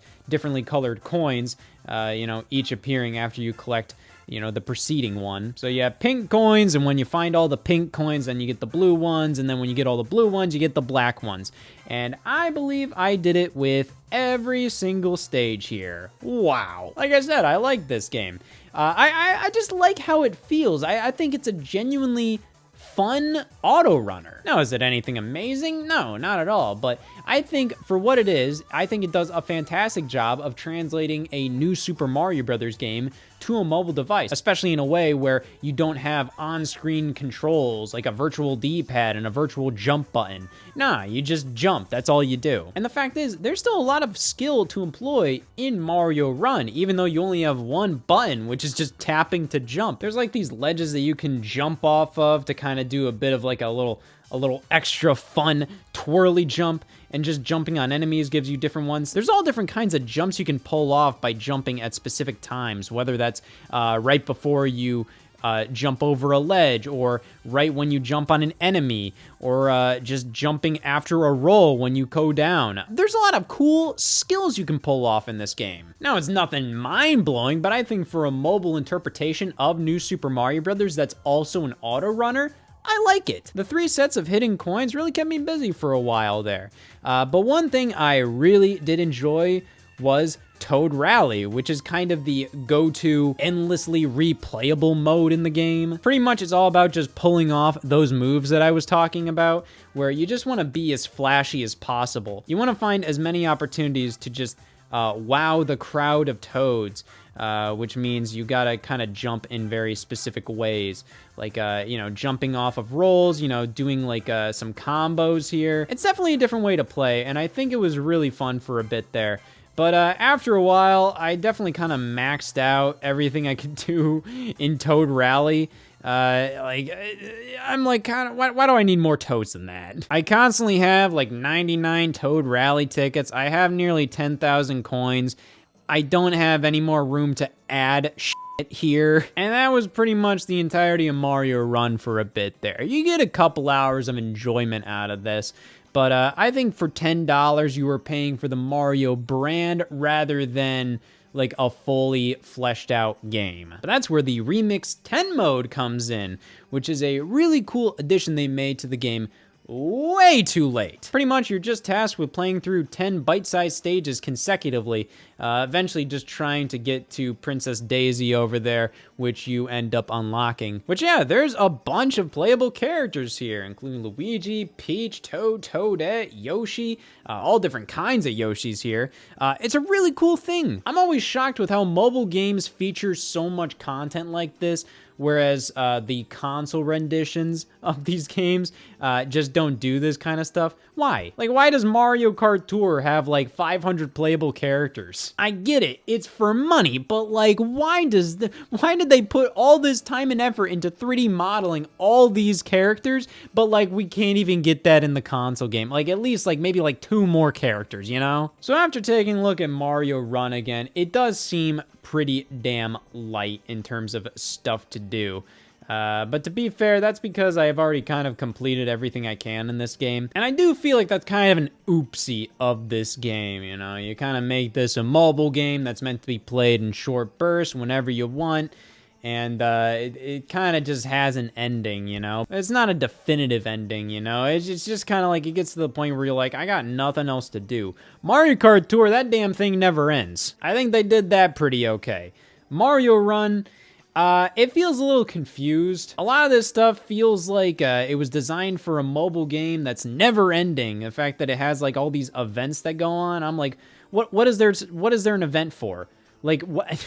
This isn't a kind of game that needs an event, uses, like, even works with events. I think there's definitely ways they could have tweaked this game to just work a lot better as a mobile game. And I would definitely be open to them doing a Super Mario Run 2 eventually. I feel like Nintendo had the potential to create these mobile games that take over the goddamn world. And they kind of did with Pokemon Go, though that wasn't really Nintendo's thing. Because when people heard there was Super Mario Run, everybody was like, oh my god, that's going to be huge. When people heard Mario Kart was coming to iPhones, they were like, oh my god, that's going to be huge. And they did fine enough, but like, it just feels like they missed the mark in terms of what customers wanted, and instead they went for more so what made sense on iPhone, which I appreciate, but at the same time, it's not what customers wanted. Mario Run was too expensive. I don't think most people that downloaded it for free were willing to spend $10 on it, and those who did spend $10 on it, a lot of them were kind of disappointed after they spent $10 on it, because games like Rayman, Jungle Run, and Fiesta Run were significantly cheaper and gave you a comparable amount of content. You were paying for the Mario brand, not Mario Run. However, I still really appreciate Mario Run for what it is.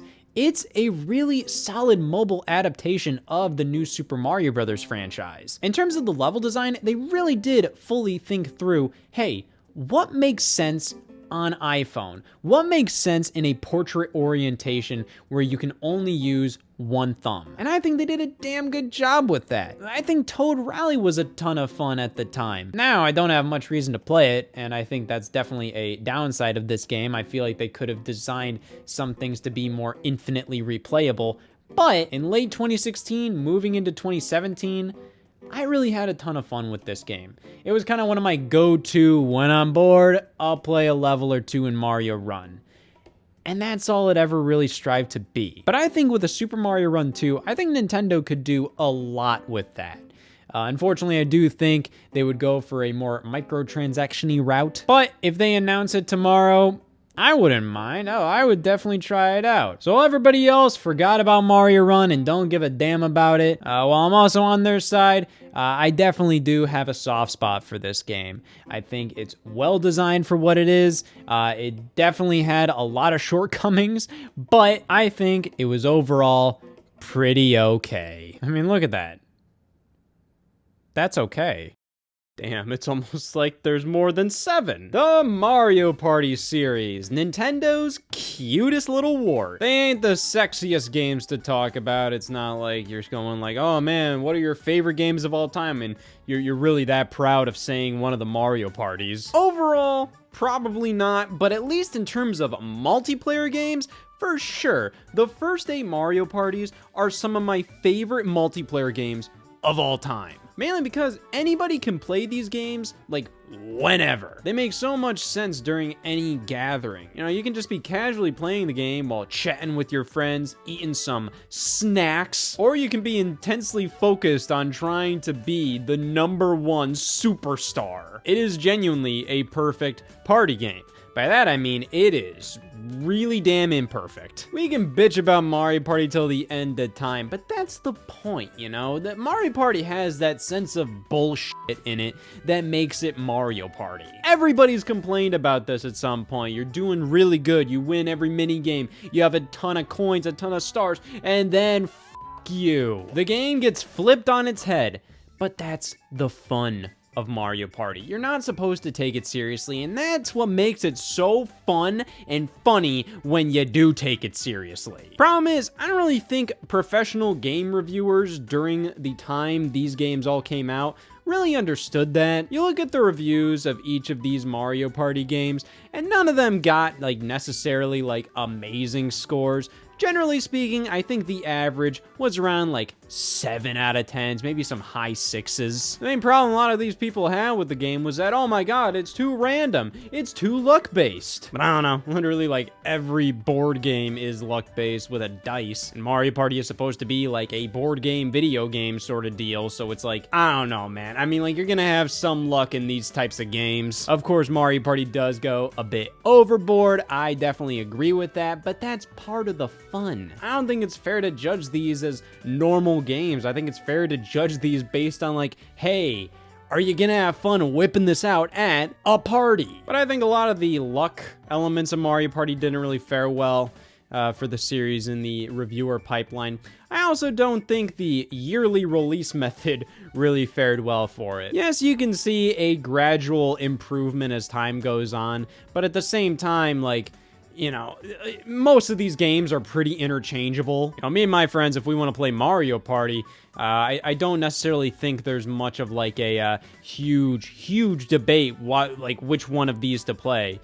You know, it's kind of just like, hey, do you want to play Mario Party? All right, which one do you want to try this time? It's not really which one are you necessarily feeling. 6 is my favorite. You have the whole day and night cycle mechanic. The microphone mini games are stupid, and that's what I like about them. And this one just feels like it had like the most like core love pumped into it. 1 through 3 on the N64 are, you know, are classics. They're the ones that started it all. 1 is really funny because it is just so bullshit. But I mean, going back to it, the bullshittiness of this game is kind of the core reason why I like going back to it. The boards in this game, they're not that great. And then Mario Party 2 is generally seen as like the best Mario Party. I don't really think it is. It's mainly because like Mario Party 2 doesn't really feel like a sequel to Mario Party 1. It feels like a replacement for Mario Party 1. Like they had to put out Mario Party 2 and take out all the games where you're rotating the analog stick on the N64 controller because they got so many complaints from people using their palms to rotate the controller that their palms were fucking bleeding. So they were like, all right, let's revise Mario Party 1, add a couple new minigames, add new boards, boom, Mario Party 2. But a lot of Mario Party 2's minigames are like directly ripped from Mario Party 1. So I'd honestly say probably Mario Party 3 is the best of the N64 lot. This one's often underappreciated, you know, you don't see a lot of people talking about Mario Party 3. Even in like Mario Party Superstars that's supposed to celebrate the N64 era of Mario Parties, there's only one board from Mario Party 3. I don't know. You have 2 dumbass boards from Mario Party 1, and boards aren't even good in this game. But then we go to the GameCube era, and this is where I think Mario Party really peaked. I mean, these games were pumped out one after another every single year, which I think was kind of fun. The fact that you knew you were getting a new Mario Party every single year. Yeah, sure. I mean, it was just more Mario Party. It was always like, yeah, here's Mario Party 4. What's the difference between Mario Party 4 and Mario Party 5? I mean, you can list them, but like, who actually gives a damn? But I always thought these were really fun yearly releases, considering that, like, hey, no matter what, let's say you're not a fan of the holiday titles that year, you know there's a Mario Party coming out, and you know that Mario Party is gonna give you some multiplayer fun at the very least. And you know, maybe you don't need to get them every single year, but hey, maybe one year you're like, you know what, it's been a while, I haven't gotten a Mario Party in a while, sure. Mario Party 7. This one always felt like the most like it's their Mario Party. It's a good Mario Party. I do like this one. It has kind of like a vacation theme, but that's the only thing really about it. I mean, it retains like the weird microphone support from Mario Party 6. That's it. Like, it just kind of feels like it's there. Like, all the other Mario Parties feel like it's just like, oh, they're moving the series forward. And even then, you look at the logo for Mario Party 7, it just kind of looks like they just farted this out over lunch break. But it's still really good. In fact, all the GameCube Mario Parties are quite good. It's crazy to me that they released these yearly and the quality was kept at such a solid standard. I'm not gonna act like they went above and beyond, but every single game included a ton of brand new mini games. And if there's one thing Mario Party games do well, the mini games are always pretty okay. Not all of them are always going to be winners, but you kind of need those. Like, I think it does kind of make for the Mario Party experience when you're playing through a game and you get that one mini game that you're like, wow, this one sucks. But in addition to the mini games, the boards in Mario Party. That's the key thing. And the boards just kind of kept getting better and better throughout the series history. You get up to like Mario Party 6 and 7, and the boards are like so intricate. There's so many paths. You genuinely have so many choices on where to go and different strategies to employ. So yeah, the idea that like, oh, Mario Party is nothing but luck-based bullshit. Well, yes, but there's a lot of strategy to employ here. If you really want to win at Mario Party, I mean, everybody's going to win at some point, even if you're playing the absolute worst out of everybody in the room. However, like, yeah, there's a lot of room to be strategic in these Mario Party games. It all comes together. A really great board design where you're just kind of going around, picking which path to take. These great 3D worlds where it's almost like you're exploring the Mario universe in a completely new way. Like Fair Square in Mario Party 6, just kind of going through this town. It's cool. But then, that brings us to Mario Party 8. I like Mario Party 8, one board in it, but this is definitely like probably, I'd say the most like controversial of the first 8. It's still good, but it's also like, you know, I think this one is probably the easiest to hate on. I love Koopa's Tycoon Town in Mario Party 8, where you're buying out hotels. That board's great. I can play that board all day. And the mini games in Mario Party 8 are fun. They're stupid and fun. The art style in this game is so strange. Like, and I will definitely say this: Mario Party art styles are always strange. Like, watch the opening cutscene to Mario Party 4. That shit's strange. It's like this oddly realistic art style, this weirdly smooth animation as well. Like, I'm not used to seeing these creatures this way. And then Mario Party 8 also has kind of like this weirdly realistic art style. I don't know, it's weird. Everything looks like somewhat off model in Mario Party 8.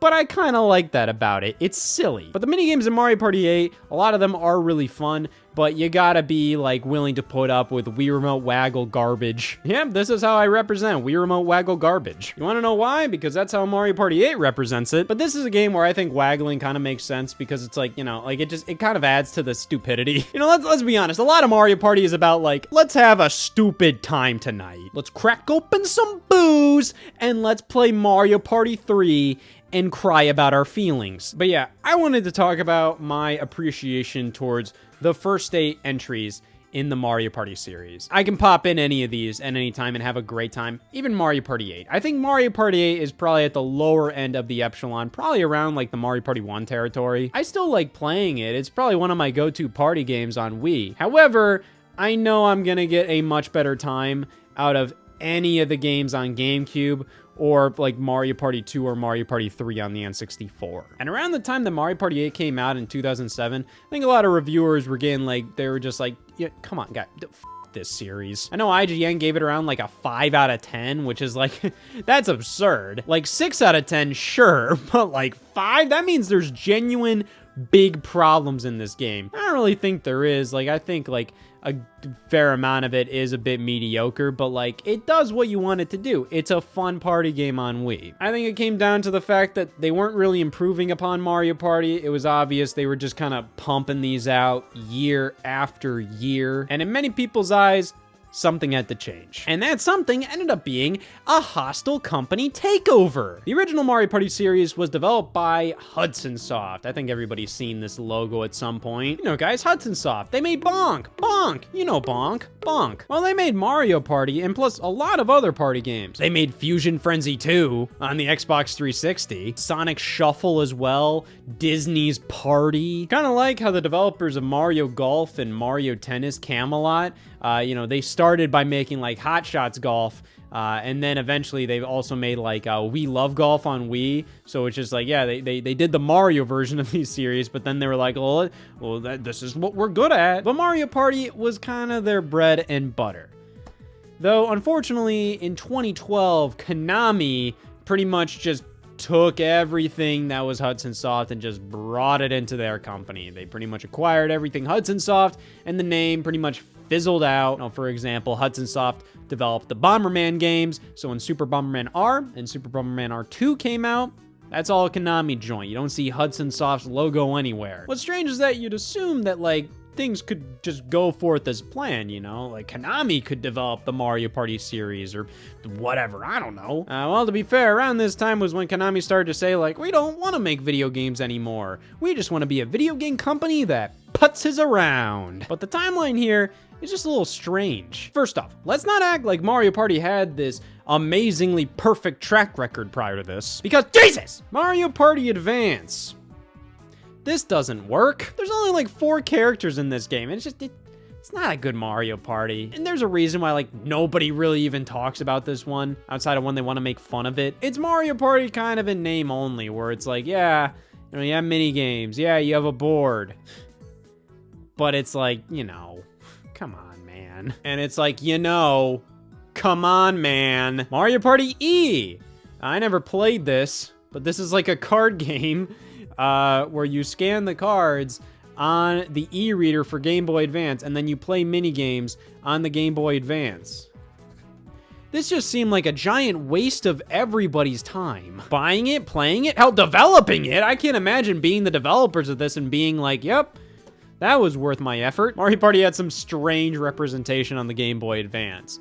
But thankfully, when we go over to the DS, we got a pretty damn solid Mario Party. Mario Party DS is actually pretty damn good. I think I had the chance to own this as a kid. I think I remember like a commercial playing for this game, and my mom asking me in like 2007 or 2008 or whatever, just saying like, hey, would you like a Mario game? Like seeing this one, and I was like, sure. Like, I like Mario, and she ended up getting me Mario vs. Donkey Kong 2.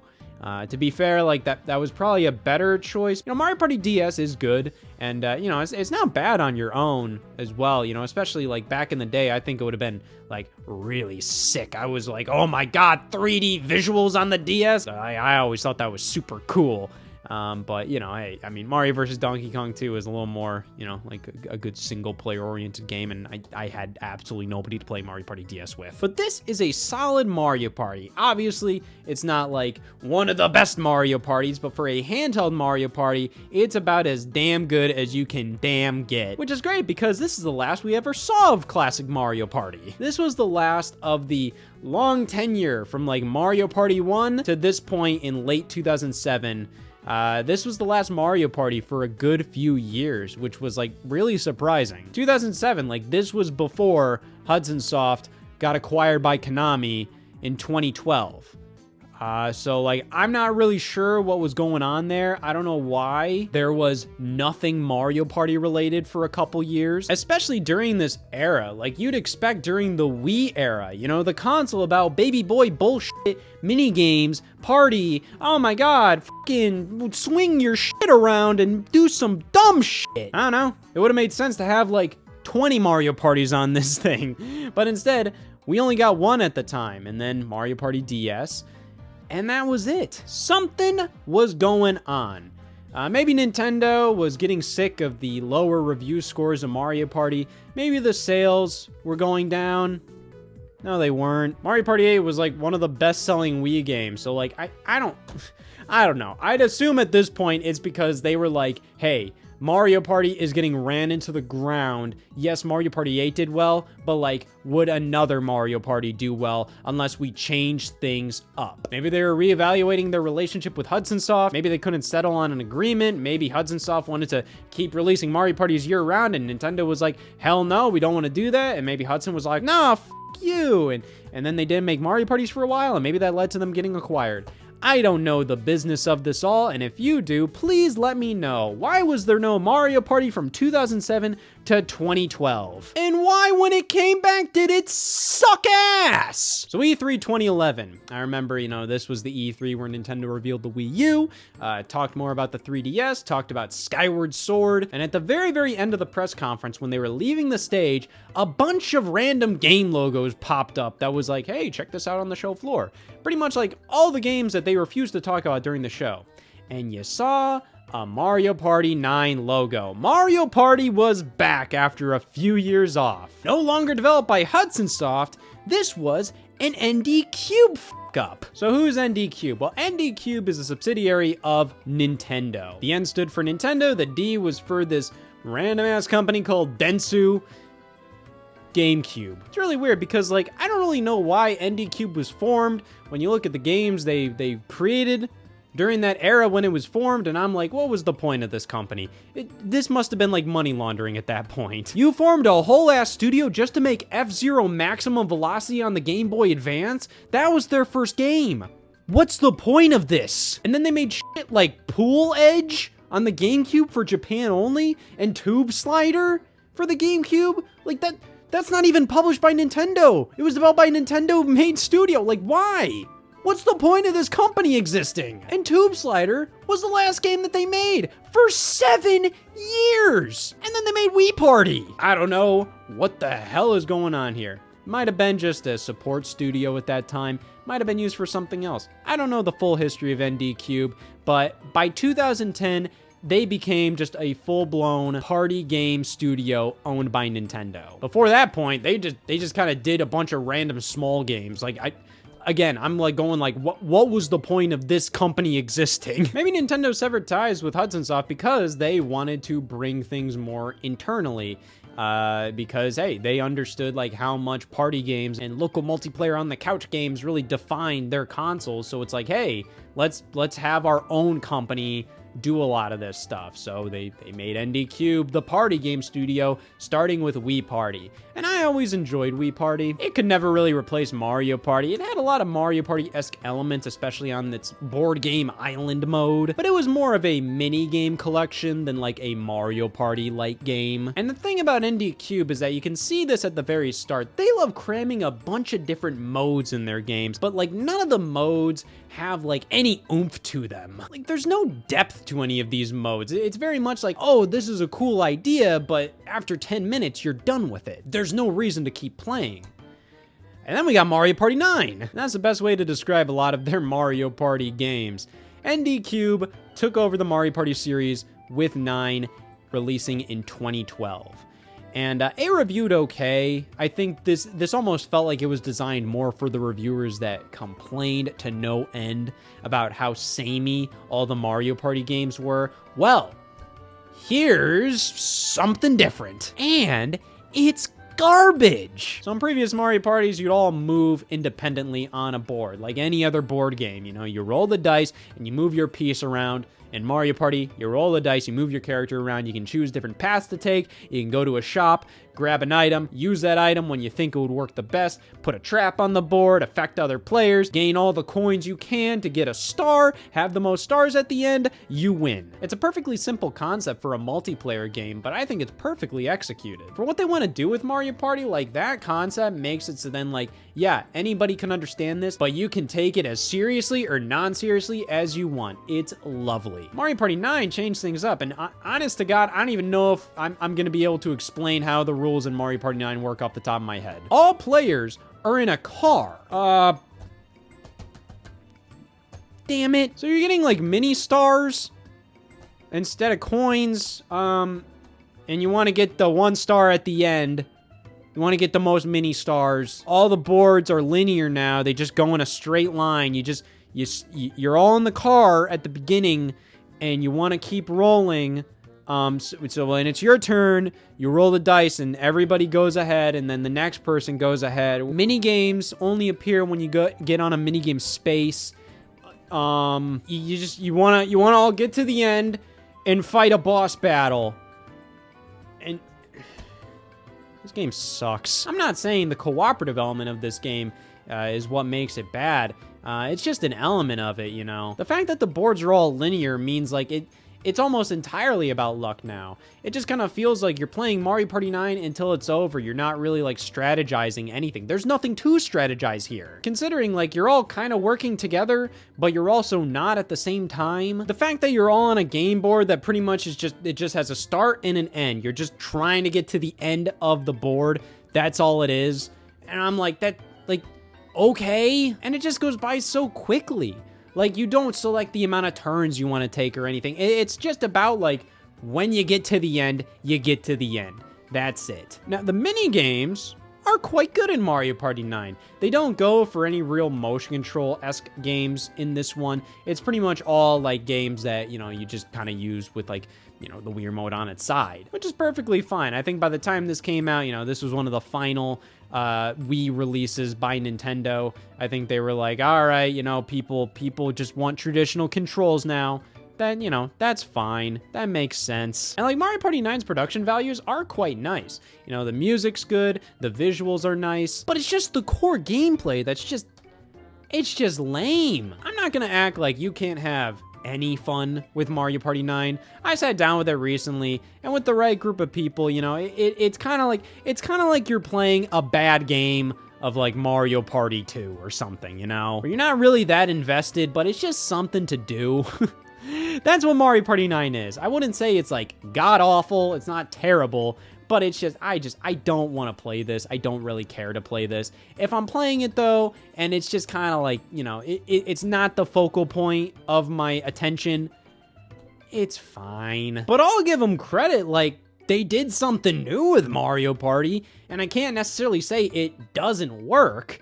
It's just not very fun. So, I mean, hey, good for you, ND Cube. It's obvious that you can make a video game. You know, it looks nice, it plays fine, but the concept that you have here is just not very fun. So it's just like, you know, whatever. First time making a Mario Party, I understand. First time back after a bit, they're a little rusty, I understand that. Mario Party 1 wasn't perfect for Hudson Soft, so, you know, obviously, what we're gonna get next, Success 2! Mario Party Island Tour on the 3DS. Yeah, so in 2013, we got Mario Party on the 3DS, also developed by ND Cube. This one kinda goes back to like the original Mario Party style, but like not really. It's pretty much like Mario Party 9, but without everybody in the same car. But the game boards are still like just a straight damn line, and it's miserable. I think it's almost worse just because like you see it right there. You can see like, oh my god, you're so close, just have an actual damn game board. At least Mario Party 9, like it was so much different. It's not as offensive. Mario Party Island Tour, you're like, you're almost there, buddy. But no, like this is a miserable game to play. The mini games are okay though. I think the most noteworthy thing about Mario Party Island Tour is the fact that it came out the same day as Mario 3D World and A Link Between Worlds. Choices, choices, choices. But that brings us to the 10th numbered entry in the Mario Party series on Wii U, announced at E3 2014 and releasing in 2015.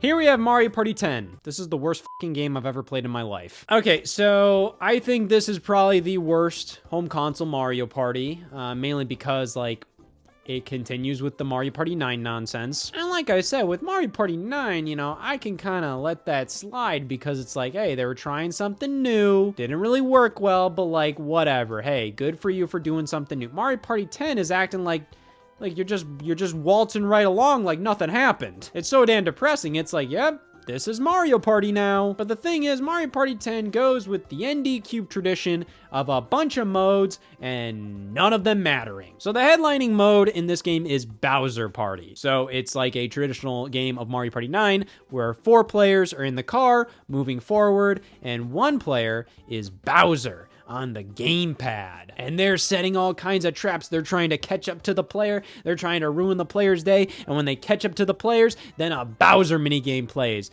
where the one player is dicking around on the gamepad and trying to ruin the other player's lunch. Honestly, this is a fantastic idea. It's very in line with what Mario Party's done in the past, like their 1 versus 3 mini games. This is pretty much it, but it's 1 versus 4. And they're doing it in a unique way where, you know, hey, the one player is on the gamepad. You get a completely different perspective, and it really does feel like, damn, I'm Bowser. I'm in control here. The problem is there's so few Bowser minigames and so few boards that are in Bowser Party. So there are 5 boards in total in Mario Party 10, which is very low. I don't think that's enough at all, especially when these are like fully linear game boards. They're really fucking boring. Every game is basically gonna feel like it's playing the exact same. It's not like you can go on different pathways or whatever. But out of those 5 boards, only 3 of them are playable in Bowser Party. And I'm just kind of wondering, like, what was going on here? Why isn't this entire game themed around Bowser Party?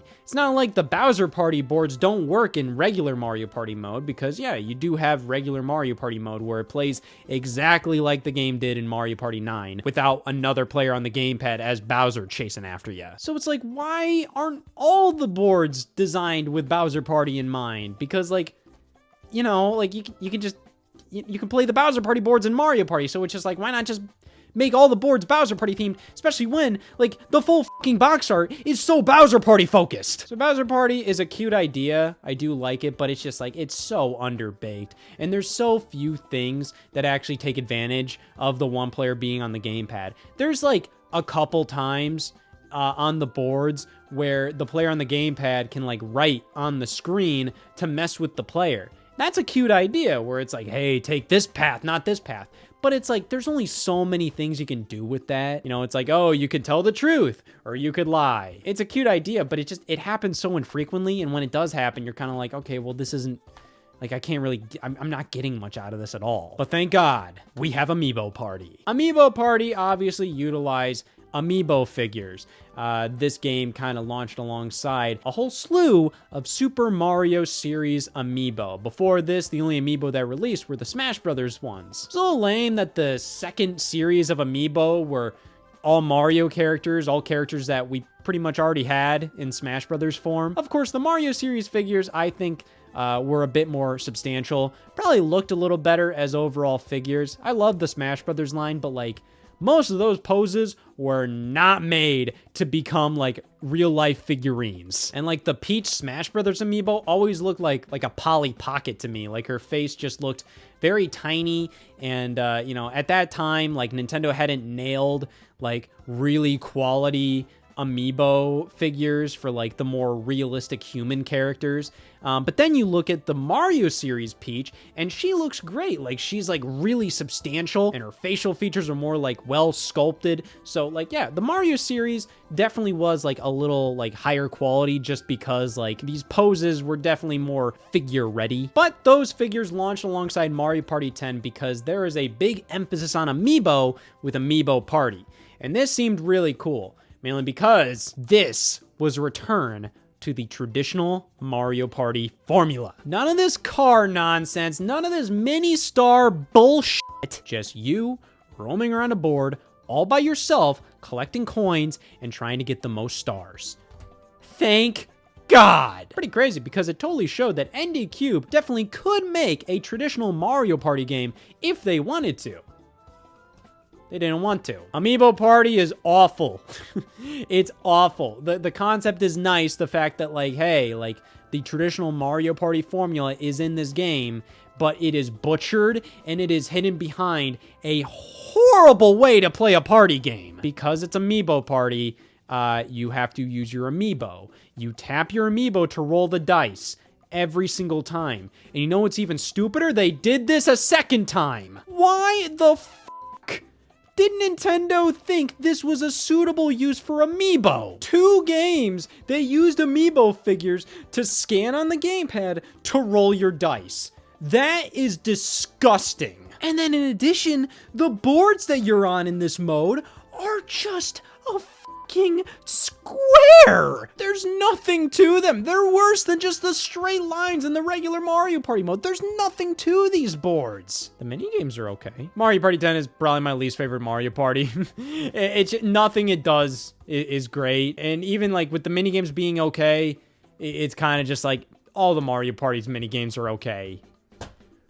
Good for you. Well, when Nintendo is at one of its lowest points, you can tell because a Mario Party game is their big holiday zinger. 2016 was a pretty rough year for Nintendo.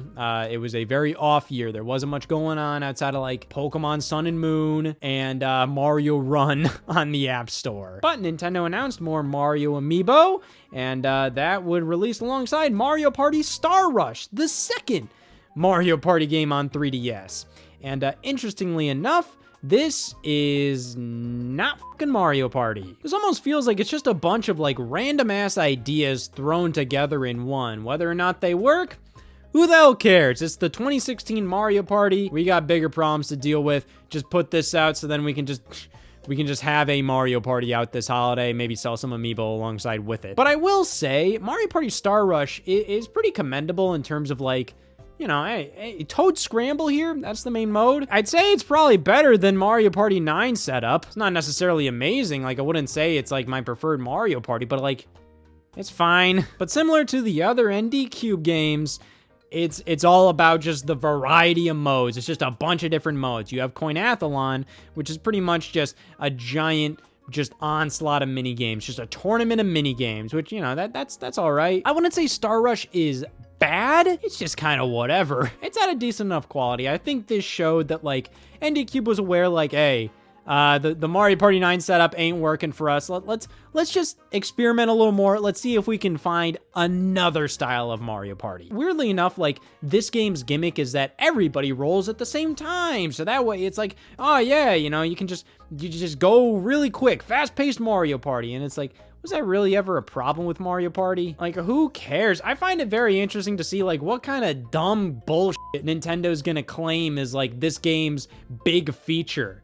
Oh, okay, let's have everybody roll at once. Like, I remember following, like, a lot of, like, the Nintendo YouTube channels or outlets or whatever at the time. And, like, I remember a lot of people saying, like, oh, thank God. Wow, that's so much nicer. I'm like, what? What are you talking about? Who cares? But yeah, Mario Party Star Rush. That one always just kind of felt like it was to get a game out. That's the thing, because 2016, once again, pretty barren year for Nintendo. But 2017 was just filled to the brim with stuff. And we still got a Mario Party. Oh, yes, we did. This was revealed in the September 2017 Nintendo Direct. This was all during, like, the Mario Odyssey big hype phase. Oh man, this game's gonna come out. It's gonna be so damn good. But after Mario Odyssey released, only like a week or so afterwards, we would get a brand new Mario Party for the 3DS. Ugh, why did this console get like 3 damn Mario Parties? And you know what's the worst thing? It's a Mario Party game that nobody wanted on the 3DS. It's Mario Party the Top 100. So the concept behind this game is that it's the top 100 mini games from Mario Party past. And this came out in November of 2017. And, yeah, so this potentially is the worst Mario Party, but I'm not really sure. Very obviously, this released at the tail end of the 3DS's life when they were mainly putting out games that were a lot easier to kind of whip together. A lot of games that use, like, previous assets, remakes, re-releases, ports, all that stuff. Luigi's Mansion on the 3DS, the Mario and Luigi remakes, Pokemon Ultra Sun and Ultra Moon. It was all about, hey, let's take pre-existing content and let's make a new 3DS game based out of that. And what they came up with Mario Party was honestly like an amazing idea. Hey, let's compile old Mario Party mini games and let's make like a giant collection of the best 100. This is an outstanding idea, and it was just so damn depressing that it was on the 3DS because everybody wanted this game on Switch. And then when we saw this game release, it's very obvious why it wasn't on Switch, because nobody gave a fuck about making this game. When they say it's Mario Party the Top 100, that's all it is. It's just 100 mini games. There's nothing else to it. And it really does show you, like, why a Mario Party game needs just something other than mini games. You need that game board. And this game does have a game board, but it's like a super generic one with the mechanics from Mario Party Star Rush. And it's like, Star Rush was fine, but like, I don't want this. And on top of that, I don't want to play this on the 3DS. I want to sit at my TV. I want to play with a controller. Mario Party the Top 100 is just a total like filler title. It's just a total excuse to just fart out another Mario game for the 3DS, kind of with a unique premise. I think it's really cool and cute to see these classic mini games remade on the 3DS. That is pretty neat. And just the idea of like, hey, I have the 100 best Mario Party mini games right here. Like, that's kind of cute. Of course, I think a lot of people will agree this being the top 100 is kind of severely up for debate. Kind of felt more so like maybe like 50 games that like everybody knew from Mario Party history. Then the other 50 were like just easy to put on here. But yeah, this game is just a total like just fart it out, just get something out, use pre-existing content, get a Mario Party game out here. It's literally just 100 mini games and nothing else. This is pretty worthless. As like a concept, it's cute, but like it barely even feels like I'm holding anything here. This feels genuinely worthless. Rough time for Mario Party. It kind of felt like this was what the reviewers back during the GameCube era acted like Mario Party was, but in real life now. Like Mario Party was genuinely just being milked and just being put out just to put something out, rather than like putting out something because like, hey, let's make a good, fun party game. None of these Mario Party games necessarily felt like that, especially the ones on the 3DS. They really just kind of felt like games to release for the sake of releasing games. Mario Party 9 wasn't good, and Mario Party 10 was even worse. The constant releases on 3DS just to put out games with Mario on the cover. This was a bad era for Mario Party. However, at E3 2018, everything seemed to be turning around. And that ended up being me turning around and walking out of the fucking door. This game. Super Mario Party. In reality, it's okay. Super Mario Party was kind of presented as if it was a return to form for the franchise. You took a look at the boards on display, you know, the core board game mode of Super Mario Party, and it looked like, wow, this is back to how traditional Mario Party worked. No more car. Everybody was moving on their own. The game looks fantastic. The music is incredible. There's so many playable characters. There's so many extra modes in the game. And just the fact that they call it Super Mario Party, like they're really trying to push that this is almost like a soft reboot for Mario Party. You can even see it in the opening cutscene. The opening cutscene is directly referencing Mario Party 1. Some really cool stuff. And when we finally got this game, goddamn, it was pretty damn disappointing. There's a lot wrong with Super Mario Party. I respect it for being a quality party game. You can still have fun with Super Mario Party. It is leagues above any of the trash that released from Mario Party 9 onwards. But I think it's still kind of near the bottom of the totem pole. It is around the Mario Party 1, Mario Party 8 region. Probably worse than those games. I would prefer playing Mario Party 1 or Mario Party 8 to Super Mario Party. But hey, we're out of the sludge. So what's the problem with Super Mario Party? Well, the boards are not good. They're way too basic. They're very small and they're grid-based. Like it's like there's not much to them. There's barely any branching paths. They feel very much like Mario Party 1 boards, but even more simplified than that. And in addition, the game's economy is all kind of fucked up. The price of a star is way too low in the game, so it's way too easy. Nothing really feels like it matters in this game. No, like I don't give a shit what happens here. I kind of feel like if I want a star, I can very easily get a star. In the other Mario Party games, like you really gotta fight sometimes to get a star. And the fact that there's only 4 boards in the game is miserable. That is ridiculous. They also do a lot of dumb things, like the fact that the only way you can play this game is with a Joy-Con by itself on its side. Why? I understand you want to do a lot of motion control hoo-ha, but it's like, come on, guys. This isn't Pro Controller compatible. You can't play this game in handheld mode. It's one of the few Nintendo Switch games that you can't play in handheld mode. And all this other stuff that they added to the game, like this game has a ton of modes, a ton of extra stuff to do in it. And it almost feels like there's barely any boards in the game because it's like, oh, well, we'll make up for it with all this extra mode stuff. It's ND Cube's problem, man. All these extra modes, like, they have some cute ideas, like the river survival mode, where you're all working together to go down a river, and then you bump into these balloons to play minigames. It all works really well. Problem is, there's only like 10 minigames in river survival, and you get the gist of it the first time you're done. Like, you're not gonna play that mode again. And all the other modes are like worthless. There's that old rhythm game mode. Who cares, man? I'm not gonna act like Super Mario Party is a bad game or anything. I do think calling it a bad game is taking things a bit far. It's just average. It's a mediocre game. But I think it is something where if you sit down with some friends, you can have a decent time with it. It's a far cry from the glory days of Mario Party, but it's also a far cry from the dark era of Mario Party. And that is what's important. It's right down the middle. It's not good, but it's not bad. And hey, you know what's really cool about this one? You can play it online. At the time, that was absolutely fucking worthless. You can only play like a select number of mini games online, which was stupid. Didn't even work very well. And it's just like why? Why would I want to play one of 10 mini games online? That sucks. But a couple years later down the line, in like 2021, they announced full online play for this game. The first time a Mario Party game ever had full online multiplayer. You can play the full boards with people online. That was a massive deal, and it came like 3 years after people stopped caring about this game. At least when it came to kind of the core audience, I guess. You know, casual people kept buying this game. This is one of the best-selling Switch games. That's miserable. But you know what? Super Mario Party, step in the right direction. And you know what? All great tragedies need a redemption arc. It was a happy ending after all. Mario Party Superstars.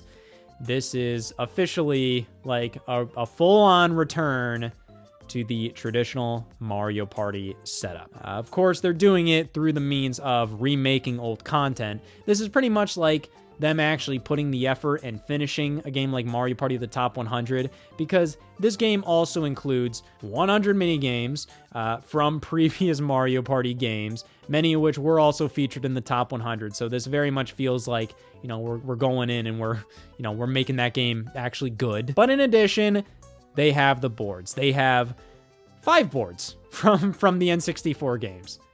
That's really lame. I think 5 boards should be like bare minimum for a Mario Party. And even then, I'm being extremely generous there. I think it should probably be closer to like 6 boards. But even then, the fact that these are all remakes makes the sheer lack of boards that much more like, come on, guys. Like, how much did you really have to do here? Like, you couldn't have done a couple more? There's 2 boards for Mario Party 1, 2 boards for Mario Party 2, 1 board for Mario Party 3, and Mario Party 3 has some great boards in it. Like, what gives? But yeah, I think this shows that ND Cube, they can do good.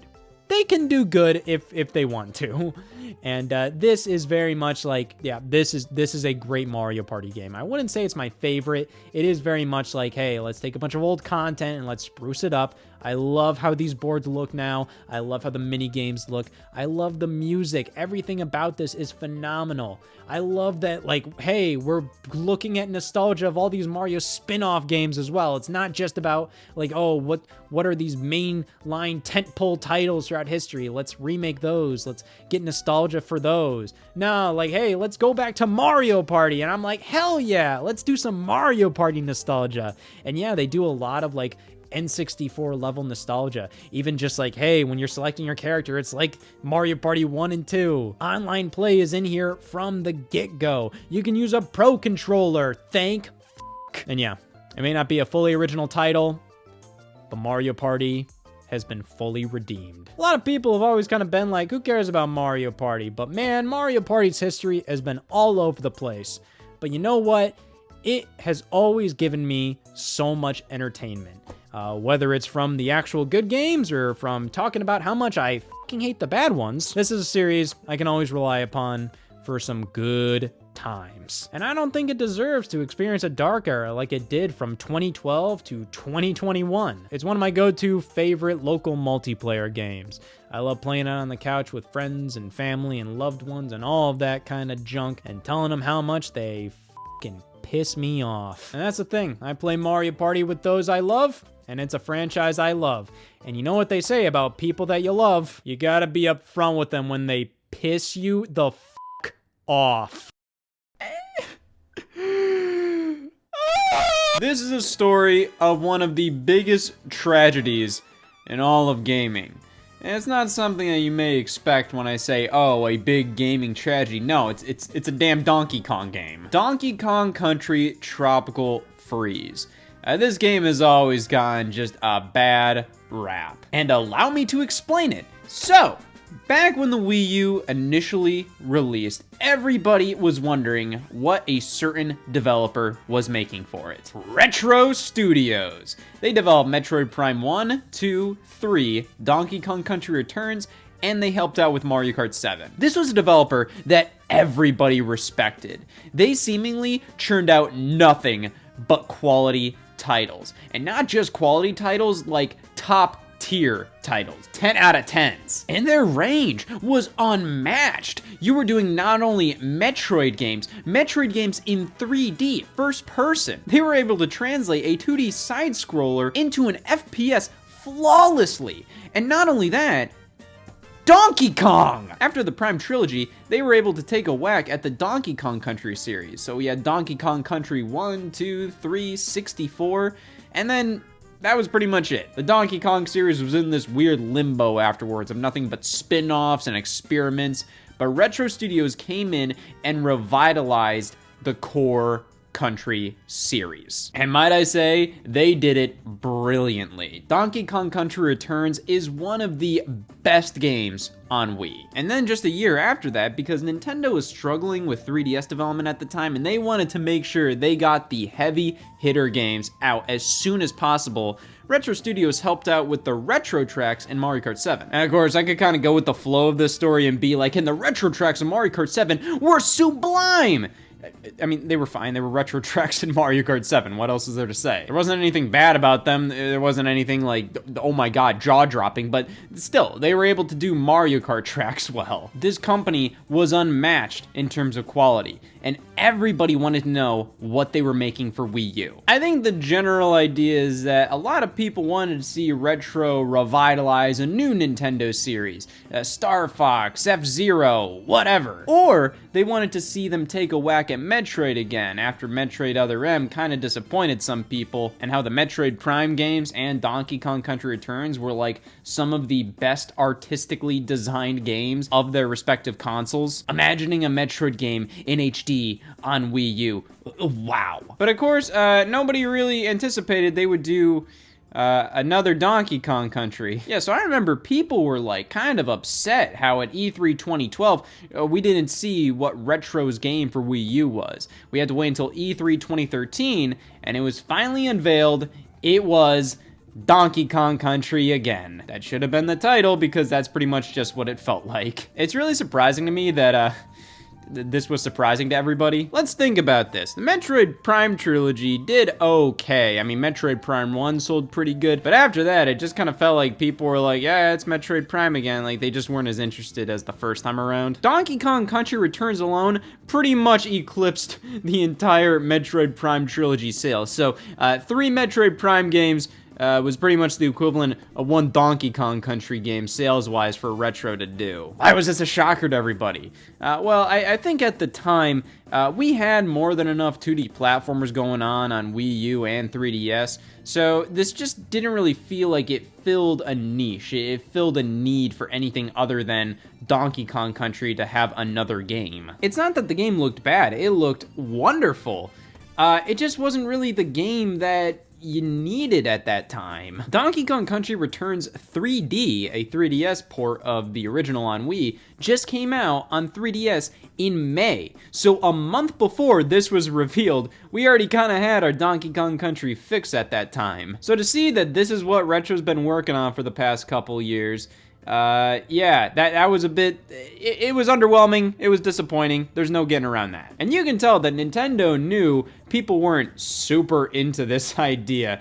I remember they posted a YouTube video on their channel where Reggie is talking to one of the heads at Retro Studios, and he's just like, hey, now a lot of people are just wondering, why another Donkey Kong? And the guy from Retro Studios is just like, well, you know, we had unfinished business with the ape. And that was it. That was all it was. It's just like, hey, we want to do more Donkey Kong Country games. You know what?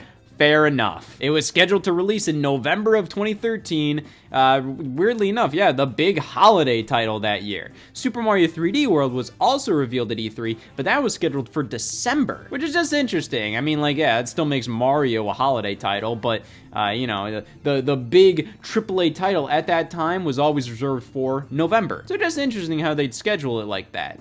But it wouldn't be scheduled like that for long. Nintendo announced the Wii U's price drop in August of 2013, and along with that, they showed off the new slate of release dates for their titles. And Mario 3D World and Donkey Kong swapped places. So Donkey Kong was then coming out in December, and it was also revealed that Donkey Kong would be retailing for only $50 instead of $60. Why that is, I'm not sure. Nintendo actually priced a lot of their games during the Wii U era at $50, which, yeah, it's something I didn't really notice at the time, but yeah, a fair amount of their games were $49.99. I'm not really sure why, because there's nothing necessarily about this game that doesn't scream, I'm not worth $60. But whatever. Shortly after that, Nintendo then announced that this release date was a lie. It was delayed. February 2014. Yeah, 2 release date changes. That shows a lot of confidence. Turned out that the game was pretty much done. It was ready for a 2013 release, though they pushed it to February, mainly for scheduling purposes. And when you look at Nintendo's Wii U lineup for the first half of 2014, it's pretty obvious why they did that. They had nothing. They had nothing until Mario Kart 8 in May of 2014. So yeah, push Donkey Kong to February. That makes sense. However, there was still more to reveal about the game. Most notably, a 4th playable character. At E3 2013, they revealed that not only was Donkey Kong and Diddy Kong in the game, but Dixie Kong as well. But they also said, hey, there's a 4th character. Originally, they showed off the box art for this game, and it only showed these 3 characters. However, online retailers were updated later down the line, and it showed Cranky Kong right there, implying, hey, Cranky Kong is probably the last playable character in this game, which was really cool. Dixie Kong was already playable in the older Donkey Kong Country games, but Cranky Kong was an entirely new beast. Just a cool concept to have him playable, as he is, lore-wise, the original Donkey Kong from the arcade games. You know, the whole Kong family is just so interesting. Right? So that was pretty cool to learn, but that was still a leak. So eventually Nintendo had to spill the beans themselves. And there was a December 2013 Nintendo Direct. That would have been a great time to show it off. But they had the VGX Awards going on. This was kind of in that weird middle ground between the VGAs on Spike TV and the Game Awards as we know them now. Like, I believe this wasn't televised. It was online, but it was still kind of using that VGA-esque branding, though it was called VGX. For whatever reason. And this award show was like the most awkward it's ever been. Budget cuts beyond belief. It was just Joel McHale and Jeff Keighley standing in like a studio, just speaking to an audience of like 10 members and just revealing certain awards. It was very odd. But Nintendo was slated to appear there to show off something big. They had to clarify later on that, like, oh, Reggie's gonna pop by to show a new look at a previously announced Wii U game. And pretty much like every single bit of news that came out about this just lowered it more and more in terms of excitement. Reggie appears wearing a Metroid pin, of all things, right? When everybody's like, oh yeah, where's Metroid? At E3 2013, people were asking, where's Metroid? I don't want Donkey Kong, I want Metroid. So Reggie wears a goddamn Metroid pin when he's there to show off a fucking old-ass monkey in Donkey Kong. Yeah, so Nintendo's big reveal or big showcase at the Game Awards, the VGX this year, was Cranky Kong as a playable character in Donkey Kong Country Tropical Freeze.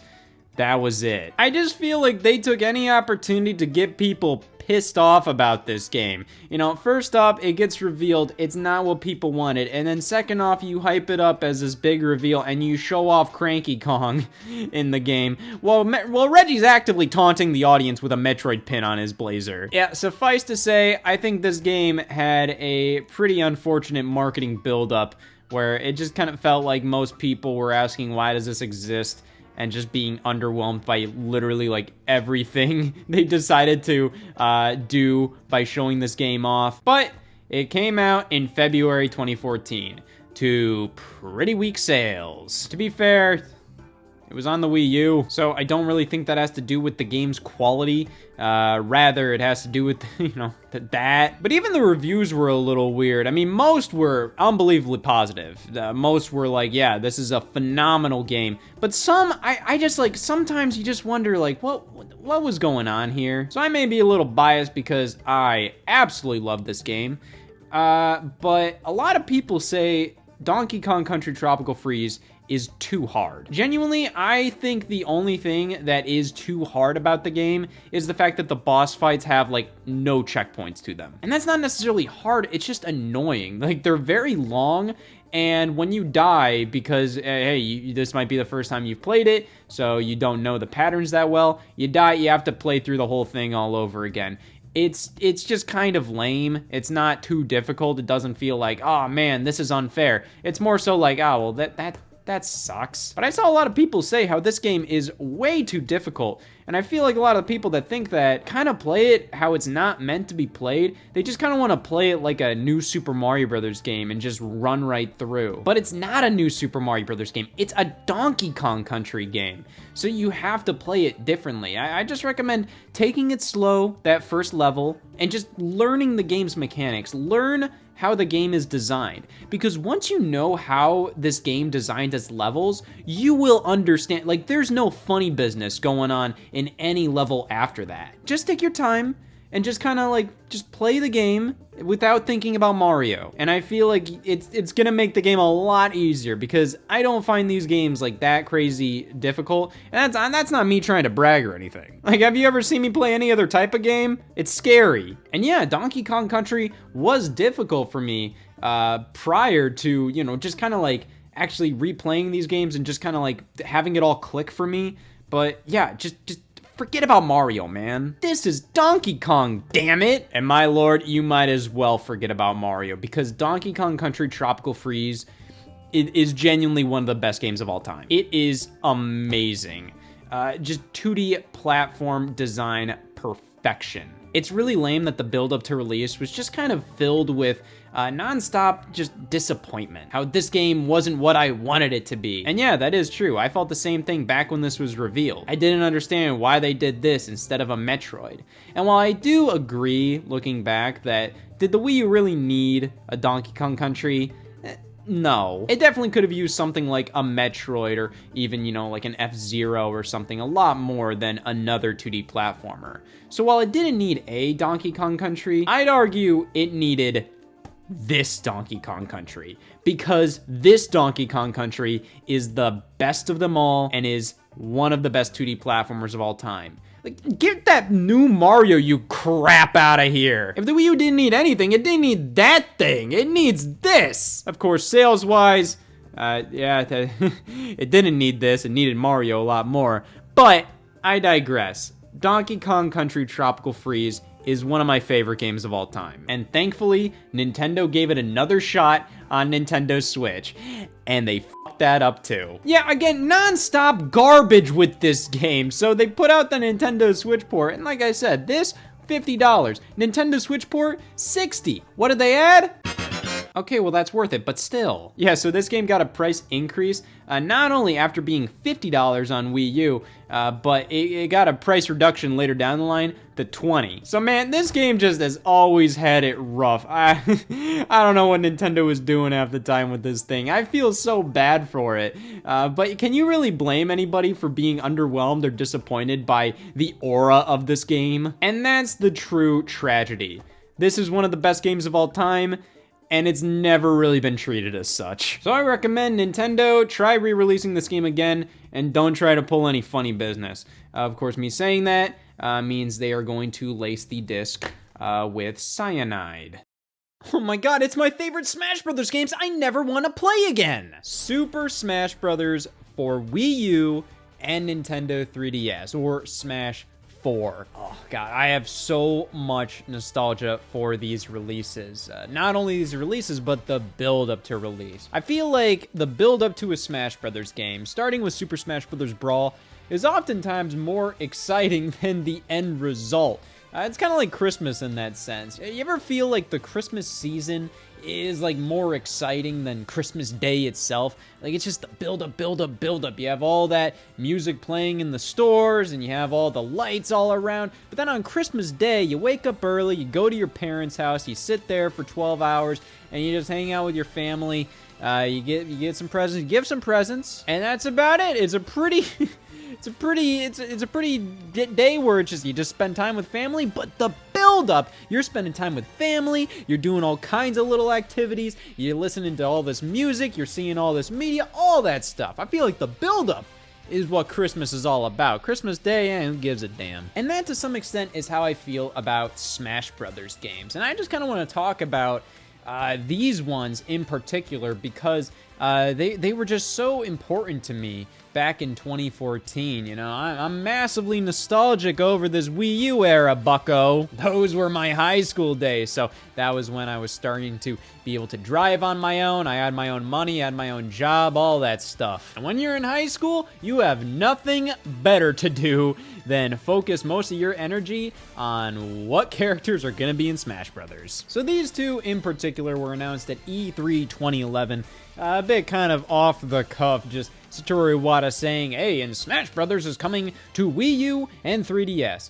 And I think it's pretty crazy because I think the main takeaway from that announcement was how it was coming to Wii U. But, you know, like, I don't think it registered for a lot of people how, yeah, they announced Smash Brothers is coming to the 3DS, which I think was far bigger news. I mean, back when I was playing Super Smash Bros. Brawl, I was just dreaming of being able to play that game on my Nintendo DS. I thought it was more than possible. I mean, like the DS, you had stuff like Super Mario 64 DS, and I remember back in the day seeing that fake leak for Super Mario Galaxy DS floating around on YouTube, and that looked damn real back then. I mean, it's still impressive today, but back then on like low quality ass YouTube, like yeah, it looked completely official. So for my little 2008 mind, I felt like there was no reason why Smash Brothers shouldn't work on a handheld.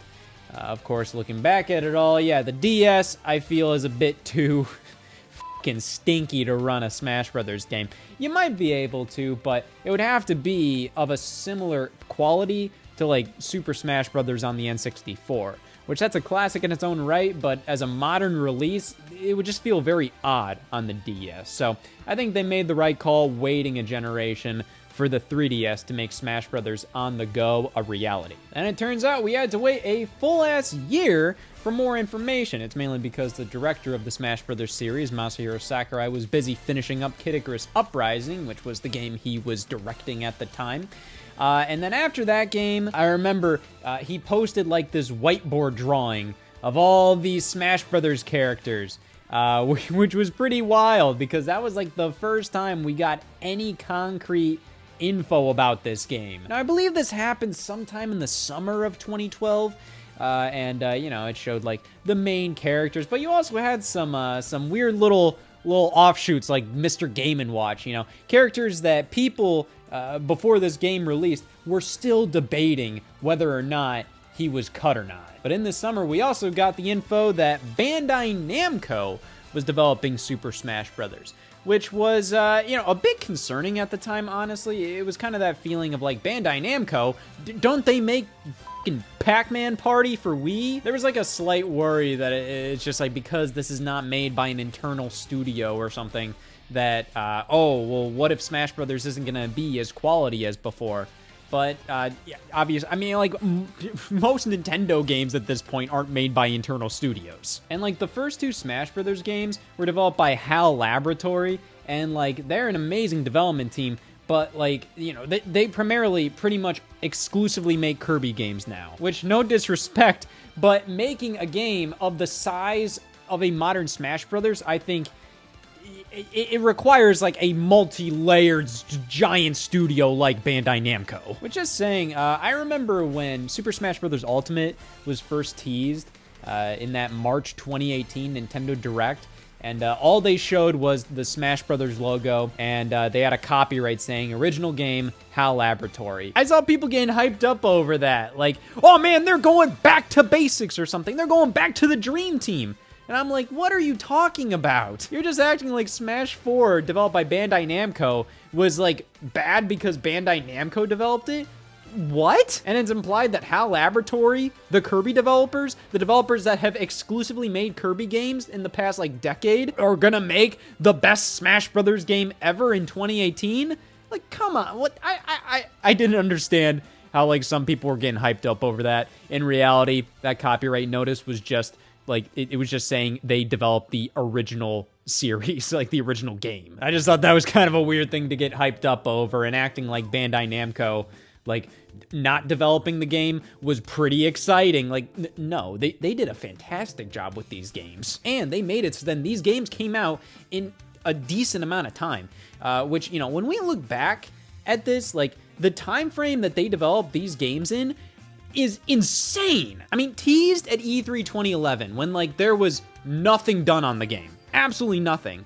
And then formally announced that Bandai Namco would be developing the game in 2012. So like that's when you kind of start the game. And then exactly 1 year later at E3 2013, we got full trailer, full gameplay, and then a year later it releases. And like I remember back then, like people were complaining about the wait for Smash Brothers, like acting like we've been waiting for so long for Smash Brothers, when like nowadays like there are dozens of games that got announced like 4 years ago that we still haven't seen anything from. But whatever. It was announced that Bandai Namco would be developing the game, and then we had to wait another year until E3 2013, when the game was formally unveiled as Super Smash Bros. For Wii U and Super Smash Bros. For Nintendo 3DS. Not temporary titles, they sure do sound like it, but it was clarified later that when they showed these titles, you know, in the trailer afterwards, they said, yep, those are the full titles, which is just kind of goofy. I mean, like, I get it, because this is a very unique Smash Brothers experience. These are kind of the same games, but not at the same time. Games with the same gameplay, the same characters, the same movesets, all of that stuff, but the stages are different. Or at least some of them are shared, but most of them are different across both games. Different modes, some different aesthetics.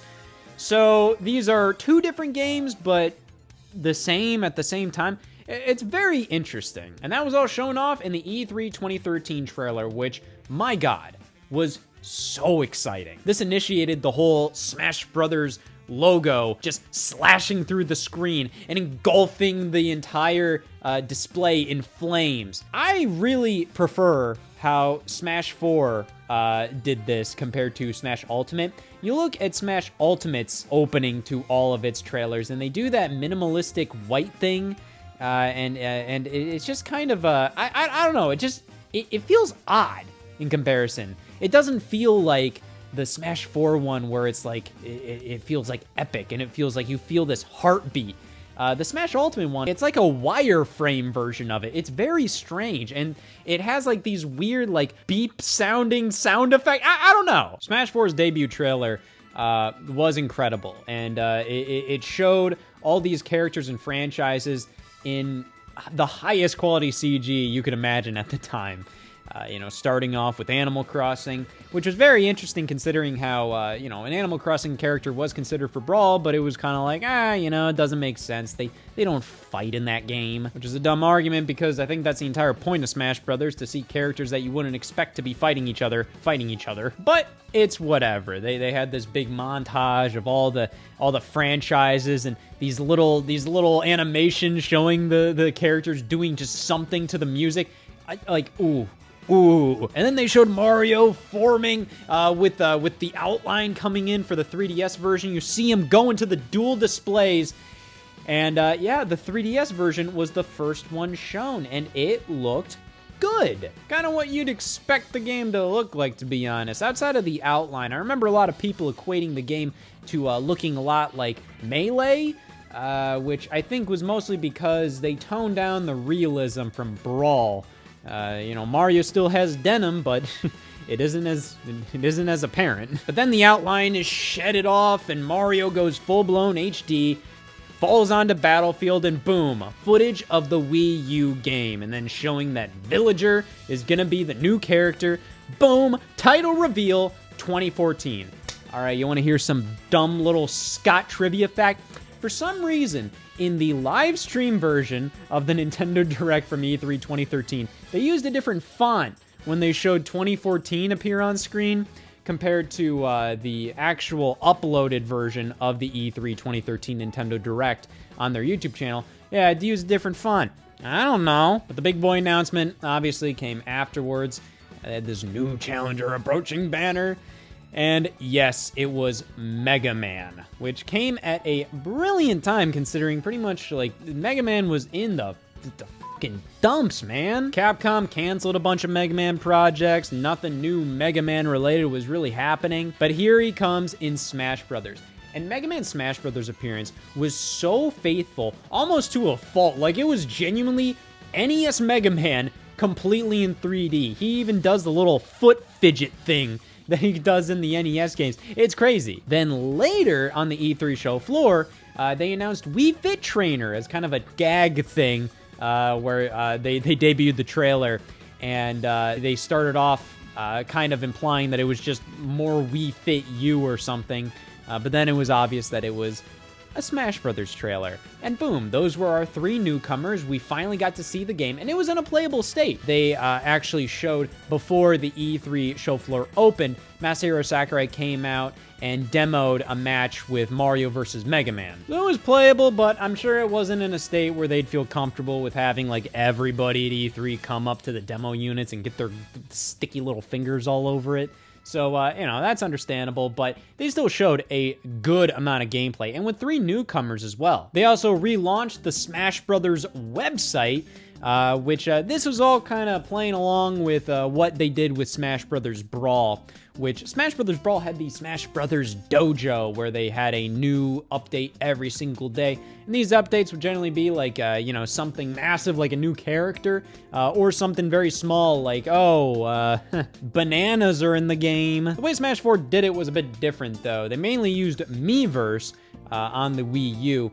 And Sakurai would post an update where it's the photo of the day, where he would just post a photo. And many times these photos would reveal nothing. They would just be silly little screenshots, but many times I'd actually reveal something like a new item, a returning item, a new assist trophy, and oftentimes we'd get a returning character. And this is what I loved about the Smash 4 build up to launch. Smash Ultimate is obviously an amazing game, and it was so exciting at E3 2018 to see that all the characters were coming back. I would never want to take that away from that moment. However, it's just, it's different stuff, man. You know, like, I love the build up here and I love the build up to Smash Ultimate, but they were different, you know, and for good reasons. I'm not saying that Smash Ultimate needed to be like this. It was just so fun to speculate on which characters would get cut, because that was an element of Smash Brothers, you know, characters were cut from Melee to Brawl. So you were kind of expecting, like, which characters are going to get cut from Brawl to Wii U. And not only that, but the big thing was, who are the new characters?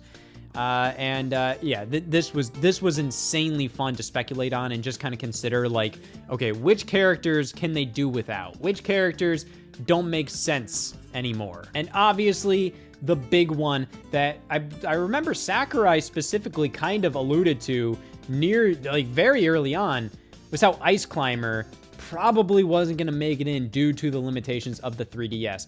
But not only that, but I feel like it potentially had to do with a bit of 8-player Smash in the Wii U game. I don't think entirely, but, you know, when 8-player Smash is enabled in the Wii U game, you can't do it on certain stages. It's been shown that the character models in 8-player Smash have less bones in them. Like, Wii Fit Trainer has less bones in her thumb. Like, so they kind of have to downgrade elements to get this to run 8 players.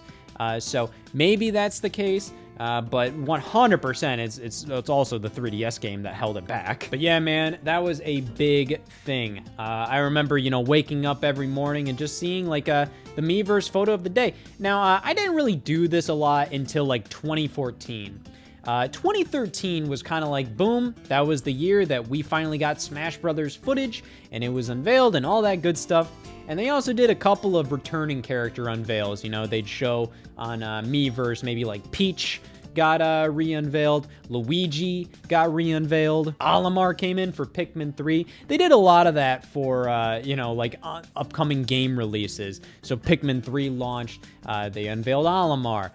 The Year of Luigi. Let's celebrate Year of Luigi. Luigi was announced. Donkey Kong Country Tropical Freeze released. Diddy Kong's coming back. But for the most part, throughout 2013, Smash Brothers stayed relatively quiet. It was kind of like every now and then we'd see like, oh, that's a new stage, or that's a returning stage, or oh, maybe a new item here and there. It wasn't until December of 2013 when we got our first new character reveal, which was Rosalina and Luma. That was a bit surprising. I found that Rosalina was a bit of a love it or hate it character inclusion, mainly because it feels like the Mario franchise had all the characters you really needed. You had the core group there. You had Mario, Luigi, Peach, and Bowser. That's all you need. Those are the necessary ones. Anything outside of that is a bit superfluous. It's kind of like, oh, well, that's cool. But, you know, like you look at all the other franchises in Smash Brothers and you kind of think like, okay, maybe they could deserve a rep more. But at the end of the day, Rosalina is an incredibly unique character. And I think her inclusion was very worthwhile. But at the same time, you know, it did kind of feel like, oh man, you know, like, what about the other characters? But god damn it, they proved me wrong. February 2014, fucking Little Mac got revealed. Now this was my most wanted character at the time. I was so happy to see Little Mac. I remember I watched this reveal when I was in the bathroom at my job. I was cleaning the bathrooms and the Nintendo Direct was going on while I was on my shift. And I just played it while I was in the bathroom and I saw Little Mac. That was pretty cool. And they messed around with different art styles in these reveal trailers. That's the thing. Brawl had unique reveal trailers for some characters, specifically Snake and Sonic. Those were the two ones that got unique trailers. Other than that, for the most part, these characters, the new characters in Brawl, kind of just got new updates on the website. This time for Smash Brothers Wii U and 3DS, they did full-blown CGI reveal trailers. It was amazing. But that all came at a price. See, they decided to invest in the CGI trailers instead of story mode. I believe at E3 2013 or around there, it was announced, or Sakurai specifically said, there wouldn't be a story mode single-player campaign in these games, mainly because people uploaded the cutscenes from the Subspace Emissary in Brawl online, and that took a lot of the oomph out of them. I'm sorry, that's kind of stupid. I understand, like, that's kind of disappointing, but it's also like people are enjoying the cutscenes regardless. And, you know, if the cutscenes are the only reason to play Subspace Emissary, I think that's more of a problem with Subspace Emissary. This game obviously doesn't need a story mode or major cutscenes, but it was definitely pretty disappointing. But man, it was all building up to that Smash Brothers specific Direct in April of 2014. Now, at the time, I was incredibly excited for this, and I thought it was an incredible Direct, though, to be fair, a lot of it was a bit more technical than I think I was used to Nintendo Directs being. The Smash Brothers Direct really focused on just a bunch of more technical things, and we didn't get a ton of character reveals in it. We got an end reveal of Greninja, which everybody assumed was Mewtwo, just from the first few frames of the silhouette of Greninja. And there was a couple other things. There's a lot of things to chew on in this Direct when it came to speculation. So one of the major things was how characters could no longer transform. So something like Sheik and Zelda, they were two separate characters. Characters like Zero Suit Samus and Samus, two separate characters. So they unveiled those guys in the Nintendo Direct. They unveiled Yoshi. Huge surprise there, he's in the game. And because of getting rid of character transformations, they unveiled Charizard by himself in the Greninja trailer. Which these Smash 4 trailers introduced these like little pun taglines whenever a new character would get unveiled. Charizard, blah, blah, blah, blah, blah, comes in the game. Which is weird. There are a couple of random little like things where it's like, hey, you know, this is reserved for new characters only, unless we say so. So Charizard was like the first old character to get like the little character reveal splash screen. And I guess it's because he's never had his own spot on the character select screen. But yeah, he was in Smash Brothers Brawl as a part of the Pokemon trainer. They also did character splash screens for returning characters as DLC. So, you know, later down the line, after these games released, when they started doing DLC and bringing back some characters that weren't in the base game, you got that for Mewtwo, you got that for Lucas, you got that for Roy. You know, just kind of interesting to see how Smash Brothers sometimes breaks its own rules that never existed to begin with, but still. Though, oh man, I forgot how in the Nintendo Direct, they did have character splash screens for the returning fighters like Yoshi and Zero Suit Samus and all of that, but they were just still images, you know, they didn't get like full-blown reveal trailers or whatever. So yeah, just a lot to chew on here. Even for people that wanted to look into things a little too deep, there was like a specific cloud in the Greninja trailer. When Greninja jumped off of the tree branch, there was a cloud that looked like Pac-Man, and everybody was like, hey, it's Bandai Namco. Pac-Man's gotta be in the game. Yeah, Pac-Man was definitely like the go-to third-party rep. I mean, like, hey, you got Mega Man, Sonic, Pac-Man is the main one that makes sense here, 100%. I find it crazy that people didn't consider him. They were kind of like, no, it's probably not Pac-Man. They'll probably do a Tekken guy. Sure, they eventually did a Tekken guy in Smash Ultimate, but that's like years later, man. Pac-Man's the one you have to do. And it's absurd to me that Sakurai didn't even think Pac-Man was viable when Miyamoto wanted Pac-Man in Smash Bros. Brawl. He was like, that doesn't make any sense to me. I'm like, you designed Mr. Game & Watch! Leading up to E3, hype was at an all-time high. I mean, like, this was when the Miiverse photos of the day actually started to reveal, like, legitimate new information we hadn't seen before. You know, like, oh man, there was so many more new items getting revealed, so many returning characters coming back, a lot of surprising ones. I wasn't expecting Ike to come back. I was expecting Ike to get replaced with a character from Fire Emblem Awakening, like Chrom. I think a lot of people thought that. Same with Lucario. Lucario came back. These characters kind of felt like flavor of the month picks, you know, like they replaced, you know, it was kind of seen that Lucario replaced Mewtwo, Ike replaced Roy, all from Melee. But as it turns out, it feels like these were just brand new characters and they weren't supposed to be just flavor of the month kind of dealios, you know? The fact that they were brought over to subsequent games shows that, no, they were always much more than that. So that was pretty interesting. Now, this was when leaks were really starting to run rampant, and they were really interesting to just kind of look into and just kind of think about, you know, like, oh man, what makes sense? What doesn't make sense? And one of the big ones going into E3 was the Gamatsu leak. This was a big boy one.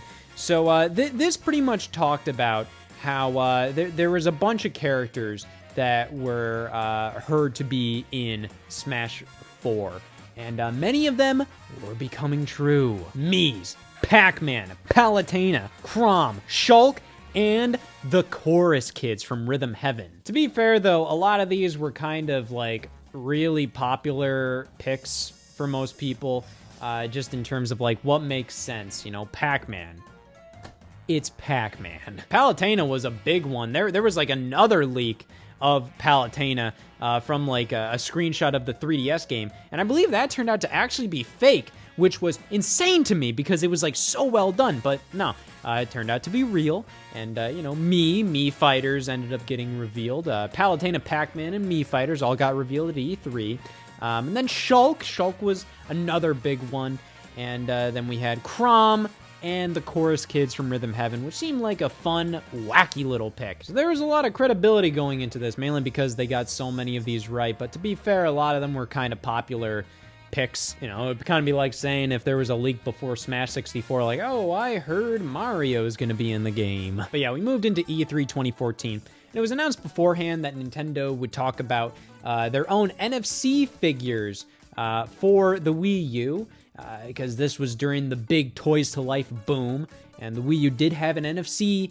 reader on it, so it only made sense. And yeah, they fully unveiled Amiibo alongside Smash Brothers for Wii U and the Mii Fighters. The Mii Fighters got an interesting trailer because this was like the only one that wasn't really CGI. It was Reggie and Iwata duking it out, which was incredible. This is like one of my favorite E3s of all time, mainly because it just had announcement after announcement after announcement.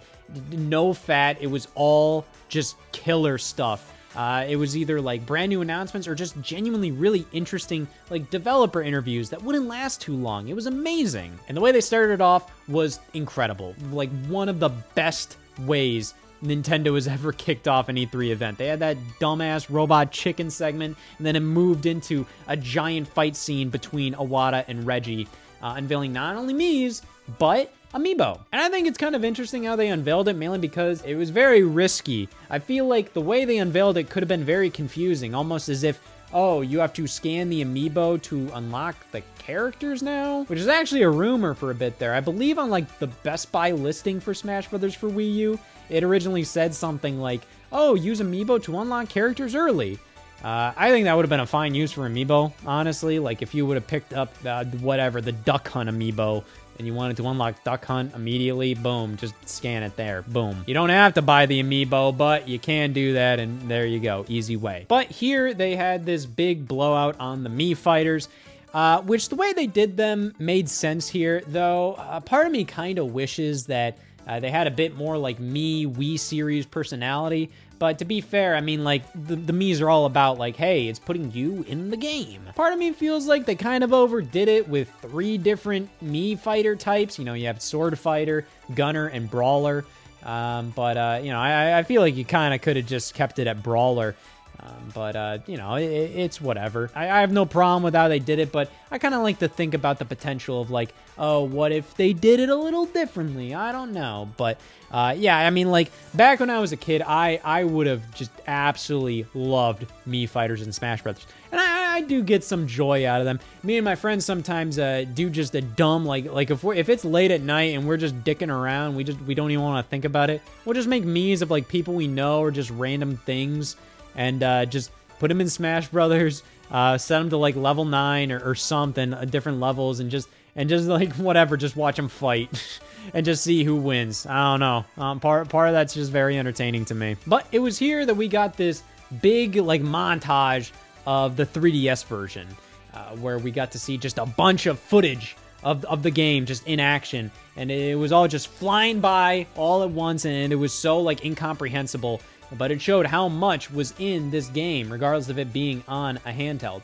This is where we got the full-blown release date, which was alluded to in the April Direct. Now, that's where they said Smash Brothers for 3DS is coming out in summer, which made no goddamn sense. Summer and winter of 2014. I almost kind of felt like, oh, these games are going to come out simultaneously. No, the way they did it made more sense. Because Smash for 3DS is incredible, but it's still like it's not as fully featured as the Wii U game. So this is kind of like the appetizer course, where it works on its own. But you know, you buy this, and then like a month or 2 later, you get this. But yeah, at E3, they announced it was October 3rd, baby. That's not summer, everybody said. To be fair, in Japan, it launched in like early to mid-September, right before the official end of summer. So I guess they stuck true to their word. But later in the E3 Direct, they ended it with the reveal of Palutena. I think that was kind of a weird choice for the end of the E3 Direct. Mainly because like it's not like a bad announcement, but it's just, you know, Palutena is not as much of like a heavy-hitting character as like a Pac-Man, which they unveiled behind closed doors. They had this developer roundtable with Masahiro Sakurai, and I remember seeing updates on Twitter as it was happening, where it was like, it's just like Masahiro Sakurai has appeared on stage. Okay, Pac-Man's in the game. Okay. And that was it. I remember people saying like, oh yeah, his design is based off of Pac-Land. I'm like, what the hell does that mean? Yeah, apparently like they mainly based his design off of the arcade game Pac-Land.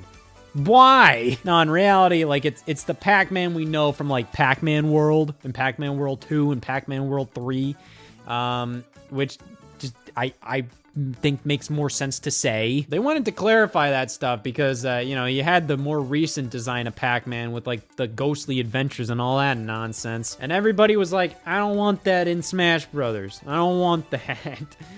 And I'm like, fair enough. I think Smash Brothers did a good job of kind of taking that design and being like, no, don't do that anymore. Bring back the original Pac-Man design, because the Pac-Man World design, there's nothing wrong with it. It works great.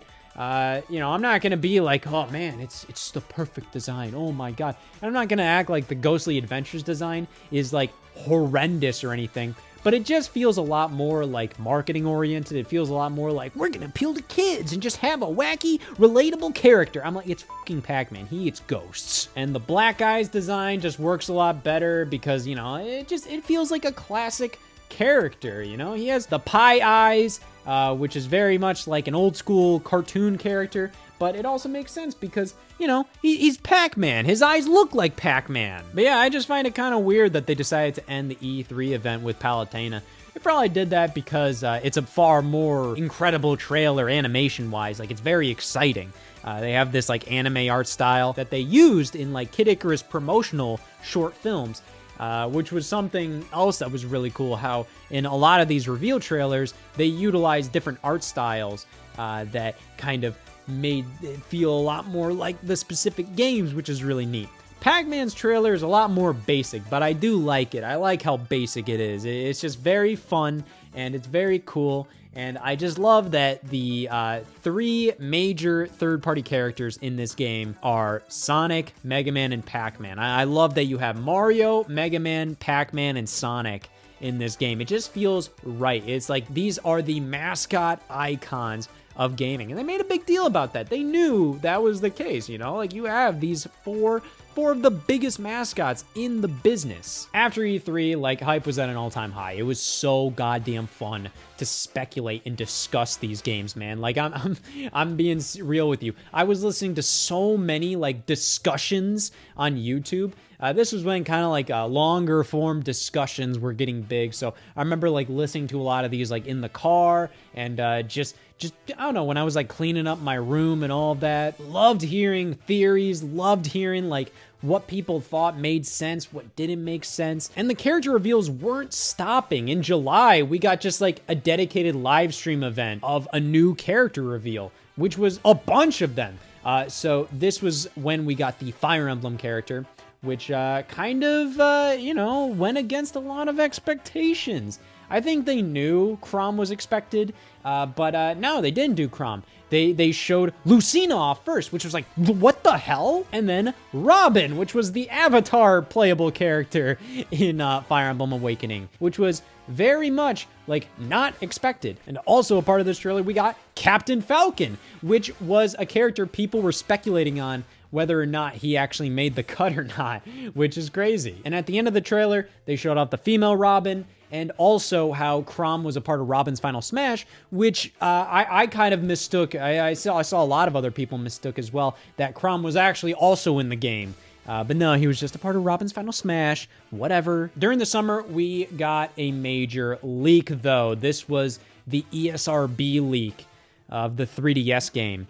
So a picture of the character select screen leaked, and I was one of the people that thought this was fake at first. Gonna be honest, it's mainly because the 3DS character select screen in the final game looks like ass. It just looks kind of stupid, and the order of the characters made no sense to me. Well, it made sense, but it's also like, there were certain parts of it that I was just like, I couldn't get behind, man. So the main thing that just kind of stuck out to me was how Yoshi separated Mario characters. You had all the Mario characters at first, then Yoshi, then more Mario characters. Now, Yoshi is a Mario character, but in Smash Brothers, Yoshi is considered to be in his own series, the Yoshi series. Then you had this little section of clone characters, including Dr. Mario getting brought back, and that was in its own little, like, whatever, fucking Shadow Realm. A lot of it just didn't make sense to me, and a lot of it, people were trying to find little plot holes in.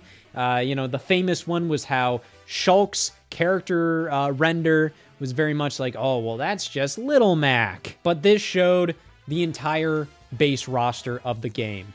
We got, like, returning characters we didn't know were coming back, like Ness. We got brand new characters like Shulk, who wasn't revealed yet, Bowser Jr., and the Duck Hunt dog. But as time went on, more and more from this leak came out, and it became very obvious that, yep, this might just be real. And this was fully confirmed sometime in late August.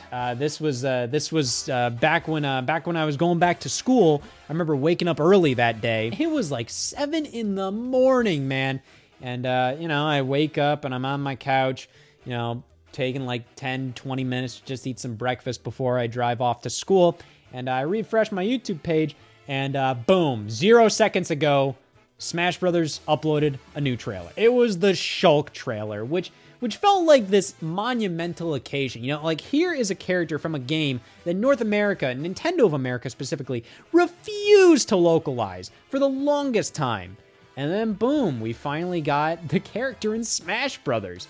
Like that trailer always just makes me obscenely happy. Even though I'm not a huge Xenoblade guy, I just find that trailer to make me incredibly damn happy. But this confirmed when you looked at Shulk's render, yep, that leak was real. There was a lot of news that came out that day. That trailer was shown off in a Japan-only Nintendo Direct that also announced the new 3DS, new 3DS XL, and Xenoblade Chronicles 3D getting ported to the new 3DS systems. And around this time, we just got like this media blowout. It's one of those things where like a month or so before a game launches, Nintendo just does like all these overview trailers and all this stuff. And Smash Bros. 3DS got that. I remember in one of the Japanese overview trailers, they did this giant like collage of all these different game screens, and one of them accidentally showed like a split second of like an off-screen indicator just showing Ganondorf there. So like, all right, Ganondorf's in the game. That's been leaked like this many times. However, what was really exciting was the demo that released. Japan got its own cool demo where you could play as Mario, Mega Man, Villager, and I believe Link. You can only play on Battlefield or the Final Destination version of Battlefield. You can only play in a timed match for 2 minutes, but that's all you needed, baby. I remember watching people who had Japanese 3DS systems be able to like stream the game, stream the demo that is. So the demo released for everybody like eventually, like via the eShop. But if you were in Club Nintendo, and I believe if you were like a Platinum member or like a Gold member, whatever, if you bought a certain amount of games that year, you got the demo and like 4 download codes for the demo to give off to other friends. And it was glorious. That was the best email I ever got. In addition to everything leaking beforehand, the game itself in Japan leaked, like it got released on stores, in certain stores early, broke release date. And I remember like people were feverishly watching a couple people who got the game early try to play through classic mode and try to unlock the brand new characters. And it was pretty funny because the people who got the game early were not very good at it at all. So I remember people were just like cheering on people who just didn't know how to play Smash Brothers as well as they really could have. It was a very exciting time. We had to wait a couple more weeks in North America to get the game, but we did. October 2014, Super Smash Bros. For 3DS released. Alongside a couple 3DS XL systems. I thought it was a little lame considering how we knew new 3DS systems were coming. They were releasing in Japan. We just weren't getting them until like early next year. But they were still pushing out Smash Brothers themed 3DS XLs. There was a red one and a blue one, which I thought was really strange, considering that it's just like, you know, the Smash Brothers for 3DS's main color was red. Of course, the Wii U versions was blue. That makes sense. 3DS's main color, red. Wii U's color, blue. But it's so strange that a special edition system came in like 2 different colors like that. Now, I didn't get that version. I thought it was kind of cool. You know, it used the box art design from this and then had the Smash Brothers logo in the corner, but I felt like the Smash Brothers logo looked a bit tacky. It made the whole system design look a little too busy. What I wanted is this one. This is pretty much the exact same design, but it's a new 3DS XL, so it's a better system, and it only released in Japan, but here it is right here. Wham! This is gorgeous. So yeah, it has the 3DS's box art here, kind of in a stylized, hand-drawn look. But instead of having just the Smash Brothers text, you just have the Smash Ball, which I think looks so much better. In addition to this being a new 3DS XL, so that means, you know, it's the definitive 3DS you could get. Yeah, I love this design. I wish we got it over here. Or I wish, you know, like our variant of it was a little more minimalistic with the Smash Ball here. I think this looks a lot better. But no, this came out in October, and I remember spending like the next day just in my room. It was a nice crisp fall day, just playing through Smash Brothers, man. Trying to unlock all the characters, plowing through classic mode. This is such a special game, and it's really unfortunate considering how, like, it is overshadowed by the Wii U version, because in many cases, you know, for me specifically, but I know a lot of other people are like this. Once the Wii U version came out, not much reason to play this one. But of course, this is the more popular version out of the two that released, because the 3DS had a far greater install base, so more people got their Smash 4 fix on the 3DS. But it still kind of felt like the prototype version of the Wii U game in some ways. But that's unfortunate because, in my opinion, I think this is just a better game. It's weird to say that, but I just kind of feel like, you know, stuff like the stages, the modes, it's all just a little better on the 3DS version. And I honestly just kind of feel like, looking back at the 3DS version, it has so much more charm being Smash Brothers on 3DS. Like, I go back to this game and I'm just hit with just all this nostalgia, just because, like, you have the Smash 4 experience on 3DS. So you have Smash 4, which is already an amazing experience. In addition, you have the pure novelty of being able to play it on the go. Yeah, they had to pare back a few things with this game. It doesn't feature all the modes you'd expect from Smash Melee and Brawl. Stuff like the event match, that's not here. Special Smash, that's not here either.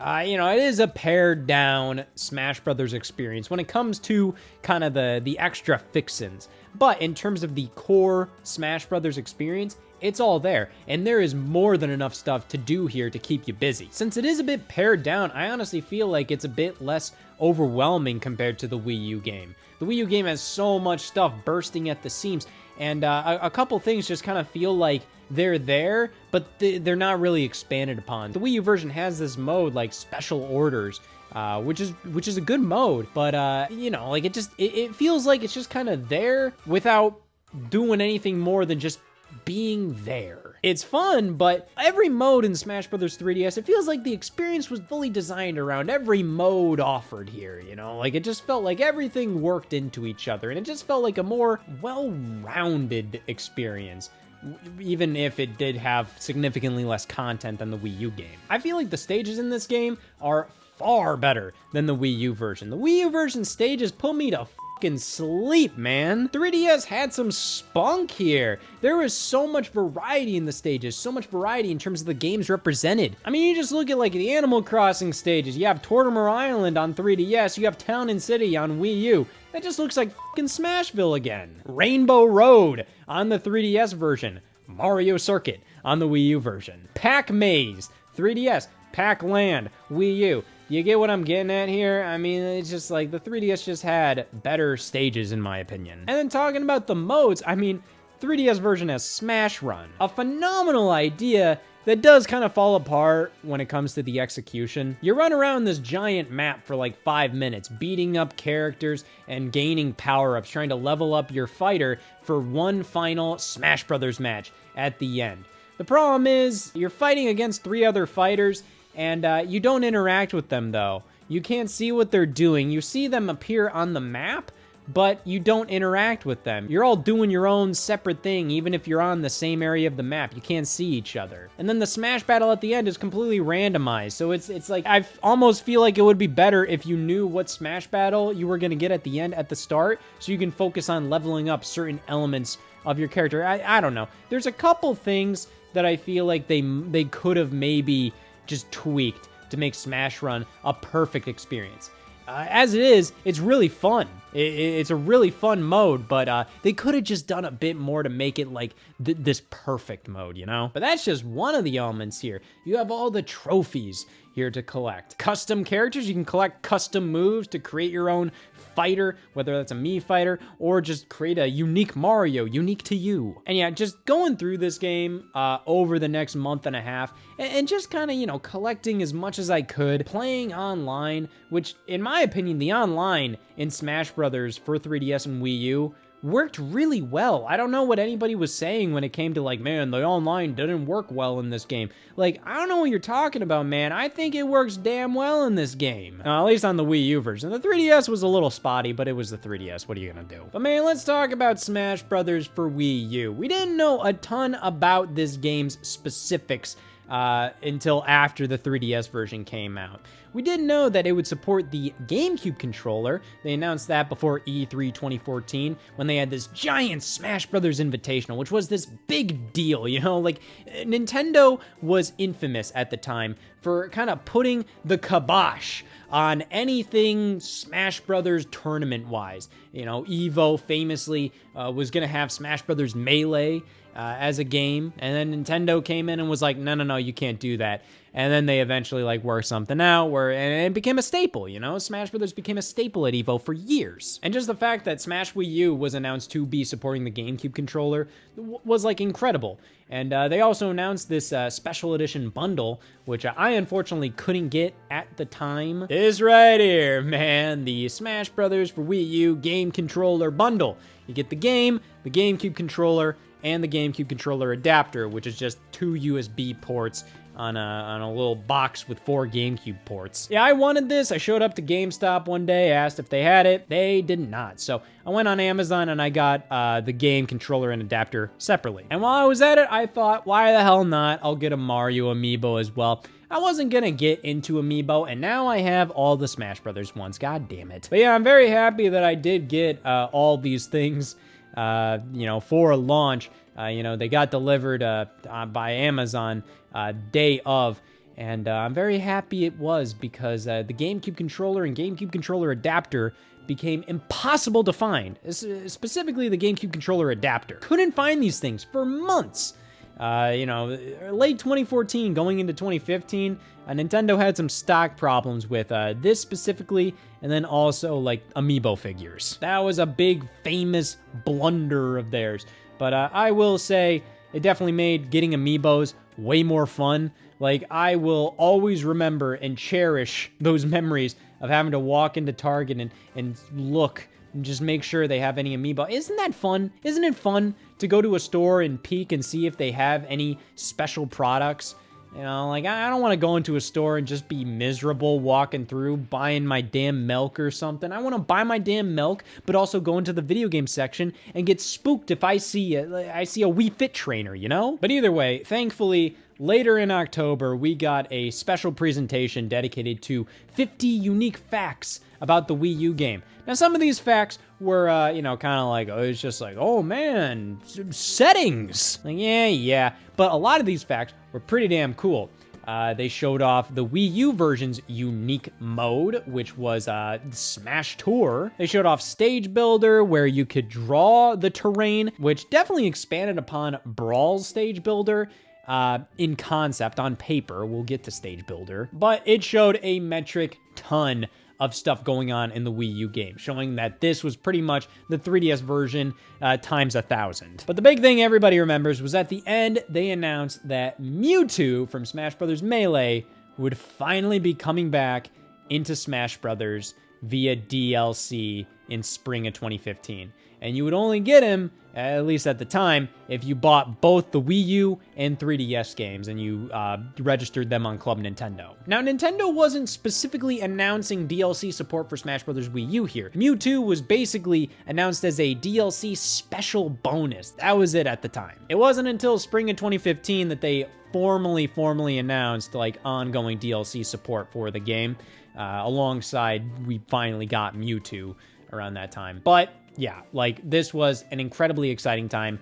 November of 2014 hit, Smash Brothers for Wii U came alongside it. What a way to end that year as a Nintendo fan. 2014 had such amazing Wii U games. I mean, like, it didn't have a huge quantity, but it had the quality. I mean, like, we got Mario Kart 8 and Smash Brothers. And just those games alone are enough to really be like, man, this was a big year for the Wii U. However, you add in the hype of Smash Brothers, Wii U, and 3DS, just speculating those characters, speculating those stages. What's gonna be in this game? Oh my god, DLC support? All of this stuff, all the news going on. It kept things going so much. It was so damn exciting. And yeah, I played this game to death. Over like 200, 300 hours in this game. This was kind of my go-to, like, after a day of work or after school. I'd go upstairs and I'd play Smash Brothers for Wii U Online for like an hour or two. Like, this was generally the game that, you know, I kind of played in my downtime for like a year or two there. So like I have a ton of just love for this game. I think Smash 4 is something where it's not my favorite Smash game now, mainly because, like, you know, I pop it in and I'm not going to have nearly as much to do in it as, like, Smash Ultimate, obviously, or Smash Brothers Brawl. I look at Smash Brothers Brawl and I see this treasure trove of fun stuff to explore. You know, like collecting all the stickers, playing the little coin launcher game, going through the Nintendo Chronicle. There's just so much fun little dumb stuff to do in that game. Smash Wii U is kind of this weird little middle child right now. That is, you know, back in 2014 to like 2017, this was like, man, you know, I couldn't ask for a better Smash Brothers game, really. I mean, I could, but I was too lazy to do it because I was too busy playing Smash Brothers for Wii U. Because I do have some problems with this game, but those problems just kind of end up being like, you know, just kind of nitpicks. But at the end of the day, like, I played this game to death. I loved it so much. But a lot of the extra things in this game just kind of added up to just a whole lot of nothing, you know? Like, it just didn't really do much for me. The stage builder ended up being more limiting than the stage builder in Smash Brothers Brawl. It barely had any features. I think they were banking on the fact that you could draw the terrain. That was like, oh, wow, the possibilities are endless. But they let you do that instead of actually giving you, like, anything to put on the stages. You only had, like, 6 things you could put on them. Classic mode in this game is balls. It's so bad. It's so random, and it's so stupid. I hate it. You move on, like, this board or whatever. It's like they advertised it as if there was some strategy to it, but, like, there really isn't. It's just random shit happens. The final boss is crazy, though. I mean, you have, like, the Master Core with all of its forms, and then it turns into the Master Fortress, which was a Wii U exclusive form, and it's really cool, but, you know, like, the Master Fortress is just this very short, just, like, little platforming section. Lasts, like, 20 seconds. I'm just kind of questioning why is it just the same thing every time? You know, it would make sense if there was, like, maybe, like, 5 different versions of it, where it's just like, oh, if you beat the Master Core forms, like, fast enough, you get the harder version or something like that. I just feel like it's kind of a weird thing how it's the same platforming section every single time. I beat the game on, like, 9.0 difficulty, like, probably like twice or something. I don't need to do it ever again, man. That was woof. Special orders is cool, but you know, like I said, it just kind of feels like it's there. Like, it doesn't really add anything. It's just kind of an extra thing to do. Smash Tour was a controversial one. I appreciate it to an extent. I think it's a dumb, fun little party mode, but yeah, it definitely feels like all the love and attention was put into Smash Run, and Smash Tour is kind of more of just like a it just doesn't really feel like it really had a ton of thought put into it. But I've played it a couple times, and I think it's just a dumb, fun kind of game. I've seen a lot of people vividly hate Smash Tour. I don't hate it. I just think it's a silly, dumb little mode. You know, and it can be something where it just spices up your multiplayer night. You know, you can play it a little bit and then you can go right back to normal Smash Brothers matches. And those normal matches, they felt amazing in Smash Wii U at the time, especially with the GameCube controller. I had that adapter plugged into the Wii U at all times, man. It was so great to play this game with an actual controller. And I'm not like a GameCube controller purist with Smash Brothers. You know, with Smash Ultimate, I played that a bit with the GameCube controller, but nowadays I always just play with the Nintendo Switch Pro controller. But yeah, it felt so good in this game. And I pretty much completed almost everything here. I completed most of the challenges wall. I'm missing, like, I think like 1 or 2 things, and I think I'm missing 1 trophy, and it's fucking Dixie Kong. But yeah, man, I played this game to death. I absolutely love it. But yeah, I think launching with the 3DS version first definitely does kind of take a bit away from this game for me. I just don't view it as the same as something like Smash Brawl or Smash Ultimate. You know, it's an odd middle child because they did this unique thing launching these 2 separate versions of the game, and it definitely kind of takes away from a bit of this game's identity. Not only does it not have a story mode, but it also shares so much of this experience with the 3DS game, which launched a month and a half earlier. So when this game came out, it wasn't like this incredible, like, brand new experience.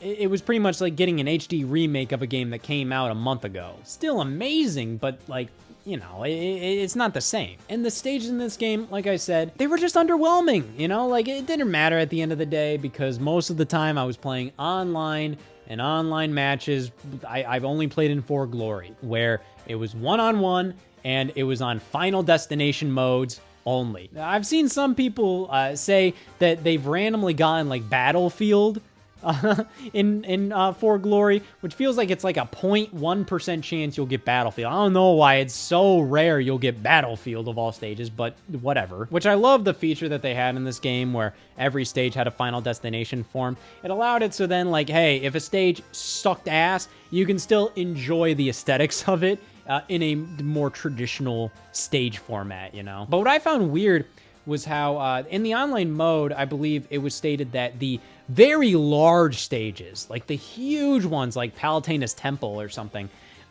those would very rarely appear in online matches. But that was also true for Glory mode. Like, I very rarely saw the Final Destination versions of the huge stages, which it wouldn't matter at that point because it was just the Final Destination form. Like, they weren't big anymore. So it was very strange how that, at least to me, felt like it carried over to For Glory mode, that little rule. Very strange. But like I was saying, the stages in this game, there's some good ones. But they had to pad it out with a lot of returning stages. I believe this game has fewer new stages than Smash Bros. Brawl. And that was obviously because, you know, when you combine Wii U and 3DS, you know, they both have more new stages than Brawl. And the overall stage count in this game is higher than Brawl, so it doesn't really matter at the end of the day. But the returning stages, they didn't do enough to them. They look just a little stinky. They obviously look like they're from older games. It doesn't really feel like there's that TLC you see in, like, let's compare this to Mario Kart 8. The retro tracks in that game feel like they're the exact same as the new tracks. You know, they look brand new. They look completely modern. Whereas the retro tracks in the game like Mario Kart Wii, those don't feel as modern. Those feel like they're very much old-ass tracks. And that's how the returning stages feel in Smash Wii U. On the 3DS, it doesn't feel as bad because, you know, they're 3DS visuals. But here, when you see something like Onett, when you see something like Yoshi's Island from Melee in the game, they don't look that great. And because they're all on the same screen on the stage select, it just feels like they should have gone in and remastered them, which is what they did in Smash Ultimate, and those stages are amazing. But yeah, at the time, this was like the game I played the absolute most, and I still have a ton of love and respect for this game. But looking back at it all, I think I definitely have a bit more love for the 3DS version, or at least I'd rather play it right now. Smash Wii U has definitely been kind of like eclipsed by something like Smash Ultimate. They're both different games. Like, Smash Wii U plays very differently from Smash Ultimate. They look very similar, but, you know, when you get your hands on them, they're very different games. But Ultimate is just kind of like, it obviously is the replacement for Smash Wii U. Whereas Smash 3DS, I mean, there's still that novelty factor to it, man. I mean, like, it still feels cool to play. Smash Wii U, it just kind of feels like you're playing an outdated version of Smash Ultimate. But still, a phenomenal game. Really just made me so damn happy. Kept me busy for years. I just remember coming home, listening to a Nintendo podcast as usual, and just playing through Smash Wii U, trying to unlock more of the trophies, trying to unlock more of the challenge wall, playing online. I'd spent so much of my time throughout high school just playing this game as kind of my escape when I would get home. But that's not the end of the story, because throughout 2015, we got DLC, baby. We got Mii Fighter costumes, new characters, returning characters, new stages, returning stages. It was really damn exciting. So we got Mewtwo first off, and when they were doing DLC for Smash Wii U and 3DS, they obviously had a bit of a cut to the budget, or at least like some time constraints, because pretty much most of the trailers did not include any of the fancy CGI we got with the pre-release trailers. They had to find some clever ways to utilize in-game footage to create trailers that were on a similar level to the CGI trailers, and I think they did a really good job. You know, we started off with Mewtwo, and I love that trailer. Just his eye appearing, and then it's Mewtwo Strikes Back. Oh, yeah! And his render pose on the character select screen, oh my god, that looks so cool. Mewtwo's release was like huge. But then we also got Mii Fighter costumes, which from what I remember, this first wave wasn't anything special. They were just random little Mii Fighter costumes. Eventually, they found that they could kind of fulfill a couple little character requests via these Mii Fighter costumes. We ended up getting stuff like King K. Rool. We ended up getting stuff like Lloyd Irving from Tales of Symphonia. Just a lot of random stuff that's like, wow, like it blew my mind seeing that. But alongside the Mewtwo announcement, we got the announcement of Lucas. Lucas returning from Brawl. He was one of the characters cut. We had like Lucas, Wolf, Ice Climbers, the Pokemon Trainer, all got cut alongside, you know, like the Melee veterans that just refused to come back, like Roy, Young Link. A lot of these characters are now fair game to speculate on, man. It was so exciting again. So, moving throughout the spring, it was all about what characters they can announce at E3. Now, there was like some data mining that happened where people found that some Street Fighter music was in the files of the game. Now, this music sounded very much arcadey / SNES-y, and I just kind of thought like, hey, Mega Man's in the game. He's a Capcom character. Maybe they were just testing some stuff out. You know, why would this be like some retro music? You know, it would obviously be like fully orchestrated if it was, you know, in Smash Brothers. So I just thought that was a bunch of pooey. You know, why would they put Ryu in the game? They already have a Capcom character. That was a Smash Brothers rule that we all thought of. It was like, no, no, no. You have one third-party character. Sonic, you can't have another Sega character. Pac-Man can't have another Namco character. So it's just like, Ryu's not going to be in the game. Ryu was in the fucking game. Yeah, so I had to wake up ass early one day for like some kind of like weird placement testing or something. I don't know why I had to take like a test at the high school in like early June. Like, I think school was out at this point. I don't know. It was like for like college. It was like the ACT or something like that. Woke up ass early, looked on Twitter or YouTube.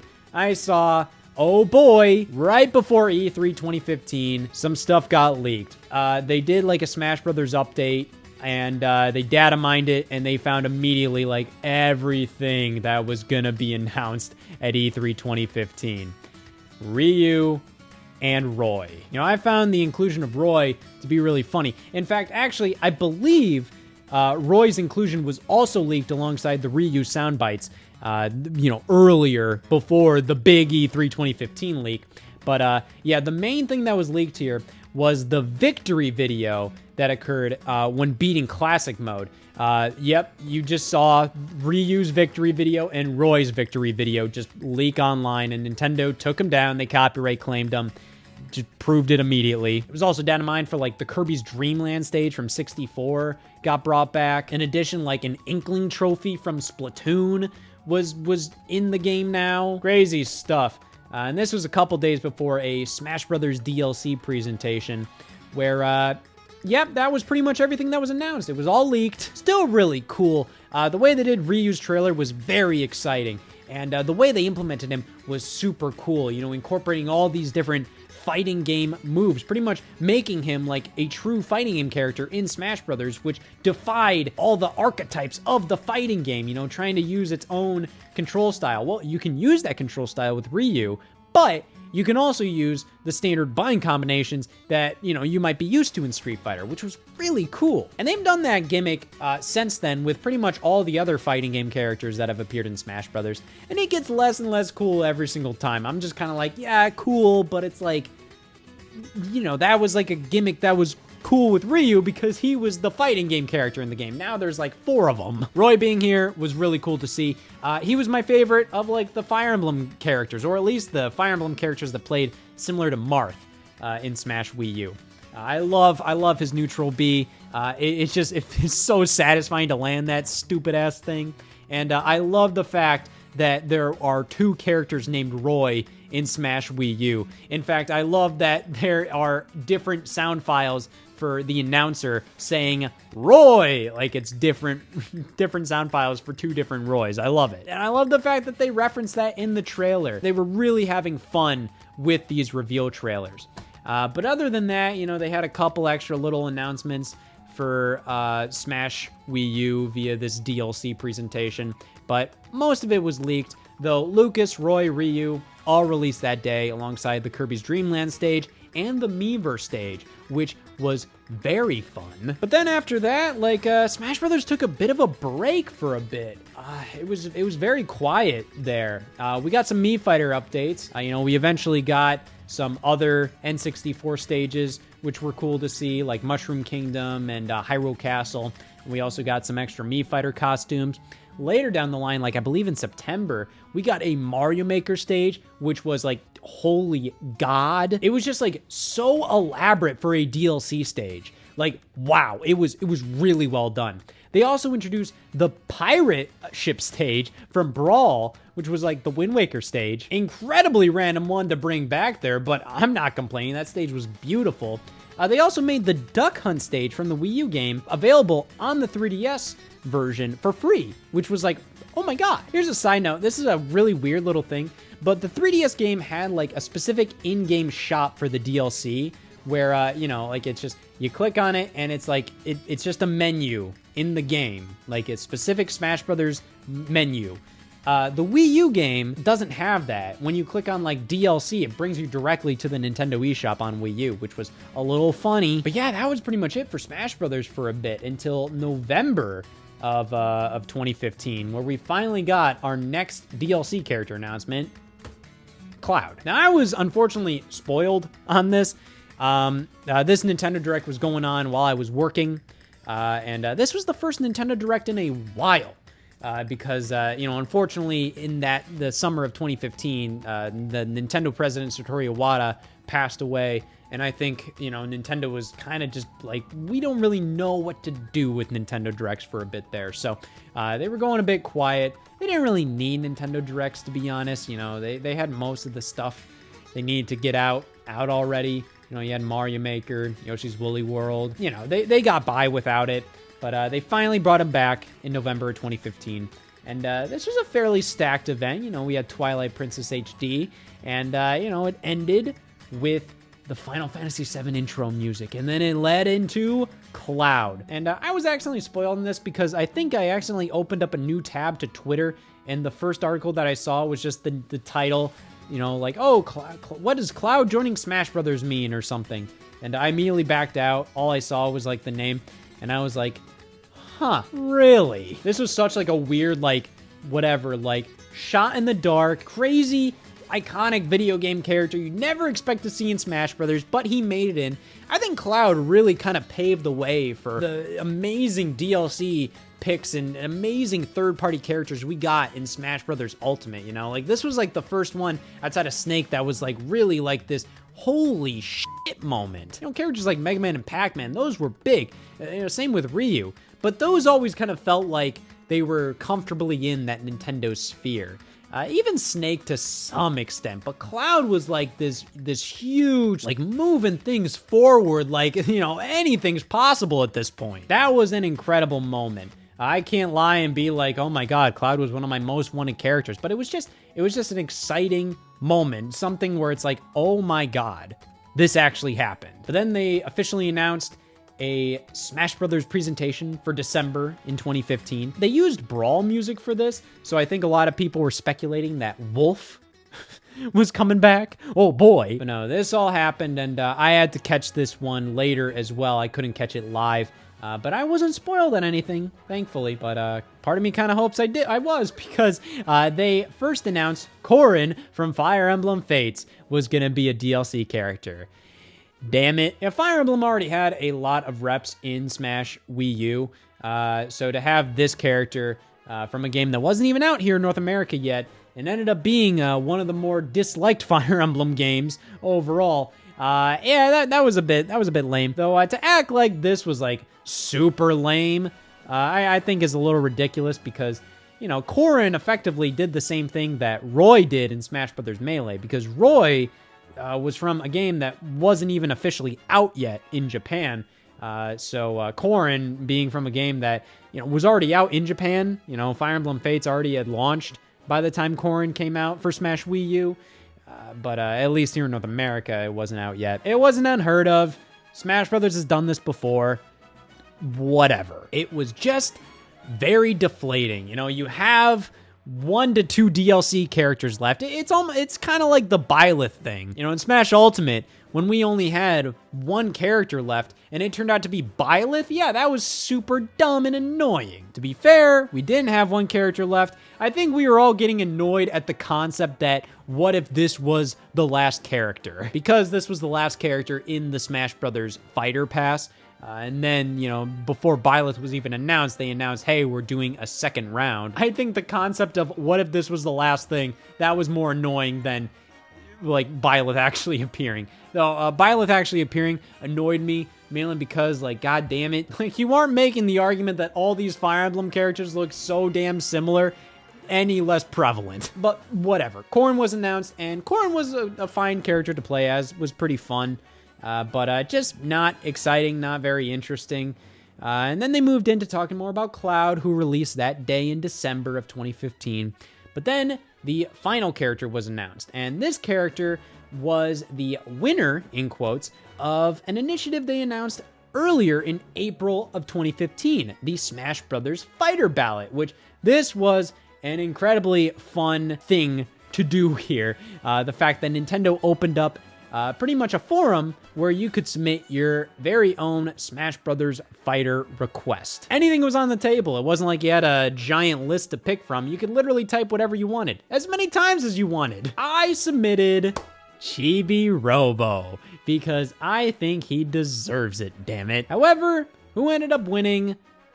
Bayonetta. Yeah, I think this was kind of a cool way to end things out. You know, Bayonetta just kind of felt like, you know, hey, here's a third-party character that's kind of a Nintendo character at this point, since Nintendo funded Bayonetta 2, and is the only reason why that game came out, and is also like, hey, this ended up being like a Game of the Year candidate in 2014, and ended up being like amazing. So you have this fan-favorite character from this Game of the Year caliber series. Yeah, I think this was kind of cool. Now, overall, I doubt Bayonetta actually won the Smash Brothers ballot. The way they worded it was like, oh, out of realistic choices, Bayonetta won. I'm like, yeah, you could just say literally everything but Bayonetta wasn't realistic, because Bayonetta was one that you just like, yeah, sure, we'll do that. But still, I found this to be like a very cool, fitting end to Smash Brothers for Wii U. These characters wouldn't come out until February of 2016, and that was it. Well, we had to wait until like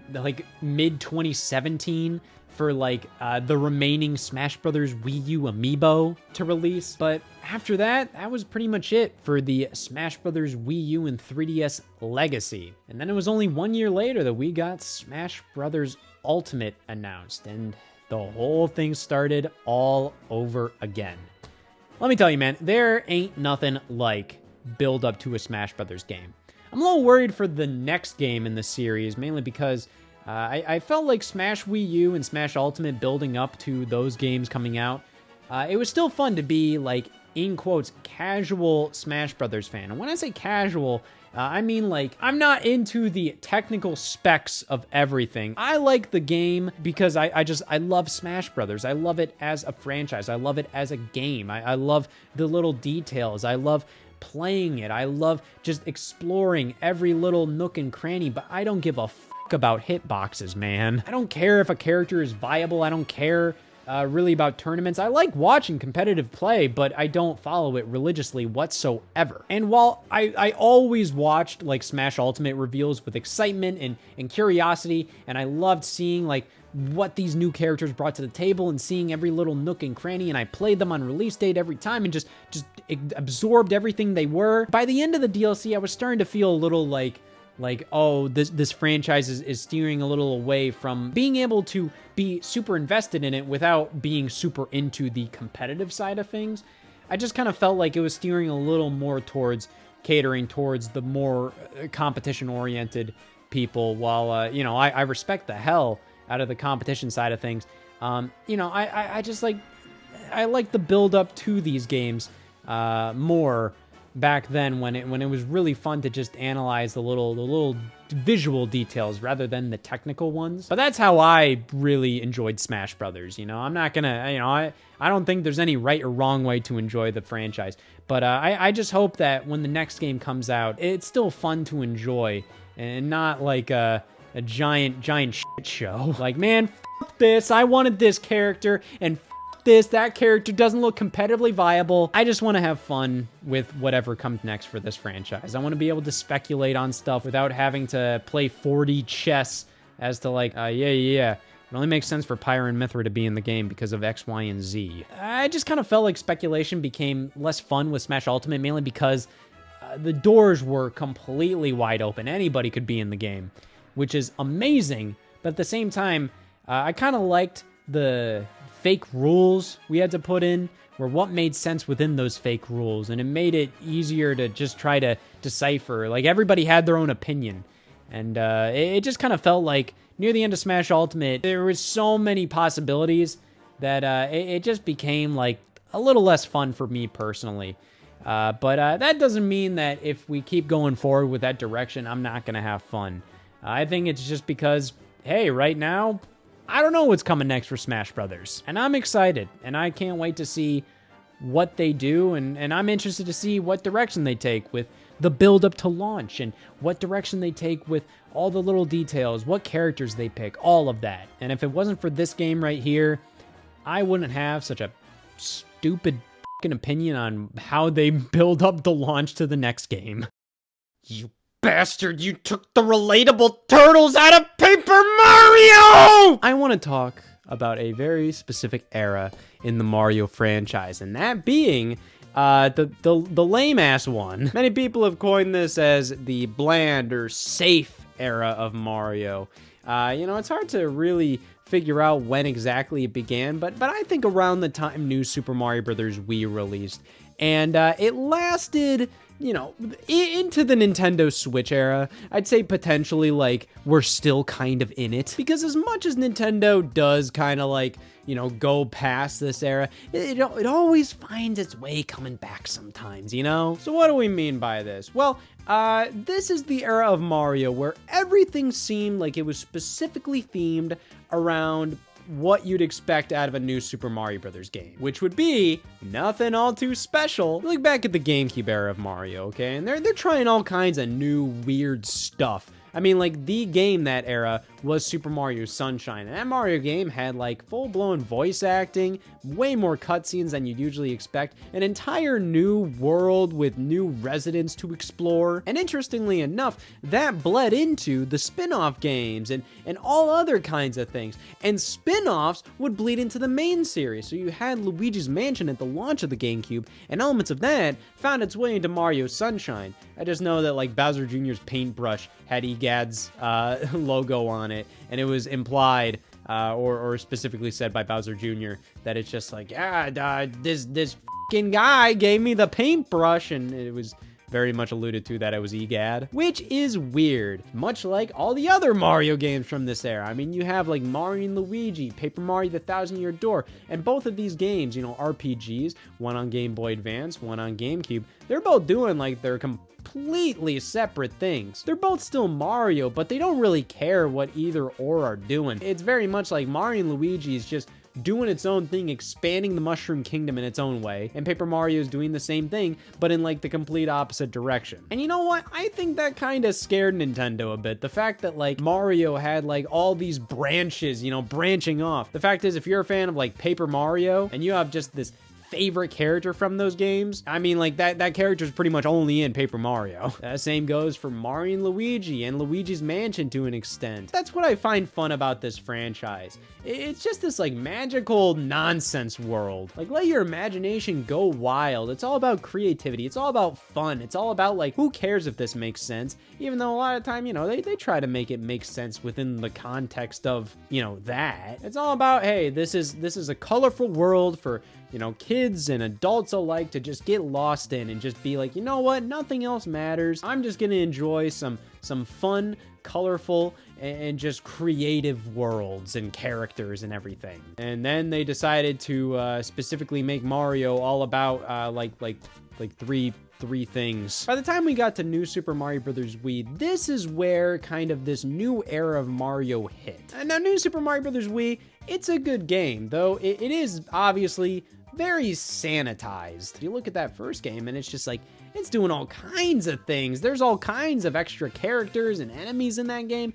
that like you just don't expect to see from the new Super series. Whereas New Super Mario Bros. Wii, this box art is very indicative of what the entire experience feels like. In terms of style and grace, it very much feels like you are playing the image on a Mario lunchbox, which I feel like was honestly like a big element of this era was merchandising opportunities. I feel like Nintendo wanted Mario to just kind of consolidate into the basic stuff, you know, like what you'd expect out of Mario. We don't really want to branch off. We don't really want to introduce a lot of new things outside of just like, let's stick to the big stuff, you know, Toad, Yoshi, Goomba, sanitizing the Mario franchise a bit and just kind of theming it all around like what New Super Mario Bros. Wii was doing kind of would help to sell other Mario games, like other spin-offs, if the spin-offs were also sanitized to oblivion. And we had Mario Party games that included like characters from Paper Mario. Now with Mario Party 9, which released after New Super Mario Bros. Wii,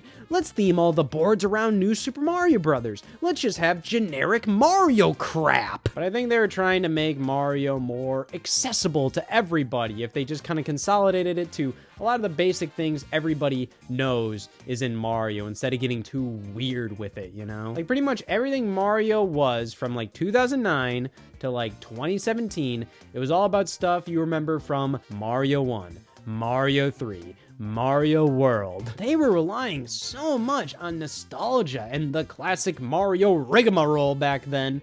You know, it just kind of felt like every game that would come out, you barely get any new music, any new level themes, any new characters, anything like that. It would just be the basic Mario fluff. Case in point, oh damn, I actually like this game. Super Mario 3D Land, you know, like this saved the 3DS, and it's a phenomenal game in its own right.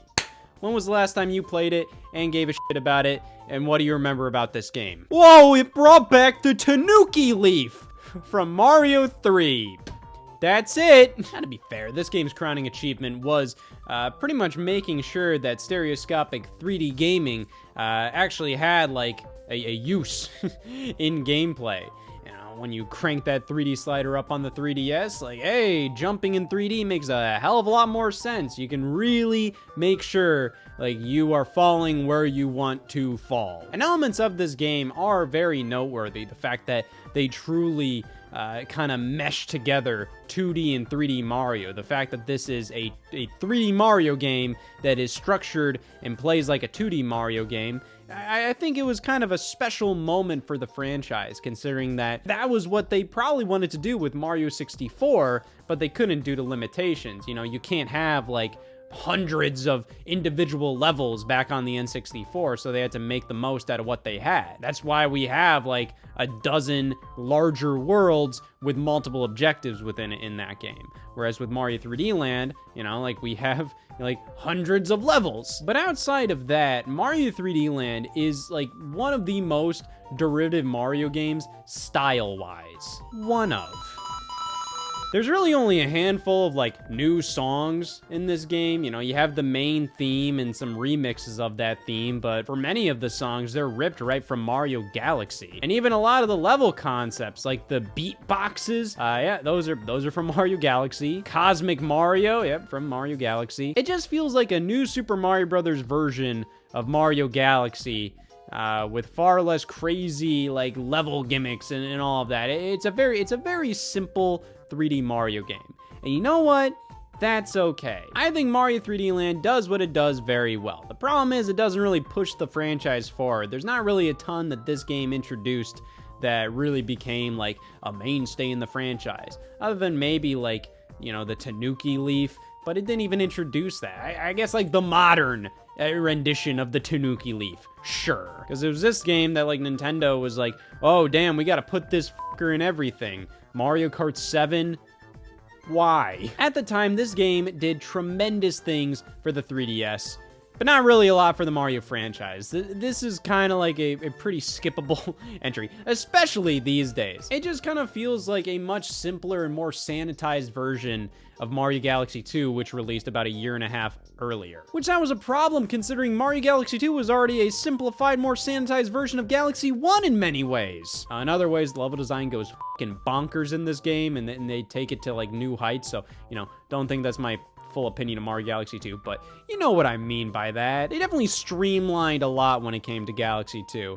Not even when it comes to just story, because that was the main thing that got axed in Galaxy 2. But, you know, the level design was far more concise, far more linear. Galaxy 1 was already linear, but Galaxy 2 was very much like, we're gonna make a level where, like, this is what you're doing in it, buddy. And then 3D Land took that even further and simplified things much more. But thankfully, that wasn't entirely the case for the spin-offs. You know, you have Mario Sports Mix, which was developed by Square Enix. And yeah, this is fairly, like, generic Mario stuff, but at the same time, they have, like, goddamn Final Fantasy characters in this. That's pretty out there. That's just strange. But at the same time, they did that with Mario Hoops 3-on-3, and in many ways, Mario Sports Mix is, like, the successor to Mario Hoops 3-on-3 on the DS. And even then, Hoops 3-on-3 has like the funkiest ass art style out there. And it kind of got replaced for like generic 3D Mario model stuff. You know, this game still looks quite nice, but you know, it's also like, you can kind of see the dullification kind of happen when you compare this to its direct predecessor. But hey, strangely enough, in the same year, we got Mario Sports Mix. We got another Square Enix collaboration with Fortune Street. I never really realized these came out the same year. It never really dawned upon me that like we got like two crossovers with Mario and Square Enix characters. At least with Fortune Street, this is more themed around Dragon Quest. There's still some Dragon Quest stuff in Mario Sports Mix, but this is all about it. Fortune Street is like a really long-running Japanese game series, and like this is pretty much one of the only times that it came over in North America, and it's pretty much entirely because like, you know, like the Wii was kind of struggling in 2011, so I think they just thought, it, let's try it out. I love that they don't even really refer to Dragon Quest a lot here. Strike gold on Fortune Street. Play the market with Mario and friends. They're pretty much just advertising this as like a Mario Party equivalent, I guess. And, you know, they do mention Dragon Quest here, but it's just kind of strange. It's almost like they're trying to hide the fact that this is like Dragon Quest. They're just trying to make it be like, hey, this is a Mario game with some weird bastards in here. But in 2011, we were still kind of getting that weird Mario funk, you know? I mean, but it was mostly in the form of just like, hey, like Square Enix was developing these games, so yeah, that was just kind of weird. We get some weird crossovers here. But then we move into 2012. And I think Mario Party 9 is pretty indicative of when things started to really change. Because this game is entirely themed around the kind of stuff you'd see in the new Super Mario Bros. Games. You look back at the previous Mario parties, and they got some weird stuff in that. Like, what the fuck is this? And that was just Mario Party 8. Like, that was right before this. And then Mario Party 9 releases, and like, you know, we look at this cover, and it's still like, you know, look at all these things going on here. Bowser's in the clown car. Stars, greenery. There's nothing very specific about this. It's very much like the Mario characters doing what you would expect them to do in the locations you'd expect them to be in. And then when you play the game itself, like, yeah, everything looks really nice. It's a very polished game. But at the same time, like, the board designs, the mini games, all of this is the kind of stuff you'd see in a basic new Super Mario Bros. Game. Which, hey, in 2012, we got basic new Super Mario Bros. Games. New Super Mario Bros. 2, I do like. But my God. I don't want to act like there's, like, nothing interesting or unique or new in new Super Mario Bros. 2, but it's a lot of stuff you really have to dig for. And even then, you know, barely any new enemies. In fact, I don't even think any new enemies. It's mostly just like variants of enemies. It's like it's a Goomba, but it's gold now. That's the new stuff New Super Mario Bros. 2 does. It's a really easy game. Its main gimmick is just, oh, a lot of coins, and they don't really do anything with it. However, it is fun. It is addicting to get the coins, but I digress. We're talking about bland Mario era. This is as bland as it gets, motherfucker. The main thing this introduces is like gold, like a gold theme. That's it. And then we have New Super Mario Bros. U that released the same year, like 2 months later. Like, I guess it introduces more, but like barely. Like, it has a new power-up. You have the acorn suit, but like, I don't care. We got Mario Tennis Open that year in 2012, and that was definitely like a little more unique. It had some cool courts based on different games like Mario Galaxy and whatnot. So, you know, like that one was okay. But yeah, 2012 was definitely a year of bland Mario shenanigans. But, you know, there's still some hope there with something like a Mario Tennis Open. Never mind. Yep, this is what solidified it. Paper Mario Sticker Star. Taking, you know, a Mario RPG series and stripping story and character from, you know, an RPG and replacing it all with elements you'd see in New Super Mario Brothers, like, you know, oh, Bowser Jr. in his clown car. Standard fucking Toads. This was where I think a lot of people started to realize, like, what was going on with the Mario franchise. How so much of it really did feel like, so we can't do stuff like Paper Mario 1000 Year Door, Super Paper Mario anymore. It's pretty much all like basic ass Mario stuff. Get away, you wouldn't like this. The only thing Paper Mario Sticker Star is good at is being something for a cat to lean on. Also, the music isn't bad. This game has a lot of problems, specifically when it comes to the game design itself. It doesn't care about your time, and it doesn't, how about this? It just doesn't care. The gameplay seems fun at first, but then, like, you realize, like, wow, this was not fleshed out enough to really, like, you know, hold up a multi-dozen-hour adventure. And then, like, you start to see the cracks of just like, well, this isn't very intuitive. Oh, this doesn't make a lot of sense. And it just wastes your goddamn time with an inventory-based battle system. There, that scared him off. But here's the thing. Paper Mario Sticker Star, outside of the gameplay problems, when it comes to the style, like, graphically, it looks fantastic. It sounds great, too. But then you look at the art, where it's just, like, this is just, like, basic Mario enemies and basic Mario characters, just the same stuff you can always expect from a new Super Mario Bros. Game. And then you look at something like Paper Mario on the N64, Paper Mario the 1000 Year Door, even the weird bullshit from Super Paper Mario with its like fucking geometry characters. It's still all like new characters that are like specifically for Paper Mario and 1000 Year Door and all these games. Like, it helped these games stand out. It gave these games a unique vibe, character, just memorability. There's nothing memorable about anything Paper Mario Sticker Star does, character-wise, story-wise, any of that. Other than Nintendo allowed the developers to give Mario a helper character, Kirsty, and she sucks! And later down the line, the Paper Mario developers disclosed that, like, yeah, there are mandates from Nintendo of, like, what they can and can't do in Paper Mario now. Which is, like, yeah, you gotta stick to the basic Mario stuff, and I feel like they do allow, like, hey, Mario needs a helper character, and, like, that helper character can only really be in this game, and, like, that's what all the Paper Mario games from Sticker Star onwards for a while did there, where it's just like, oh, Mario gets a helper character, and everything resets afterwards. Like, that helper character isn't in the next game. Like, they did that with Sticker Star, they did that with Color Splash, they did that with the Origami King. And I just think it's so weird that, like, Paper Mario is like, oh, it's Mario, but like, and an adventure RPG kind of thing with a story, but then you decide like, no, we can't have major story elements here because that's not what regular Mario's about. Just like, motherfucker, this isn't regular Mario, this is Paper Mario. I don't know, I mean, you could look past the new Super Mario Brothers-ification of like the Mario Party series or the Mario Sports series,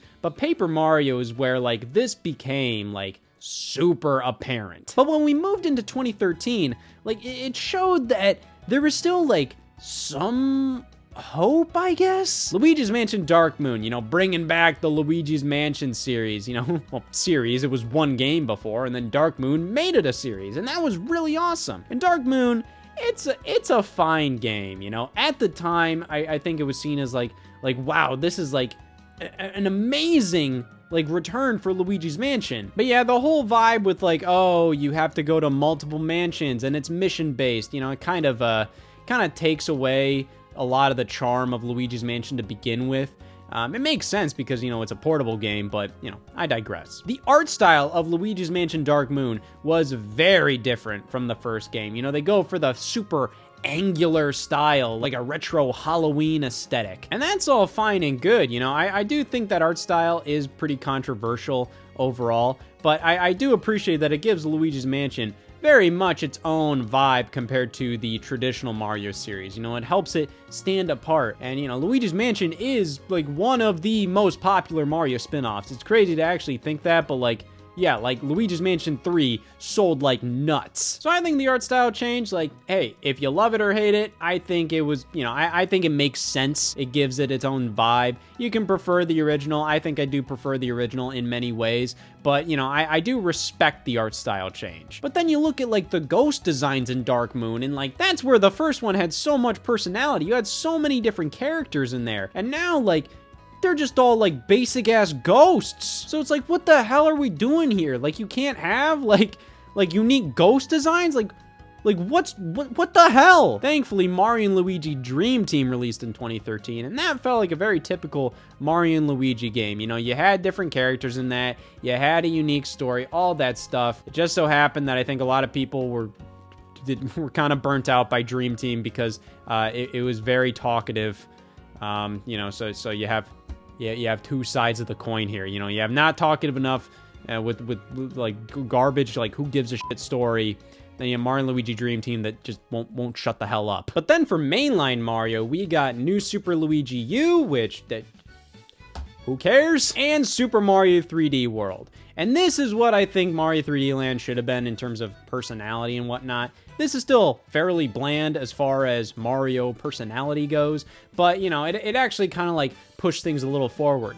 Bowser has a car. I think just seeing, like, little goofy elements like that definitely made this game feel like a light in a dark era of Mario. It's still pretty bland, all things considered. You know, you compare Mario 3D World to, like, Mario Galaxy or Mario Odyssey, and yeah, this is very sterile. But I think that should show, like, how starved we were at the time for, like, unique Mario content. The fact that, like, we were like, oh yeah, it's a fucking dinosaur, I've never seen that before. Mario Kart 8 was phenomenal in 2014, but it largely did, like, its own thing. And even then, like, it doesn't really have, like, unique stuff. Like the award ceremony, like, they cut that. Probably because, like, they were, you know, they had to cut something to get the game out in time. You know, they just have, like, a little highlight reel instead. The menus in Mario Kart 8 are just pretty like basic ass Mario Kart style. Like, Mario Kart 8 is not the focus here, but, you know, I'm just kind of going through all the Mario games from this era. Mario Golf World Tour was pretty all right in terms of, like, personality. Still very, like, basic, but, you know, could have been a lot worse. But then I think this is kind of where things started to, like, slowly get back to where they should be. You know, Captain Toad Treasure Tracker release, that was really cool because, you know, that was just a flat out prequel to Mario 3D World. You know, they introduced a lot of cool elements. The fact that Toad got his own game and it was so cool and interesting, hell yeah. But then we go right back where we started with stuff like Mario Party 10, just more Mario Party 9 nonsense. Bland as hell. And then Mario Tennis Ultra Smash? That game was the product of just not having anything to put out that holiday season on Wii U. So Nintendo just rushed out Mario Tennis Ultra Smash, didn't give a damn about that. Like, yeah, that has absolutely nothing. You look at Mario's Power Tennis, you look at even Mario Tennis Open on the 3DS a few years prior. Like, it's night and day. And then Paper Mario Color Splash. So, like, this released in 2016, right when it was like, all right, everybody knew this was a problem with Mario at the time. So it was, like, right front and center. How that game just has, like, all the NPCs are pretty much just Toads. Not even Toads with, like, unique shirts on. Like, when there's a Toad with, like, glasses on in that game, it's like, holy shit. I do really enjoy Paper Mario Color Splash, but like, yeah, that's a big problem in that game. But I think by the next year in 2017, when we got Mario Odyssey, and now even like Mario plus Rabbids Kingdom Battle, things started to kind of come back a bit. Even then, you know, it was a work in progress. Mario plus Rabbids Kingdom Battle was just a weird thing that happened, but at the same time, you know, like it was very based around New Super Mario Brothers. But then eventually when we got to like Super Mario Brothers Wonder, and then the remake of Paper Mario The Thousand Year Door, Super Mario RPG, bringing back Mario Strikers, even though it was dog shit when they brought it back, you know, hey, at least you're bringing back Mario Strikers, and doing new stuff like Princess Peach Showtime, focusing more on the WarioWare series. That was something that kind of went away for a little bit there during this era. And even with something like Paper Mario The Origami King, the problems still were in that game, but like you could tell like they were really pushing to like make more unique things go on in that game.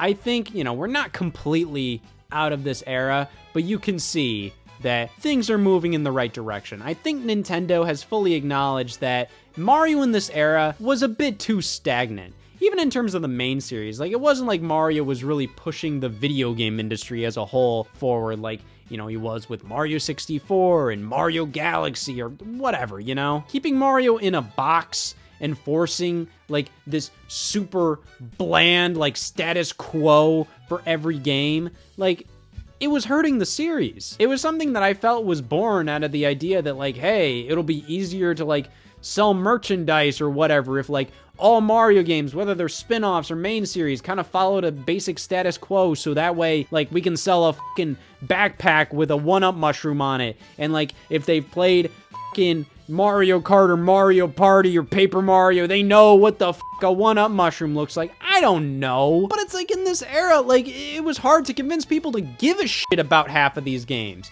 Also because like a lot of these games weren't very good. Mario Sports Superstars, I'm looking at you. But it's good to see, I think Nintendo does value kind of being more flexible with the Mario brand, doing more new things, just having some fun with it. Because in this era, it really felt like not only were the fans not having as much fun with the games, but Nintendo themselves, they weren't having as much fun making them. You know what? Thankfully, these days, I think we're safe from the dullification of Mario. Ah! I remember when I used to scream at the sight of this. Nowadays, I just scream at the thought of somebody finding out I kind of like Mario Kart Tour. Man, talk about a controversial title. Mario Kart Tour is such a bizarre release. I mean, pretty much all of Nintendo's mobile games are. And Nintendo started their mobile game tirade with Miitomo. Fuck yeah. For years, Nintendo refused to do anything on mobile. And then they finally did it, and it was Miitomo and Mario Run and Dragalia Lost. I don't know. Back then, it felt like Nintendo on mobile was a surefire bet. You know, like no matter what, it's like, oh my god, a 2D Mario on iPhone? That's gonna do numbers! Turns out it ended up doing number. There was always a couple of things holding back pretty much any of Nintendo's major mobile games. It's the fact that they kind of held the games themselves back from being like what a lot of the consumers really wanted out of these mobile games. So Miitomo was like Tomodachi Life, you know, Tomodachi Life. But like it was greatly cut back in terms of what Tomodachi Life was. You know, you could do so much in that game. It was so silly. And Miitomo was pretty much like if Tomodachi Life's content was replaced with like social media posts. Pretty much you respond to questions and then you can see your friends' responses and just kind of giggle at them. That's pretty much all Miitomo was, and it shut down a couple years later. But then Nintendo announced Super Mario Run, pretty much like what everybody expected out of like a Nintendo mobile game. It's a Mario auto runner. And yeah, I liked Mario Run. I thought for what it was, it did the job. I really did enjoy it for what it was. But the problem was, it cost $10. And you know, kudos to Nintendo for like trying to instill like a more premium price point in the mobile space. You know, like a big problem with the mobile space is the fact that all the games pretty much have to be free, just riddled with microtransactions and ads and all of that junk. And here comes Mario Run saying, no, we're gonna charge for our game. The problem was it was free on the App Store, and then you had to do a $10 purchase to get, you know, the rest of the levels. You could play like the first 2.5, 3.5 levels, and then you had to pay for it. And I don't think a lot of people expected that. And I remember seeing a lot of tweets from like casual people going, what the f***? I don't think they were expecting for the game to be fully free. Something like, oh, you can play through the whole game, but you have to like wait if you lose all your lives. You have to wait 10 hours to refill your gauge. And if you don't want to do that, pay up some money. Or, oh yeah, it's free, but between every single level is like a 2-minute long unskippable ad. That's what people are used to in the mobile space. They aren't used to paying money for entertainment. They're used to paying money for worthless bullshit. So while Mario Run had like an obscene amount of downloads, it didn't make a ton in terms of revenue, which was unfortunate. You know, I liked Mario Run. I'm not gonna act like it's anything more than just like an okay game overall, but for a mobile game, I liked it. But then we had Fire Emblem Heroes and Animal Crossing Pocket Camp, both of which I think turned out to be like some of the most successful Nintendo games on mobile. And it's mainly because like they were more so structured like other mobile games. Specifically Fire Emblem Heroes, like that is still consistently like the Nintendo mobile game that rakes in the most revenue. Then we had Dragalia Lost, which was an interesting case. You know, here's a brand new IP that's published by Nintendo for mobile. So, you know, that was kind of funky. I played a bit of that before they shut it down. I don't remember anything about it, but still. And then there was Dr. Mario World. That was another one where I kind of thought like, oh, damn, that's got to be perfect for mobile. And it wasn't Dr. Mario. I'm really sorry. It was like Dr. Mario upside down, trying to be a little more Candy Crush than traditional Dr. Mario. It still had the elements of Dr. Mario, so, you know, I'm not going to act like, oh, man, this isn't Dr. Mario, but I got to be honest, like, when I played it, I was like, this isn't really scratching my Dr. Mario itch. And yeah, Dr. Mario World ended up pretty much totally bombing. Like, that got shut down fairly quickly after launch, which was unfortunate, but I think it just showed that I'm not sure if Nintendo completely understood the mobile market. In some cases they did, in some cases they didn't, but it did kind of feel like, you know, either they didn't want to go full on mobile or they went too far trying to be full on mobile, you know? Like something like Mario Run was not suited for the mobile marketplace. They, you know, I'll give them that. They really tried to push forward with like an actual price point for their game on mobile. It didn't work that well, but you have to commend them for that. But then you get to something like Dr. Mario World, which felt like it was kind of chasing after the Candy Crush style of puzzle games a little too much. Stuff like Animal Crossing Pocket Camp may have looked like Animal Crossing, may have felt like Animal Crossing, but then, you know, it's obvious like, yeah, this is way too mobile-esque. It isn't the Animal Crossing that I want. Which then brought us to Mario Kart Tour. This was announced in early 2018, and this was a big deal. You know, Mario Kart was next in line in terms of just like games that all casual audiences knew, and every single one of them wanted it on their phone. I remember so many Mario Kart ripoffs that it's just like, hey, just something to scratch that itch, you know? The same with like 2D Mario ripoffs. I remember playing Leps World 2, not because I wanted to, but it's just like, it was the closest damn thing. I was just trying to feel something, man. And Mario Kart Tour was announced like a year and a half before it actually came out, which was crazy for a mobile game. But, you know, it's obvious Nintendo really wanted to push forward that like, hey, like, this is serious. We really want to make a great Mario Kart game on mobile. And I had no idea what to expect from this. But about a year later, Nintendo commenced a beta program where people could, you know, test out the game on Android. They couldn't share images. They couldn't share video.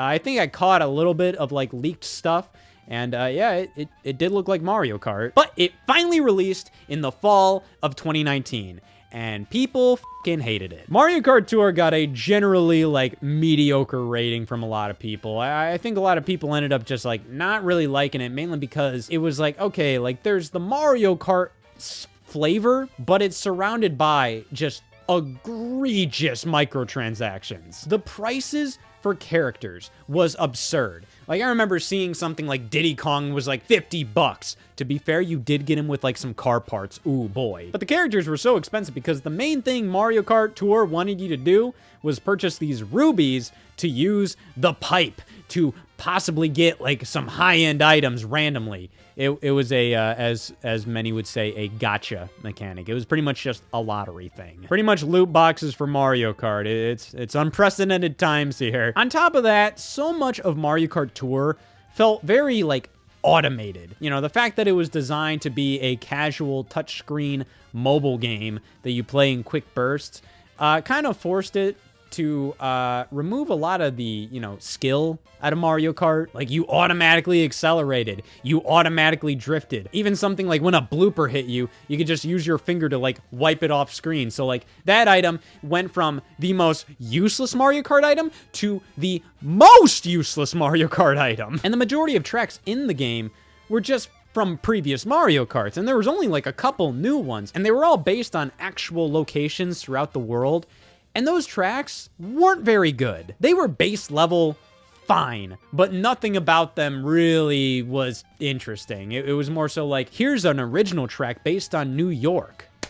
Wow, I find it impressive they were able to make a track based on New York this damn boring. I felt like they kind of cornered themselves with the idea of doing like tracks based on things around the world just because they thought, hey, it's Mario Kart on mobile. Oh, Mario Kart Tour. And yeah, when they were actually designing the real world locations, I think they realized like, damn, we don't got much to go off of here. And you know what was really weird about Mario Kart Tour? It's the fact that the game kind of wanted you to think you were playing against like real life players.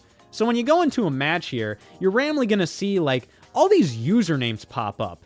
And like, they're like auto-generated. Like, who are these people? But it's not like actual online multiplayer. They really want to make you think that, but it's not. But yeah, as we can see, holding down at the start, that's the only time it matters. Like, look, I'm not doing anything. And yeah, it's pretty much like playing with the assisted driving in Mario Kart 8. If I just don't do anything, like, the game's gonna play itself. Other than like, oh, I'll hit these items. All right, that's it.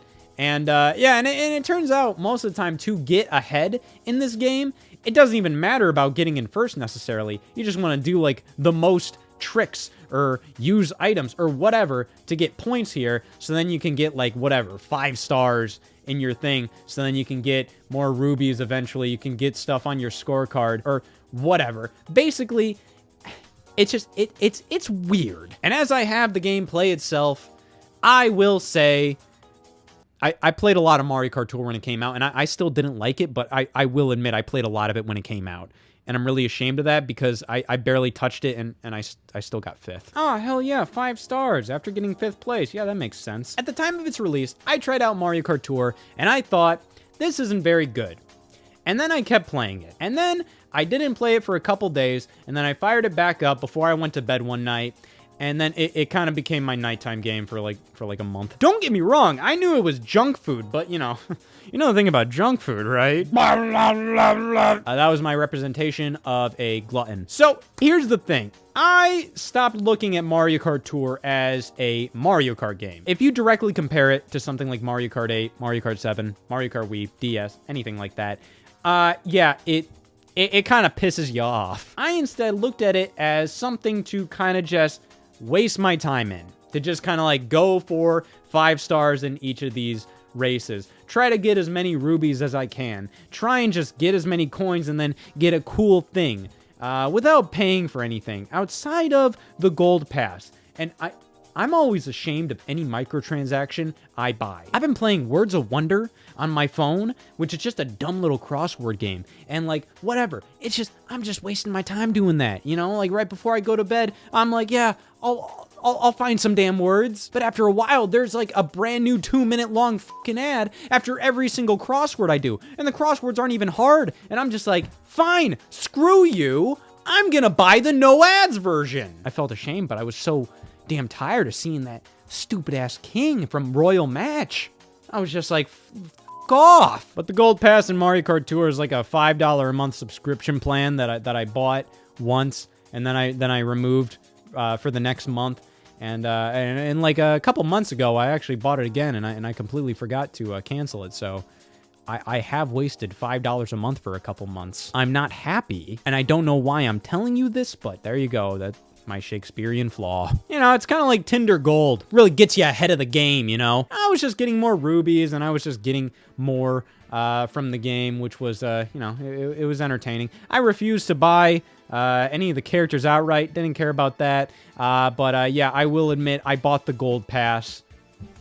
I'm an idiot. But yeah, when I was playing Mario Kart Tour as if it wasn't a Mario Kart game, and I was just playing it as something to just kind of waste my time in, it became a lot more fun. And it became something where it was kind of fun going through one of the many tours that appeared in the game to just try and get through as much as possible to potentially get a cool character or cool cart. Now, I gotta be honest, pulling down the pipe and seeing if you get like a really cool item was kind of addictive. And that's a problem because, you know, a lot of people could accidentally spend a lot of money doing that. Which is why I'm calling this the redemption of Mario Kart Tour, because they made a lot of decisions to make this game a whole lot better over time. For example, they got rid of the gacha mechanic. Now, you just use rupees to just buy characters and cars outright. Because before, it was kind of like a shot in the dark if you get the character you want. The only way you could get the character you want was by outright spending like a ludicrous amount of money. You can still spend a ludicrous amount of money, but it's all just to get like a, you know, a bunch of rubies, which you can get just by playing the game. So, you know, it's not that bad. It's still like mobile game microtransactions. Let's not dance around that. But I have to commend them that they definitely cleaned up their act a bit over time. In addition, there's actual multiplayer now. Back in the day, you know, like, it was like they were trying to fool you into thinking you were playing people online. Now, not only can you play people online, but you can also do battle. There's also battle mode in this game now, which wasn't available at launch. There's also a landscape mode, which a lot of people would definitely prefer. I'm used to playing this game vertically like this, so that's how I do it. But that was a big deal because it felt like Nintendo had like this strict protocol with their mobile games that they all had to be played in portrait mode. Because, like, tell me, like, is there any reason why Mario Run works better in portrait mode? It is a horizontal platformer. You would think, like, doing it in landscape mode would make a lot more sense. But no, I think Nintendo really wanted to take advantage of the mobile mindset, the on-the-go mindset, and make it so then you could play pretty much any of their mobile games with one hand. In fact, they said that while debuting Mario Run. Miyamoto said, like, hey, you can play it with one hand. You can eat an apple with the other. But yeah, after all the updates they've given Mario Kart Tour, and just the sheer amount of content in this game, like, they have, like, every single damn character you could possibly imagine in this game. There's so many kart parts and gliders, all of this stuff in the game, and so many remade courses. There is, like, a huge amount. And the problem is, they're not all available at once. Like, the game shuffles through them all, and you have to keep coming back after like 2 weeks for the tour to end, so then like a new set of courses can appear, which I think is kind of lame, where it's like this game has the most content of any Mario Kart game, but you know, you can't access it all at once. You have to wait for it to shuffle in, which is a bit lame. But hey, I mean, with that much content and this being a mobile game, they definitely just want a reason for you to hop back in. If it's like, oh, it's a new tour. Oh, I might be able to get that character I wanted. But I think what made me truly respect Mario Kart Tour a lot more is seeing a lot of this content in Mario Kart 8 Deluxe via the Booster Course Pass. I think Nintendo did a smart thing here because Mario Kart Tour is always online. It will probably go offline at some point, and that really stinks, but it's like, that's just the norm for a lot of these mobile games. You know, like, you have to connect to the internet. It's dumb, but whatever. But thankfully, Mario Kart 8 Deluxe preserved most of the necessary content to preserve from Mario Kart Tour. And even though a lot of the real-life city tracks are still like some of the lamest in Mario Kart 8, it still makes you kind of appreciate them. Like, hey, these are actual tracks in a Mario Kart game that, you know, actually requires a bit more skill to win at. That's pretty cool. And it also makes you respect a lot of like what they did to the retro tracks. They actually did quite a bit of work to these things. You know, they didn't just go for the easy picks. You know, they remastered a ton of GBA courses and SNES courses that have never been remastered before, which is weird because Mario Kart Tour is mostly based on Mario Kart 7. At launch, the majority of Mario Kart 7 tracks were in Mario Kart Tour, and pretty much all of the retro tracks that were in Mario Kart 7 were a part of Mario Kart Tour as well. Just the fact that mechanically the game was kind of stuck in the Mario Kart 7 era. You don't have the anti-gravity from Mario Kart 8. You had none of like the Mario Kart 8 tracks or anything like that. Visually, it looked like a cleaned up Mario Kart 7. It was pretty much like a remix of Mario Kart 7 on mobile, which made it that much more surprising when they actually introduced brand new courses that weren't based off of cities and remasters that have never been remastered before, like Sunset Wilds and Piranha Plant Cove. But I think one of the coolest things about Mario Kart Tour was the amount of characters here. I mean, you have pretty much everybody here. You have returning characters that weren't in Mario Kart 8, or really any Mario Kart for a while. Like, we have Donkey Kong Jr. from the Super Nintendo, and look at him. He is just directly the Super Nintendo sprite. That's incredible. And just so many costumes. It's insane. Like, look at that. It's a pirate. They went crazy with this. It's wild to me how much effort they'll put in mobile games, and it almost seems like it takes like no development time at all, which is obviously stupid. Like, a lot of this takes so much effort. But it's crazy to me how, like, so many mobile games have all this content, while you look at, like, home console games, and they have, like, a fraction of this. I feel like it's obviously because, like, they're gonna put, like, all these costumes in the mobile game because they know they can sell them, and they can be a little egregious about it, but still, it's really cool, and I really hope to see, like, multiple costumes like this in future Mario Kart releases. And I gotta be honest, even though the gameplay is very automated, when you're actually just playing the game and it's just kind of a mindless mobile game, of course, you know, the fact that I call it a mindless mobile game shows you that this is far from a perfect experience. This is not a definitive Mario Kart experience. But I think as a mobile Mario Kart game, the amount of content here and the quality that it's at, I think it's underrated. I think Mario Kart Tour is underrated. Is it a great Mario Kart? Probably not. But it is a great mobile game. It's way better than a lot of the shit out there on the App Store. The modern mobile game is so damn pointless. They require no strategy. It's literally just clicking buttons and just seeing things happen. I got into Monopoly Go for a bit, and even when I was into it, I knew it was stupid. There's no strategy, but me and my friends all talked about it as if there was strategy. When, like, something would happen where it's just like, oh man, you destroyed my landmark. Like, did you really destroy that landmark because there was any strategic decision there? No, you just hit go, and you just let the game go do its thing for a little bit, and then, like, oh man, it's time to destroy a landmark, and then you just hit a button. That's all you do. Like, it's not like you went out of your way, or you made any decisions, or you had any skill here. No, the game decided when it wanted to give you a lot of money, so you used that money, and you made the decisions because the game told you to make those decisions. And that's pretty much every mobile game out there. And Mario Kart Tour, yes, it's a bit automated, but, you know, like, I can actually play it. Yes, I got 5 stars and just let the game do its thing for a bit there, but that's not going to be every race. And to be fair, you can do the exact same thing in Mario Kart 8. you can just have the game be automated there, so it's just like, you know, whatever. As a little mobile game stimulant, I think it does its job. And I think as far as mobile games go, it is one of the better time wasters out there. It's a time waster that I think is a lot less embarrassing than all the other mobile games on the App Store right now. And the amount of work they put into Mario Kart Tour, I don't think has gone unnoticed. Mainly because they repurposed it all for the Mario Kart 8 Deluxe Booster Course Pass. So thankfully, a lot of this stuff was able to be appreciated in some way. And yeah, I'd rather experience a lot of that content in Mario Kart 8 Deluxe. However, in the base game, it's a solid little mobile game. I don't know what else to tell you. See, look at this. That required some skill. I missed the damn obstacle. And look at that. Look at that. I ran into it. Automated. See, this game is not complete dog shit. Of course, Mario Kart Tour and its new content has ended. Which, you know, I mean, like, hey, all this has to end at some point. And I'm happy that they're relocating resources elsewhere. But, you know, hey, I mean, like, it got years worth of content. Almost like 5 years worth of new content getting pumped out all the time. Like, that's insane. But I think as it stands, it has more than enough content.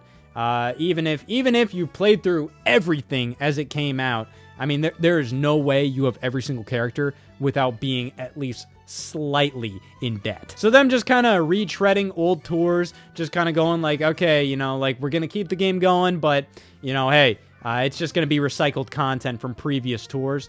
That's perfectly fine, and I think that's a perfectly healthy way for this game to ride off into the sunset. And I hope it continues to live on for a while, because as far as mobile games go, this is one of the best mobile games out there. You know, like a mobile game that's like, obviously still pretty mobile. You know, microtransactions, and just, obviously it's just trying to make you feel something instead of being like an actually well-designed game. It is one of the better versions of those out there, so I hope it lives on. I like playing it from time to time, but even then, you know, after a bit, you kind of get burnt out on it, so then you stop playing it for a couple months, and then you might hop back in and try it some more, and then you get burnt out on it. You know, that's the mobile game cycle for me. But like I said, for what it is, I think Mario Kart Tour is a good mobile game. As a Mario Kart game, it's like a 6.5 out of 10. But I think it has redeemed itself from its, like, wishy-washy launch. Because damn, without the gotcha pipe mechanic, things are so much better. You know, hey, the Brown Me racing suit only costs 70 rubies.